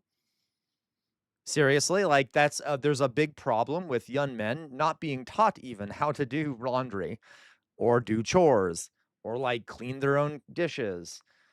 I have had roommates before who were men who, until I lived with them, I didn't know that they had never done these things for themselves. So I had to teach them how to use like a washing machine. I actually walked into the washing room and he was standing there like looking at this thing. He looked like holding the lint catcher and being like, what the fuck am I supposed to do? Because he literally was never taught. His mother did it for him the entire time he lived at home. So boys need to be taught how to do this shit too. Boys need to be taught how to sew. Boys need to be taught how to do their laundry. Boys need to be taught how to cook. Boys need to be taught how to clean dishes and do chores and things like that. And yeah, so to be clear, I think most are taught. I hope they are, but there are some who are never taught that, which is also bad for women. Take your dishcloth and wash the eating surface of the plate. Then the back. Rinse. Napoleon, Yes, Mom? it's getting late. Time for you guys to wrap it up. Yeah, outer signal. All right. I'll see you tomorrow, Napoleon. And I'll see you later, Jamal. No, wait, I'm confused. Who's Jamal and who's Napoleon? I'm deeply confused. Okay. Okay, Jonas, I enjoy cooking but hate cleaning. Just gotta do it. Yeah, you're right. You just gotta do it, okay? Jamal is the white kid. Okay, I'm very confused about who's who. You gotta finish the game. Yeah. Good night, Miss Dawson. Good night, Jamal. No, they're just being good. They're not doing night, it. They're just like... Good night, Napoleon. Sleep well.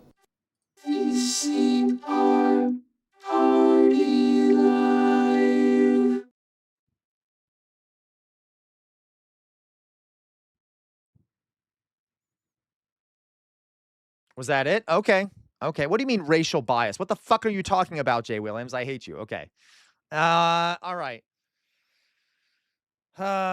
We will eventually get Rise of the Empress, Jonas. We will eventually get Rise of the Empress, okay? But we'll eventually get there, okay? Okay, now let's see here. You've already sent me this one. You already sent me that one, Jay Williams. Jesus Christ. Fun facts about the land snail. Ooh, that looks kind of cute. So let's watch this one. This was sent to us by Parkours. Here. Why not? Let's learn something about the land snail. All right, I love land snails. I love land snails, okay? I don't know if I do. They taste good. They taste good, I think. I don't know. Is it? I don't think it is. No, it's not. I'm just kidding, Jay Williams. Not like I would know. Let's watch this. True facts about the land snail. The land snail is just like a tiny human who happens to look like a disembodied tongue and is covered in mucus and has a shell.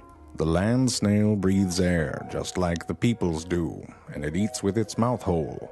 Its bottom pair of tentacles are for smelling, while its top pair are for crude seeing. It is, however, born without ears, which makes hearing difficult. Impossible, really. They're deaf. But in all other ways, they're exactly like a tiny human being who happens to have a penis next to his face and a vagina. Most land snails are hermaphrodites, meaning they have both mommy parts and daddy parts. This, however, does not mean that they can self-baby make. When they mate, That's land unfortunate. snails circle around one another. Think full-body French kiss, but with more mucus. As they do this, they're looking for opportunities to impale each other with their love darts. I wish this was a metaphor, but it's not. They actually have love darts. Really? Like actual darts. It's crazy. They shoot little darts at each And other? snails have a totally different level of kinky. Love dart. These calcified darts, which look totally badass, are stored in the snail's dart sac, located right below the penis. When the darts impale the mate, they inhibit spermicidal secretions, which makes the next part more effective. After a spirited darting, the snails insert their penises into each other's vaginas, and then they just hang out and try not to laugh, because that might hurt the other snail's feelings. Even if all the junk is right there in your face, it's not nice to laugh. The snail holds on to sperm from multiple partners before fertilizing its eggs, which makes paternity tests a bitch. The eggs are then laid into topsoil, and soon baby snails emerge, thus Aw. completing the spiral Look of how cute those little baby snails are. Oh my god, look at those cute little baby snails. Elevator lady, don't get any ideas. We don't want our jester in jail using this snail dart technique to flirt. Rude elevator lady. Okay, shame on you. life. You see what I did there? Like docking? Funny parkours. Jonas, salt them. Why, Jonas? That is so mean. Why would you salt these poor snails? Oh, God, kill me. Oh Next my god. time you get anxious about sex or sexuality, remember that when you meet someone you find attractive, at least you don't have to worry about a dart getting shot into your head. I don't know. Some people might be into that. That was really cute. Thank you so much, Parkour. I loved watching the snail. But what if you want them? Exactly, right? Some people might be into that shit. I'm just saying, let's not kink shame. Some people like getting darted, I guess, like a snail. Okay. Oop.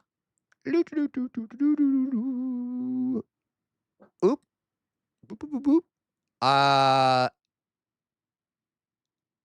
What is this, Jay Williams? Is this appropriate for me to show on stream? This might not be appropriate for me to show on stream. This might not be appropriate for me to show on stream. But we're going to do it anyway because I trust you, Jay Williams, which is probably a very bad decision on my part because it says NSFW on it. And if it does end up taking a dark turn, I am going to not watch it. We're going to stop watching it, but it's only 49 seconds long. So just to know, Jay Williams, I will come after you if you... Okay, let's see what it is. Your anus for men. Self-anal massage for men. Self-anal massage for men. Please don't tell me there's gonna be visuals of this shit.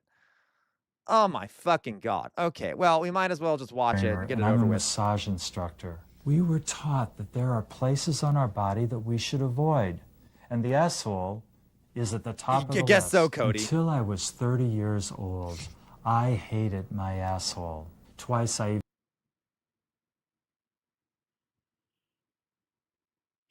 I'm sorry, this is too fucking funny.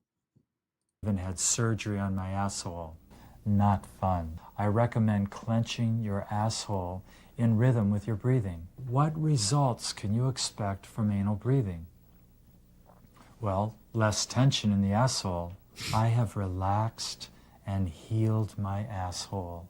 This muscle, this major pump, is the secret of the asshole.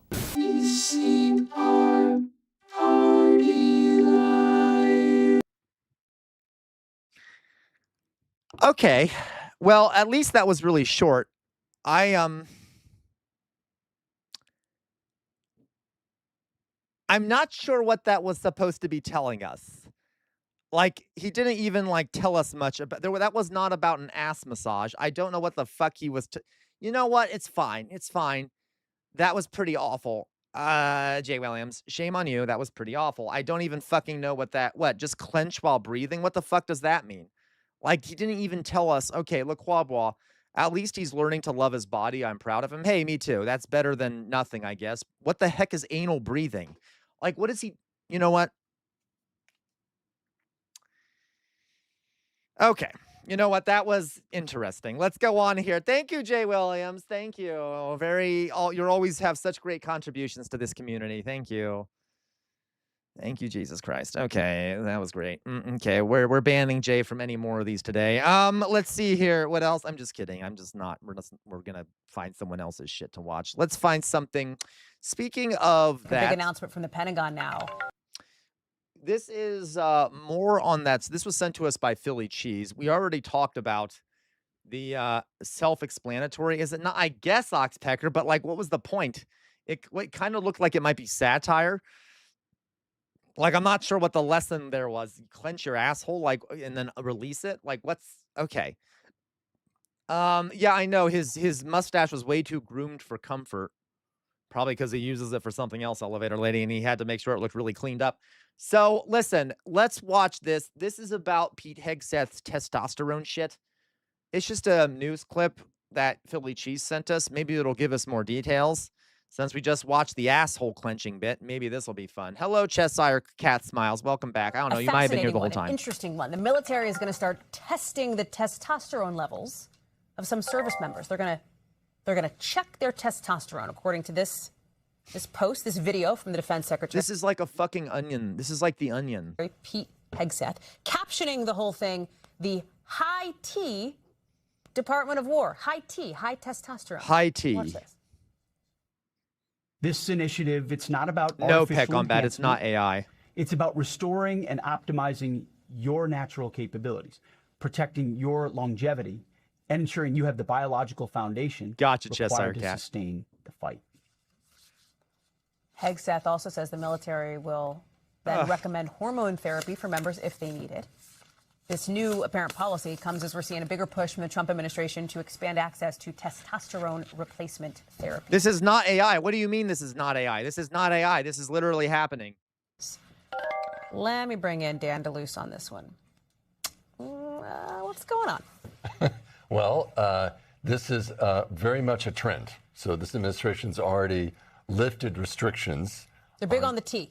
Yes, on testosterone therapy. Yeah, exactly, parkours. They're into gender-affirming care now. Civilians. They've lowered the regulations.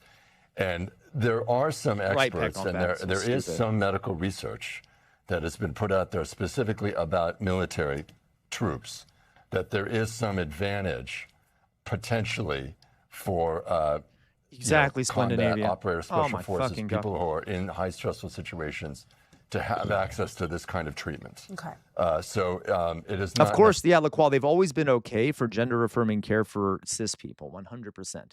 They just don't want it for trans people. They don't want gender-affirming care for trans people. Necessarily medically dubious, but I think it's also something still under discussion. A lot of questions. Thank you, Outer here. Signal. For example... Well, let me ask an obvious one. You know, and what about the women? Yeah, that is a really all. good point. So are they going to test women for estrogen or testosterone? Because there are women in the military too. Are they going to do it for everyone? Like, okay. Therapy for women not mentioned here. Also, if you decline this therapy, let's say you go through the test, your testosterone levels are lower. What if you say, I still don't want the therapy? Right. Is What that happens okay? They haven't really clarified that. Also, how much is it going to cost? Well, that's maybe less of a question for people in the military. Their health care is a little more generous. But what about for taxpayers who fund the Department of Defense? That's a good question. Okay, so still some things to be investigated. A lot. Does it seem to you, Dan, you've obviously spent many years reporting on national security, on the Pentagon, et cetera. The way that Pete Hegseth has sort of shaped this Department of Defense, does this feel to you of a part and parcel on that? Yes, I think it's fair to say this is on brand. Okay. He's talked a lot about getting back to basics, war fighting, the warrior ethos. Yeah, Splendinavia. They want DEI for white men. They want men to be respected on the basis of their gender. You can't make this shit up. Yeah, no, it's hilarious. This is beyond parody. I'm not even saying much, guys, because it's comedic. It's like, okay, Now we're going to start quantifying people and classifying them based on their body hormone levels at a specific moment in time. Of course, Philly cheese. I mean, Jesus Christ, so stupid. Oh, this is literally, we are the dumbest. Oh, I swear to God, why do I have to live in this fucking country? I swear to God. Okay, you know what? Whatever, it's fine.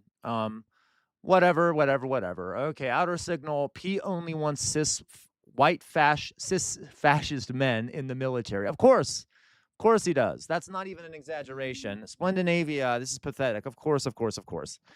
All right. Blame the Pentagon. Yeah, pet combat. We're literally at the cutting edge of bullshit. Become woke. He's talked a lot about physical fitness, but this is taking things kind of. Remember when Pete Hegseth was screaming about fat people in the military? He's like, we don't want any fat troops in here. Like, he really hates fat people, too. He really hates fat people. Okay. That direction. Okay. More, as we say, more questions. I know you're going to be digging for answers. Come back. We'll have you on anytime. He even was saying we need our generals to not be fat. Like, what? Why? Why does it matter if a general is fat? A general. This isn't like the 19th, 18th century. A general's not going to be in the front line of combat. Who the fuck cares? Okay, like, not Anyway, it's all right. Thank you, Dan. We thank you for watching, and remember, stay updated on breaking news and top stories on the NBC News app or watch live. Okay. God, insane. Fucking crazy nonsense. All right. I just, whatever. It's fine. It's fine. Okay, and then he also talked about how, like, Donald Trump is like the epitome of masculinity and health and shit like that, which is absolutely hilarious. Can't make this shit up, people. Okay, so this was sent to us by Outer Signal. Let's watch it. Apparently, Noah Samson talks about... Noah Samson annoys me. That's okay. He sometimes does good shit. Okay, I'm sorry. I shouldn't talk bad about other creators. I shouldn't talk bad about them, but we'll take a look at this. Oops. Okay, I need to... One second. I need to actually copy it over. So this is Noah Samson talking about clavicular visiting Israel. Oh my God. Okay. So all right. I found a weird guy. He's actually a really cool guy, though. Oh, wait, no, this is a different guy. I lied. I thought this was someone else. Never mind. I didn't know that Noah. I literally didn't. I thought it was someone else. Forgive me. I thought mistaken identity. I have no problem with this guy. Okay. I thought, anyway, there's someone that looks kind of similar to him. But now seeing his face, I'm like, oh, wait a minute. No, that's not Noah Samson. Just ignore me, okay? Very handsome and super sexy and super famous. His name's Clavicular. He's a look-smacking streamer who can be found smashing his skull with a hammer to fix his jawline, singing Heil Hitler in the club, and taking trips to Israel, to Tel Aviv, where it seems like people really love him. I love you very much, and I so appreciate you. Hey, Clive, you're the king of Israel. I love you. Welcome to Israel, man. Hey, how are you, man? Of course Israelis would love not Noah Samson, Clavicular, because he's like the epitome of the fascist body and the fascist man. Aesthetics above anything else, hypermasculinity, abuse, viewing women as objects, aesthetics for aesthetics' sake. The Nazis loved aesthetics. They loved fucking aesthetics. Okay? Loved that shit. Amazing, bro. Welcome home. This Clavicular guy. By the way, he's not attractive. I don't give a shit what people say. He's not fucking attractive. Like one of the least attractive men in the world. I literally don't understand. There are a lot of people who think he's actually attractive. He's not fucking attractive. Are you kidding me? I don't want to fuck a mannequin. That's what he looks like. He looks like a fake fucking mannequin. Anyway, it's whatever. It's fine. Doesn't fucking matter. Le Quabois. Okay, Noah is usually pretty good. And he's not attractive. No, he's not. I literally don't find him attractive, Peck on bad. Yeah, I'm sorry. No Ken doll. It looks like a Ken doll. Okay, and almost all his videos are about genocide now. And Ethan Klein just dropped his case against him. Okay, excellent. Okay, yeah, that was my fault. I thought he was someone different. Okay. All right. Anyway. He's a very famous streamer. He's getting profiled by GQ and the New York Times. And he decided, for one reason or another, to take a trip to Israel and do what's called... He needs some, like, I don't know. I know I'm doing, like, the weird body stuff. But, like, he needs to have some misshapenness in his face. He's way too symmetrical. I'm, like, worried that, if you were to be having an intimate moment with him, or if I were, I'd suddenly be like, I'd worried that he'd start speaking like an AI droid and like kill me because he doesn't look human, right? Also weird to hear him just other people. I can't stand people. I know, yeah, Jonas, he's so mean towards other people too. It's completely unattractive. Okay. Totally outer signal. Blatant attempt to target Gen Z people. Anyway, let's go on. An IRL I'm missing the live point. stream where you just stream yourself walking around and doing stuff IRL. And it seems like part of the mission statement of this trip is to let everyone know how awesome Tel Aviv is. Yeah, it's been a really good time so far. We've just been in Tel Aviv for the past few days, but everything's been great. Dude, a lot of people hate Israel because they've never been here. So I wanted to ask you, what's your favorite part? Honestly, the views, like the view from my hotel. I thought he was going to say women. Magnificent of the Mediterranean Sea. How the nightlife is so fun. How the Israeli women are so beautiful. And the Israeli house music is just bumping. The way he does this is very interesting. First of all, by finding a girlfriend. This young lady right here, she's just some lady who happens to run the social media pages of the IDF. She's a propagandist. She's a fucking propagandist. Okay, great. Let's go around with Magda Goebbels while we're in fucking Nazi Germany. Let's go. Let's have Magda Goebbels show us around the town. Okay. Anyway, Peter Thiel, stick card. Yeah. Okay. Super cringe. Instagram. I don't have it on my phone. She's got the IDF login on her TikTok. You were in the IDF? He was in the army. Yeah. Oh shit. I'm in the army. How figured out made it now. Where's your gun? Gun. They didn't give me one. They didn't give you a gun? Too short for a gun? But I run the social media, which is really cool. You do the IDF social media. So dystopian. Can you post me on it? Yes, that's right. All the young blonde women hanging out with them. They're all in the IDF too, participating in the mass killing of. Yeah. You know, I would love to go hang out with the fucking SS. That'd be fun, right? Of 80,000 people, just a few miles south of where they're at. Clavicular and this nice Nazi soldier lady are having so many cute moments together. No rating. Why is everyone here American? It's crazy. They're not. There's really. What do you mean they're speaking Hebrew? Some of the interactions this guy has with it's so gross. the women on the stream are just so brutal to watch. Fetty, don't even get me started. Fetty's... this is an inside joke, but Fetty says, oh, golly geez, Sky is going to have such a good time with them when he visits. Very funny, Fetty. No comment. Doug says, I got a website for her to check out. Oh, Jesus. Okay. Le Quabois. Really weird. Really weird. The IDF ladies are all white blonde women. Yeah, Le Croix. Interesting. It's almost like Israelis are actually just European colonists, right? It's almost like most Israelis are just European colonists, right? Okay. Watch, they're really difficult. I'm going to play some now, and I'm sorry. That's hot. No, keep it there. Thank you, brother. You definitely... Are those real? Why are you asking this question? My creative tool. Yes. I'm sorry. I had a student who was obsessed with clavicular, and I'm not even joking. This student would like work out all the time and shit, and he actually adopted some of clavicular's mannerisms, and I because he watched so much of clavicular, and I noticed it because I watched a few clavicular videos. And I'm like, he's acting in a very familiar way, and then the next day when I went into the school, I noticed that student is the one who acted like clavicular did, and it's because he watched clavicular so much. He literally adopted the same mannerisms as clavicular, all of that shit all the time. Anyway, just what clavicular just did there reminded me of that student, because he would mimic clavicular. I would have sex with you. Is that enough of a rating? No. It's a binary equation. Would I fuck you or not? It's a 0 or a 1. It's binary. Would I fuck you or not? I'd fuck you in every single area of your body. I asked her, I was like, what the fuck? Oh. How did you get out of the IDF like army obligations? No, you're right, Splendinavia. Nothing inside his head. I was like, did you go like this? I was like, what the fuck?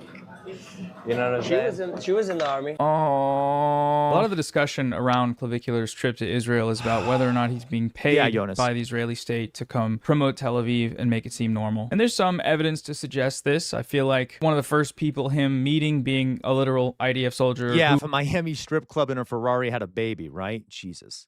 I don't fucking know Tater Tot Hot Dish. I don't know what his real name is. I really runs don't. the IDF social media accounts is a pretty big one. And that he apparently met with Topaz Luck, who is the top media consultant for Benjamin Netanyahu. But I think there's oh my fucking god, reason to be it's just a fucking obviously it's just pure propaganda. In an interview, he implies that he is being paid by some mystery benefactor. Are you self-funding this? Like, who paid for your flights? Who's paying for this?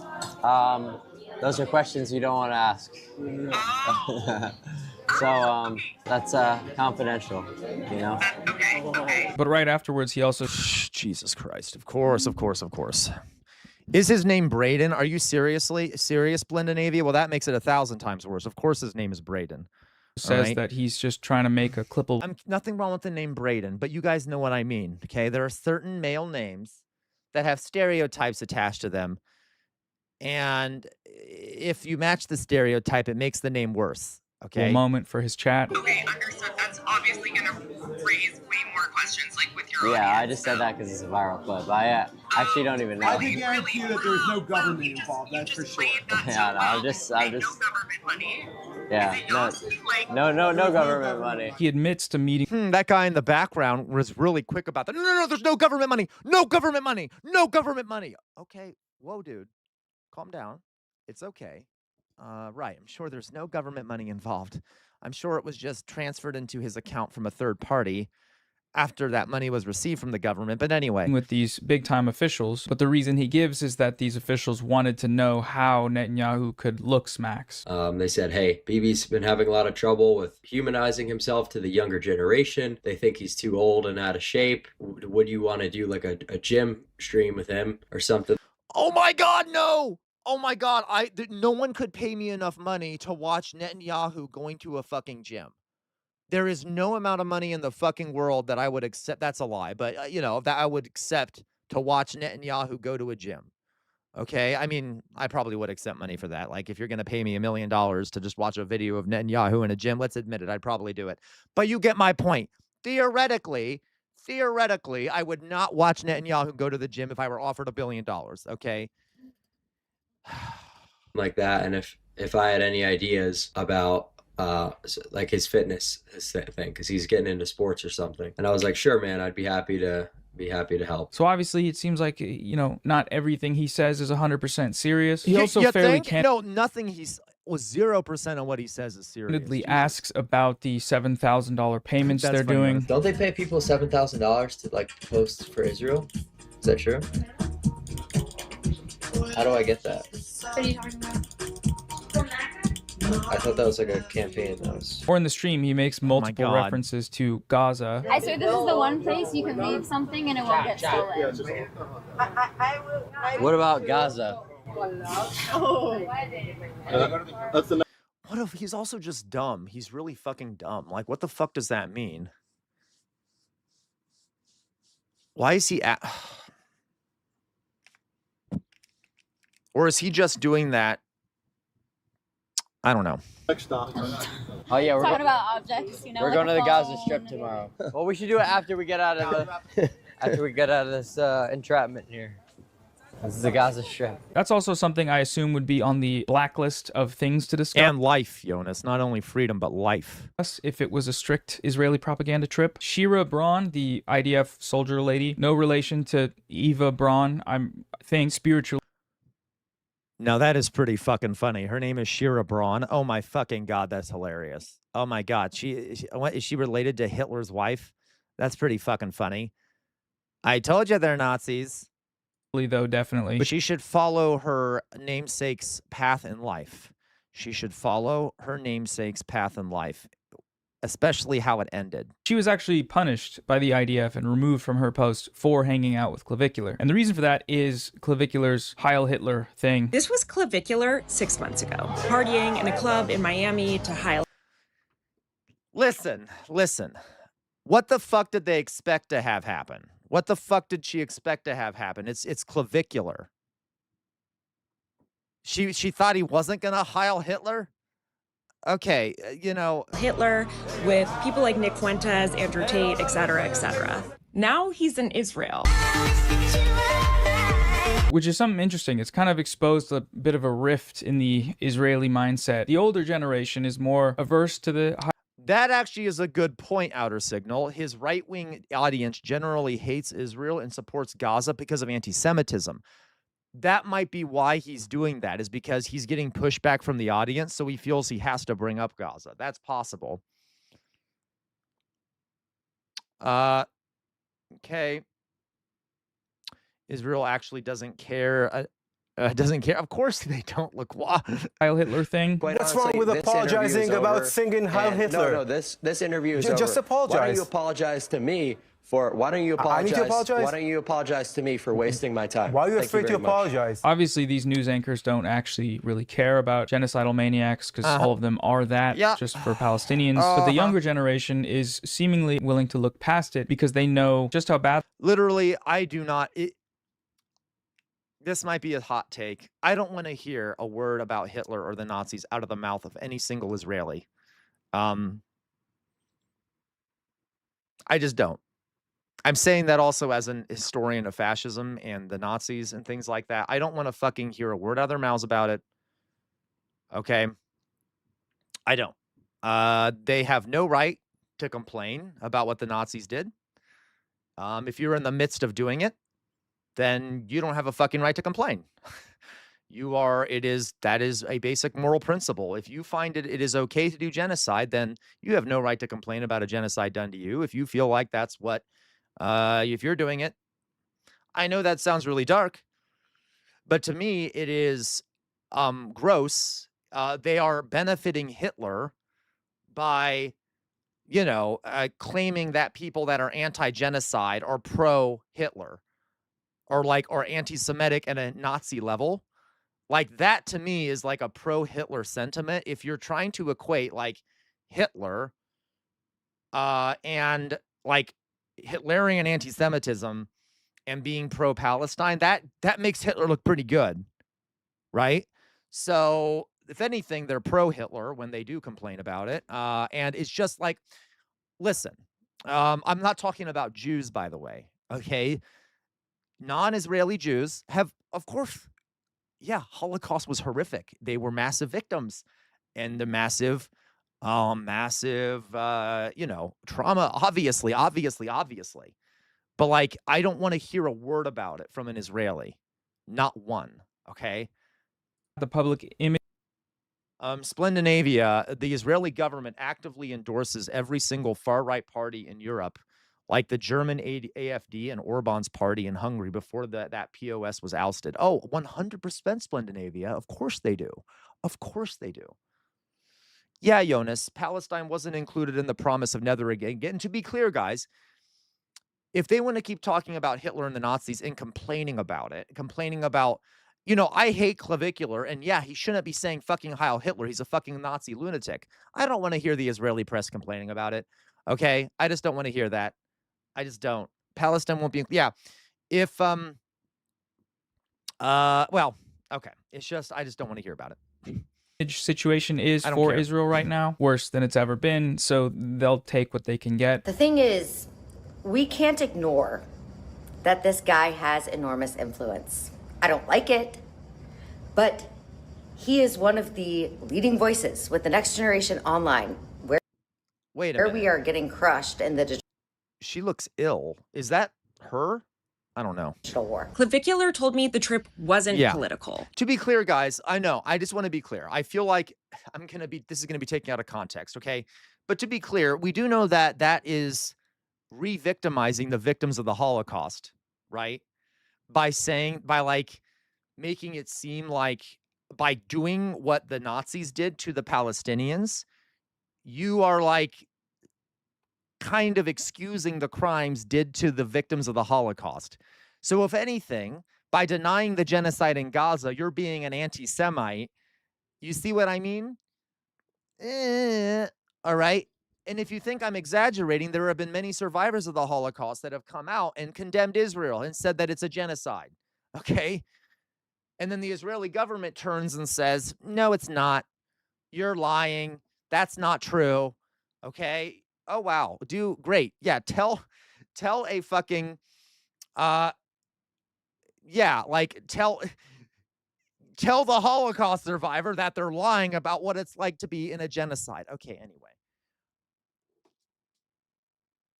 Israel was simply trending, and therefore, in his words, an undeniably good idea. And he also said that the country was nothing like what people are saying it is on TikTok. And what exactly has impressed him the most?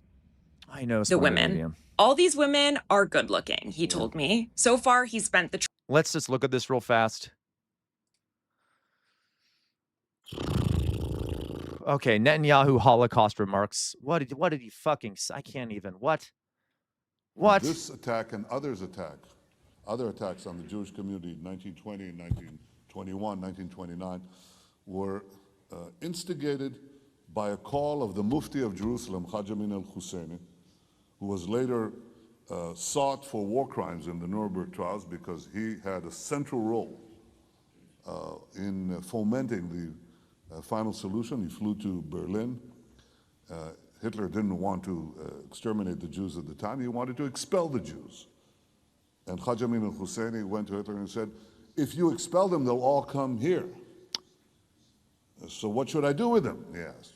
You said, burn them. No. Factually wrong. Historically, completely ahistorical, completely 100% wrong. Complete lie. 100% a complete lie and a disgusting lie that is doing Holocaust denial. He is fucking doing Holocaust denial as a Jewish man. He is a fucking monster. Okay? He's a fucking Nazi. He's doing Nazi apologia by blaming someone other than Hitler. Are you fucking kidding me? You know what this reminds me of? There are literal Nazis around today who claim that Hitler wasn't actually responsible for the Holocaust. It was the people below him that were responsible, and that Hitler really didn't know what was going on. That sounds so similar to this. Is like, well, Hitler really wasn't to blame. It was, it was the Mufti of Jerusalem or whatever. Such bullshit. Yeah, I guess, Jonas, he was. Okay, this is complete. It's complete. It's a lie. It's a lie. It's a lie. It's a lie. Okay. Anyway, hello, Dolly boy. I'm trying to stay calm. That's why I stayed quiet during it, guys, because I need to not get another headache. So let's finish watching this. Trip shopping in Tel Aviv. Answer Matt Saigai. What? What did Matt Saigai say?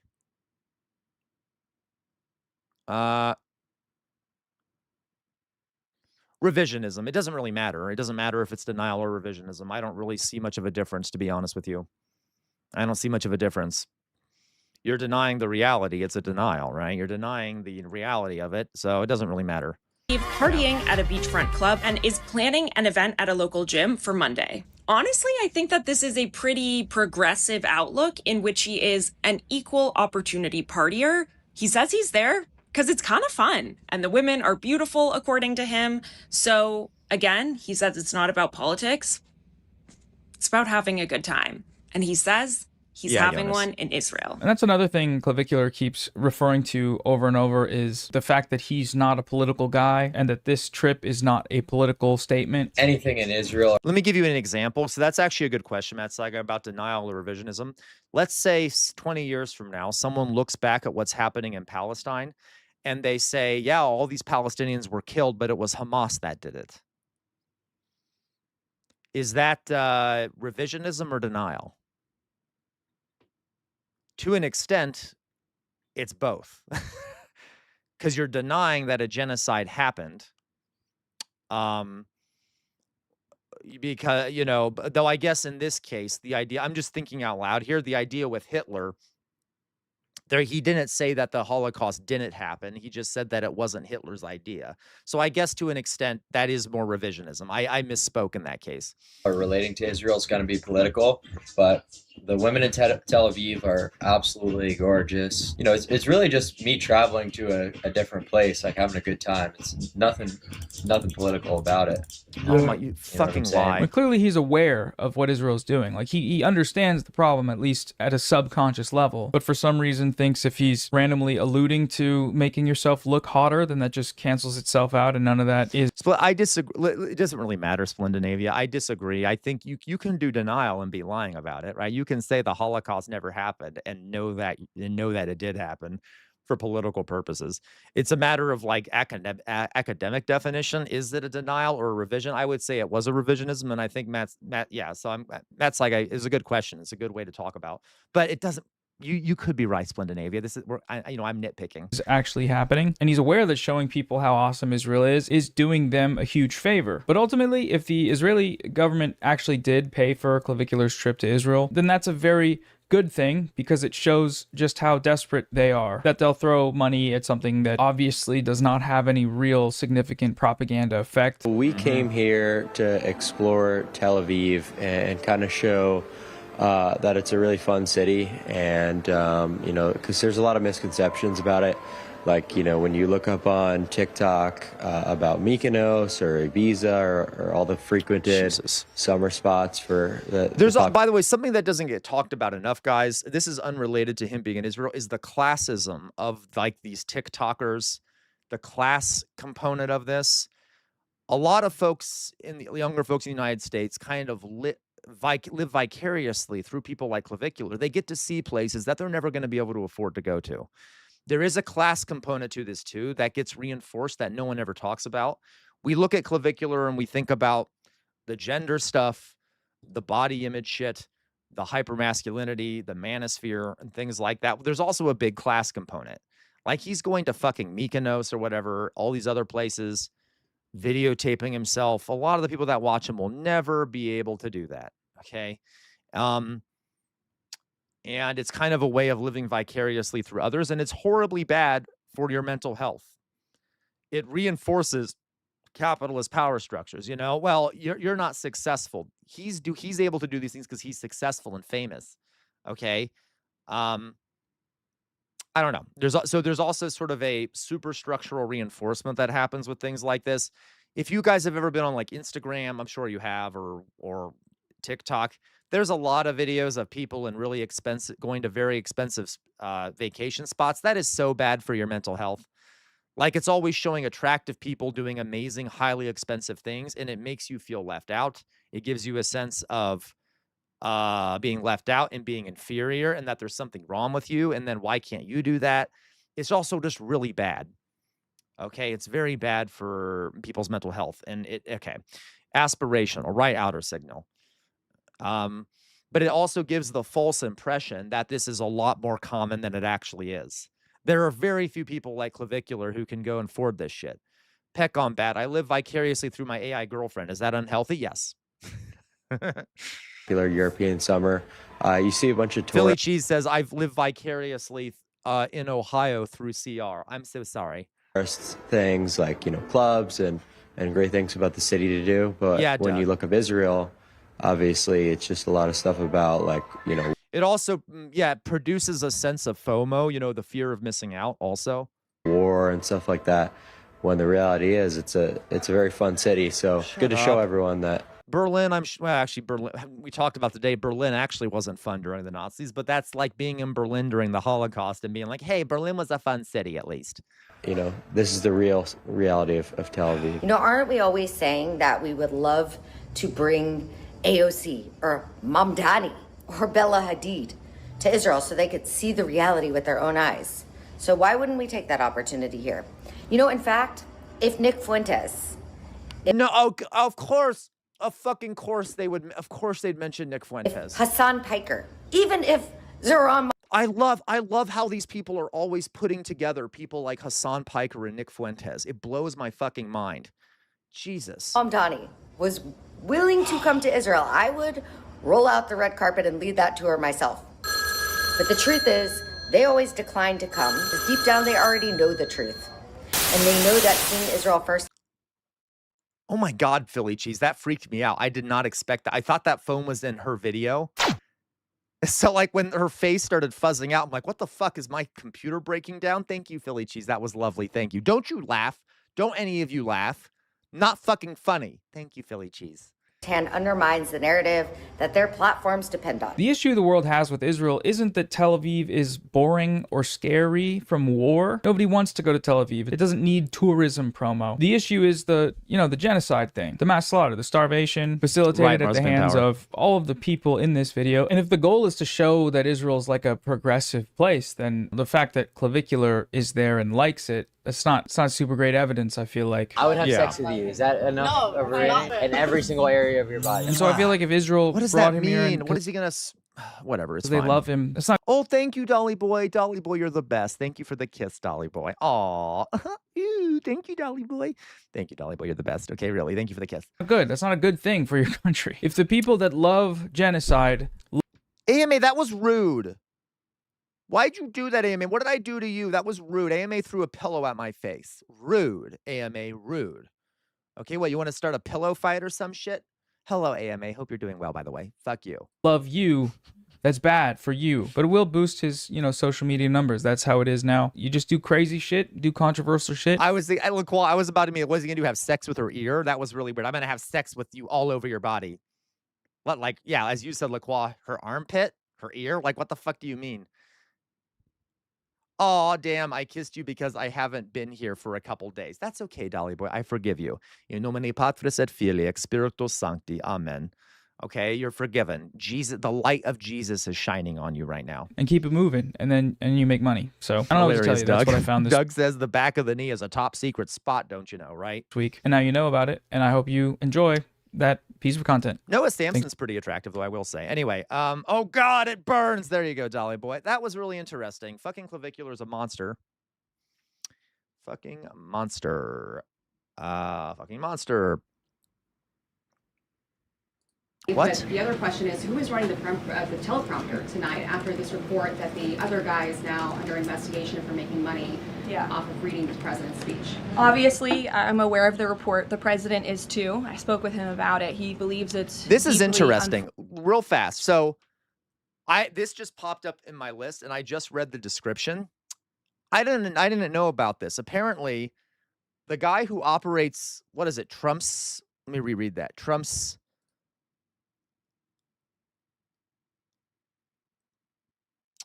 we all knew this, but it's funny that it's actually coming out now. Trump's teleprompter is guilty of actually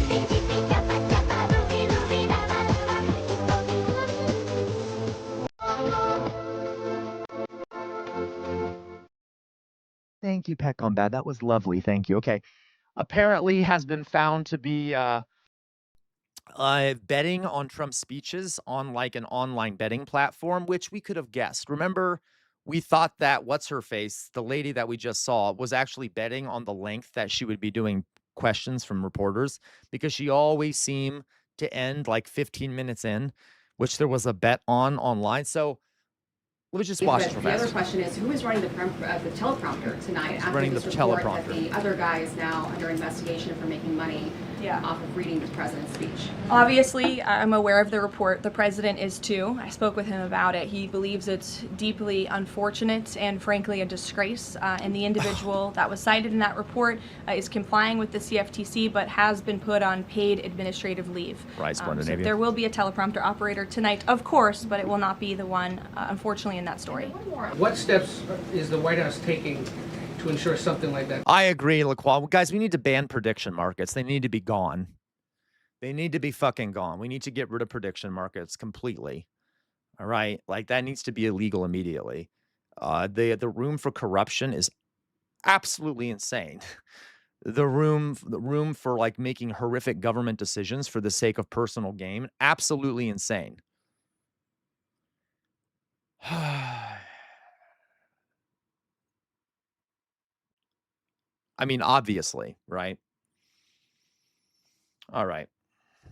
Doesn't happen again. Well, the White House I know. We needed protections last year. extremely strict ethical guidelines Yeah, with respect to issues like this. And as I just told you, this individual will no longer be here. He'll be on paid. Ethical guidelines are meaningless.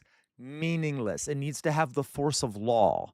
It needs to have the fucking force of law. If anything, we need to literally dismantle those businesses, okay? Administrative leave, I'm sorry, without pay. The administrative leave is unpaid, to be very clear. That was a decision by the president, so I think that speaks for itself. Are there any other White House staffers or people within the administration who are suspected of also placing bets on Kalshi or Polymarket? Hilarious. There are guys, they're all placing bets. They're all fucking placing bets. And they're making government policy based off the bets they're making. So that's a problem, obviously. And like, she's gonna deny. She's gonna have some lawyerly answer, right?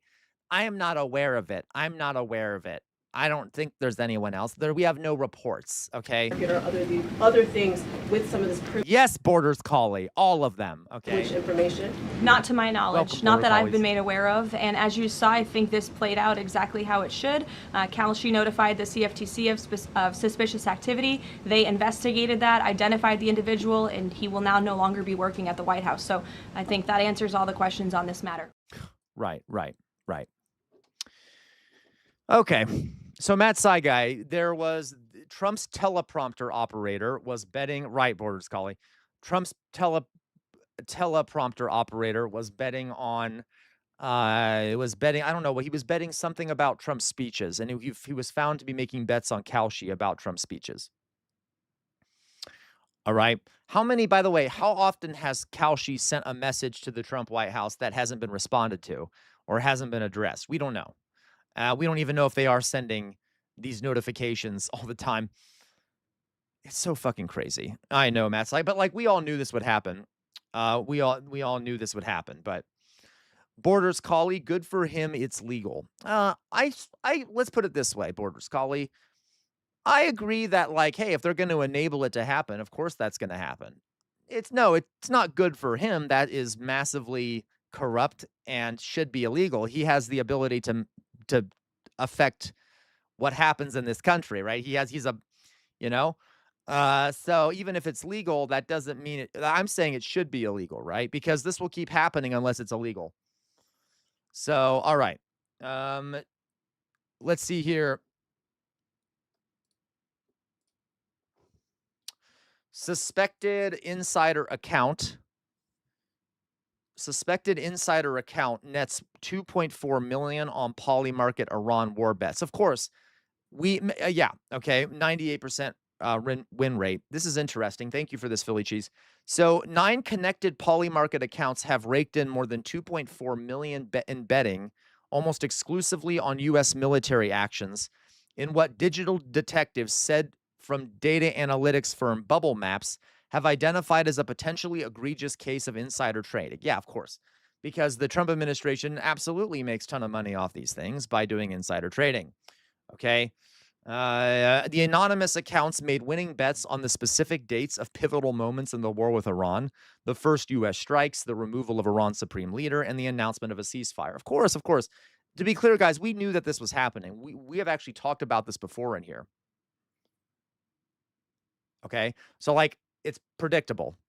Yeah, Hegseth is probably one of them. Splendinavia, people give me shit for commenting on American politics, but all of the Western economy and culture and politics are downstream of American legislation. What the U.S. manifest? Oh, 100%. Where are you from, Splendinavia? You don't have to tell me. We have people here from all over the world, so I'm just curious.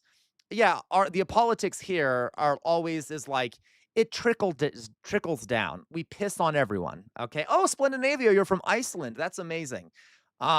I would love to visit Reykjavik one day and to go see some of the glaciers and shit, or not the glaciers. I forget what it was. I'd love to see some of the landscape in Iceland. Let's put it that way. I'm thinking Greenland. Oopsie. But I would like to go to visit Iceland someday. So regardless. Yeah. Small talk, Samuel. What do you mean small talk, Samuel? Okay. I just wanted to, what is wrong? What is wrong with me talking to someone in my community? I've talked to all of you before. We have a new member in the community. Okay. We have someone who's been in the community a while. I want to know about them. Fuck all of you. Okay. Yeah. Splendinavia. Yeah. Aren't these monsters ridiculous? Okay. Well, Jonas says you just want to see tall Viking men. Jonas, that's only 95% of the reason I want to go. That's only 95% of the reason I want to go, okay? The other 5% is for the people, the environment, etc. Okay. So okay. Anyway, so yeah, everything America does pisses down on everyone else. Let's finish reading this. I'm getting distracted. More than 80 bets, the accounts had a 98% win rate. Even many wagers were made when the odds of winning were low, according to Bubble Map's co-founder and CEO Nicholas Vayman, who shared their findings first with 60 Minutes.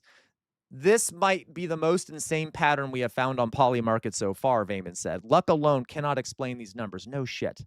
Okay. Okay.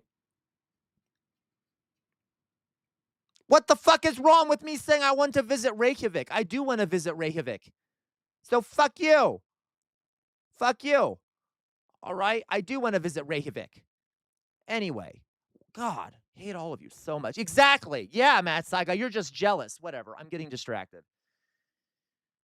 I'm refocusing. Don't leave the stream, folks. I just lost 2 people. I apologize in advance. Please come back, even though you're gone, so you can't hear me say this. Okay, prediction markets explode in popularity. Prediction markets explode in popularity. Prediction markets, which we know this. So obviously, guys, there's a ton of like insider trading going on, and it's not being dealt with because our country is hopelessly corrupt and it's a monstrous imperialist state where there's a bunch of people that are getting, fucking, great fun. Jonas, I swear to God, Jonas, I swear to God, okay? I swear to fucking God, okay? Hate all of you. Okay, so, okay. What was I going to say here? I will say this, guys. So this is what we're going to do. We are going to be watching. I have been to DC, Philly cheese. I have been to DC, okay? He's racist, Jonas. Yeah, okay, fine. Yeah, I'm racist. There, done. There, problem solved. Now are we done? Now that I've said that, are we going to stop going after me? I'm kidding. I'm not fucking anyway. I'm fucking joking, okay? I fucking hate all of you. Whatever, it's fine. Okay, let's go on. I was going to say, guys, that I'm going to go grab some food, okay? When I come back from grabbing food, we will watch, because we've raised enough money, we will watch Cabaret together, okay? So let's pause for now. I'm going to go pee, get some food, and then come back. And when I come back, we will watch Cabaret together. How does that sound? We good with that? Okay. Splendinavia, please join our Discord community. We have a great community. And if you think it's great in here, please join our Discord community, okay? I'm recruiting you to the stream, okay? I mean, to the Discord community, because we have a lovely community and we like chatting over there, okay? Texture Splunky. I didn't know you were a racist. This is awkward. I'm not actually a racist. I'm just trying to get the conversation over with. Maybe if I just say I'm a racist, that'll get people done. Okay. So please join the Discord. It's linked at the top of the Twitch chat and the bottom of the, I hate you, Texture Splunky, and the bottom of the YouTube chat. So guys, I'm going to go run and get some food. I will say, that is not true, Matt Sargai! I've also had Mango Lassie. I've had Mango Lassie, or Lassie, or whatever the fuck. I don't know how to pronounce it, okay? I've had that. I've had other things too, Matt Sargai. I've had other things too. I've had a lot of shit. I've had samosas. You know what? Fuck all of you, okay? I'll tell you one, Matt Saigai. I've had curry. Yeah, aren't all Indian dishes curry, Matt Saigai? Swear to God. Anyway, okay. Going fucking on. I hate this so fucking much. Anyway, I'm going to go pee and go get some food, and then I'll be back. For those that are over on YouTube, okay, this isn't your heart. I know, you're right, Marzipan Power. Okay. You think that you're not digging a hole right now. I'm sorry. Okay, I'll stop. I'm being irrationally, I'm lashing out irrationally. For those that are over on YouTube, please come over to Twitch, okay? Please come over to Twitch. When I come back, well, I'm going to have to leave YouTube right now because I can't show this movie on YouTube. So for those that are over on YouTube, please come over to Twitch, all right? If you need the link to Twitch, I will post it right now in the chat. It's also already posted in the chat, but let's have dinner and a movie together, okay?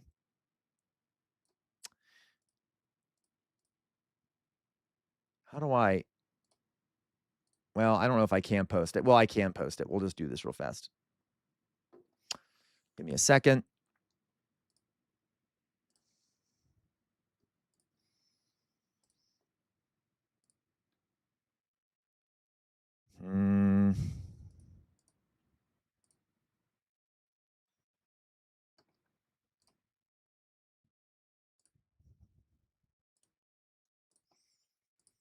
Okay.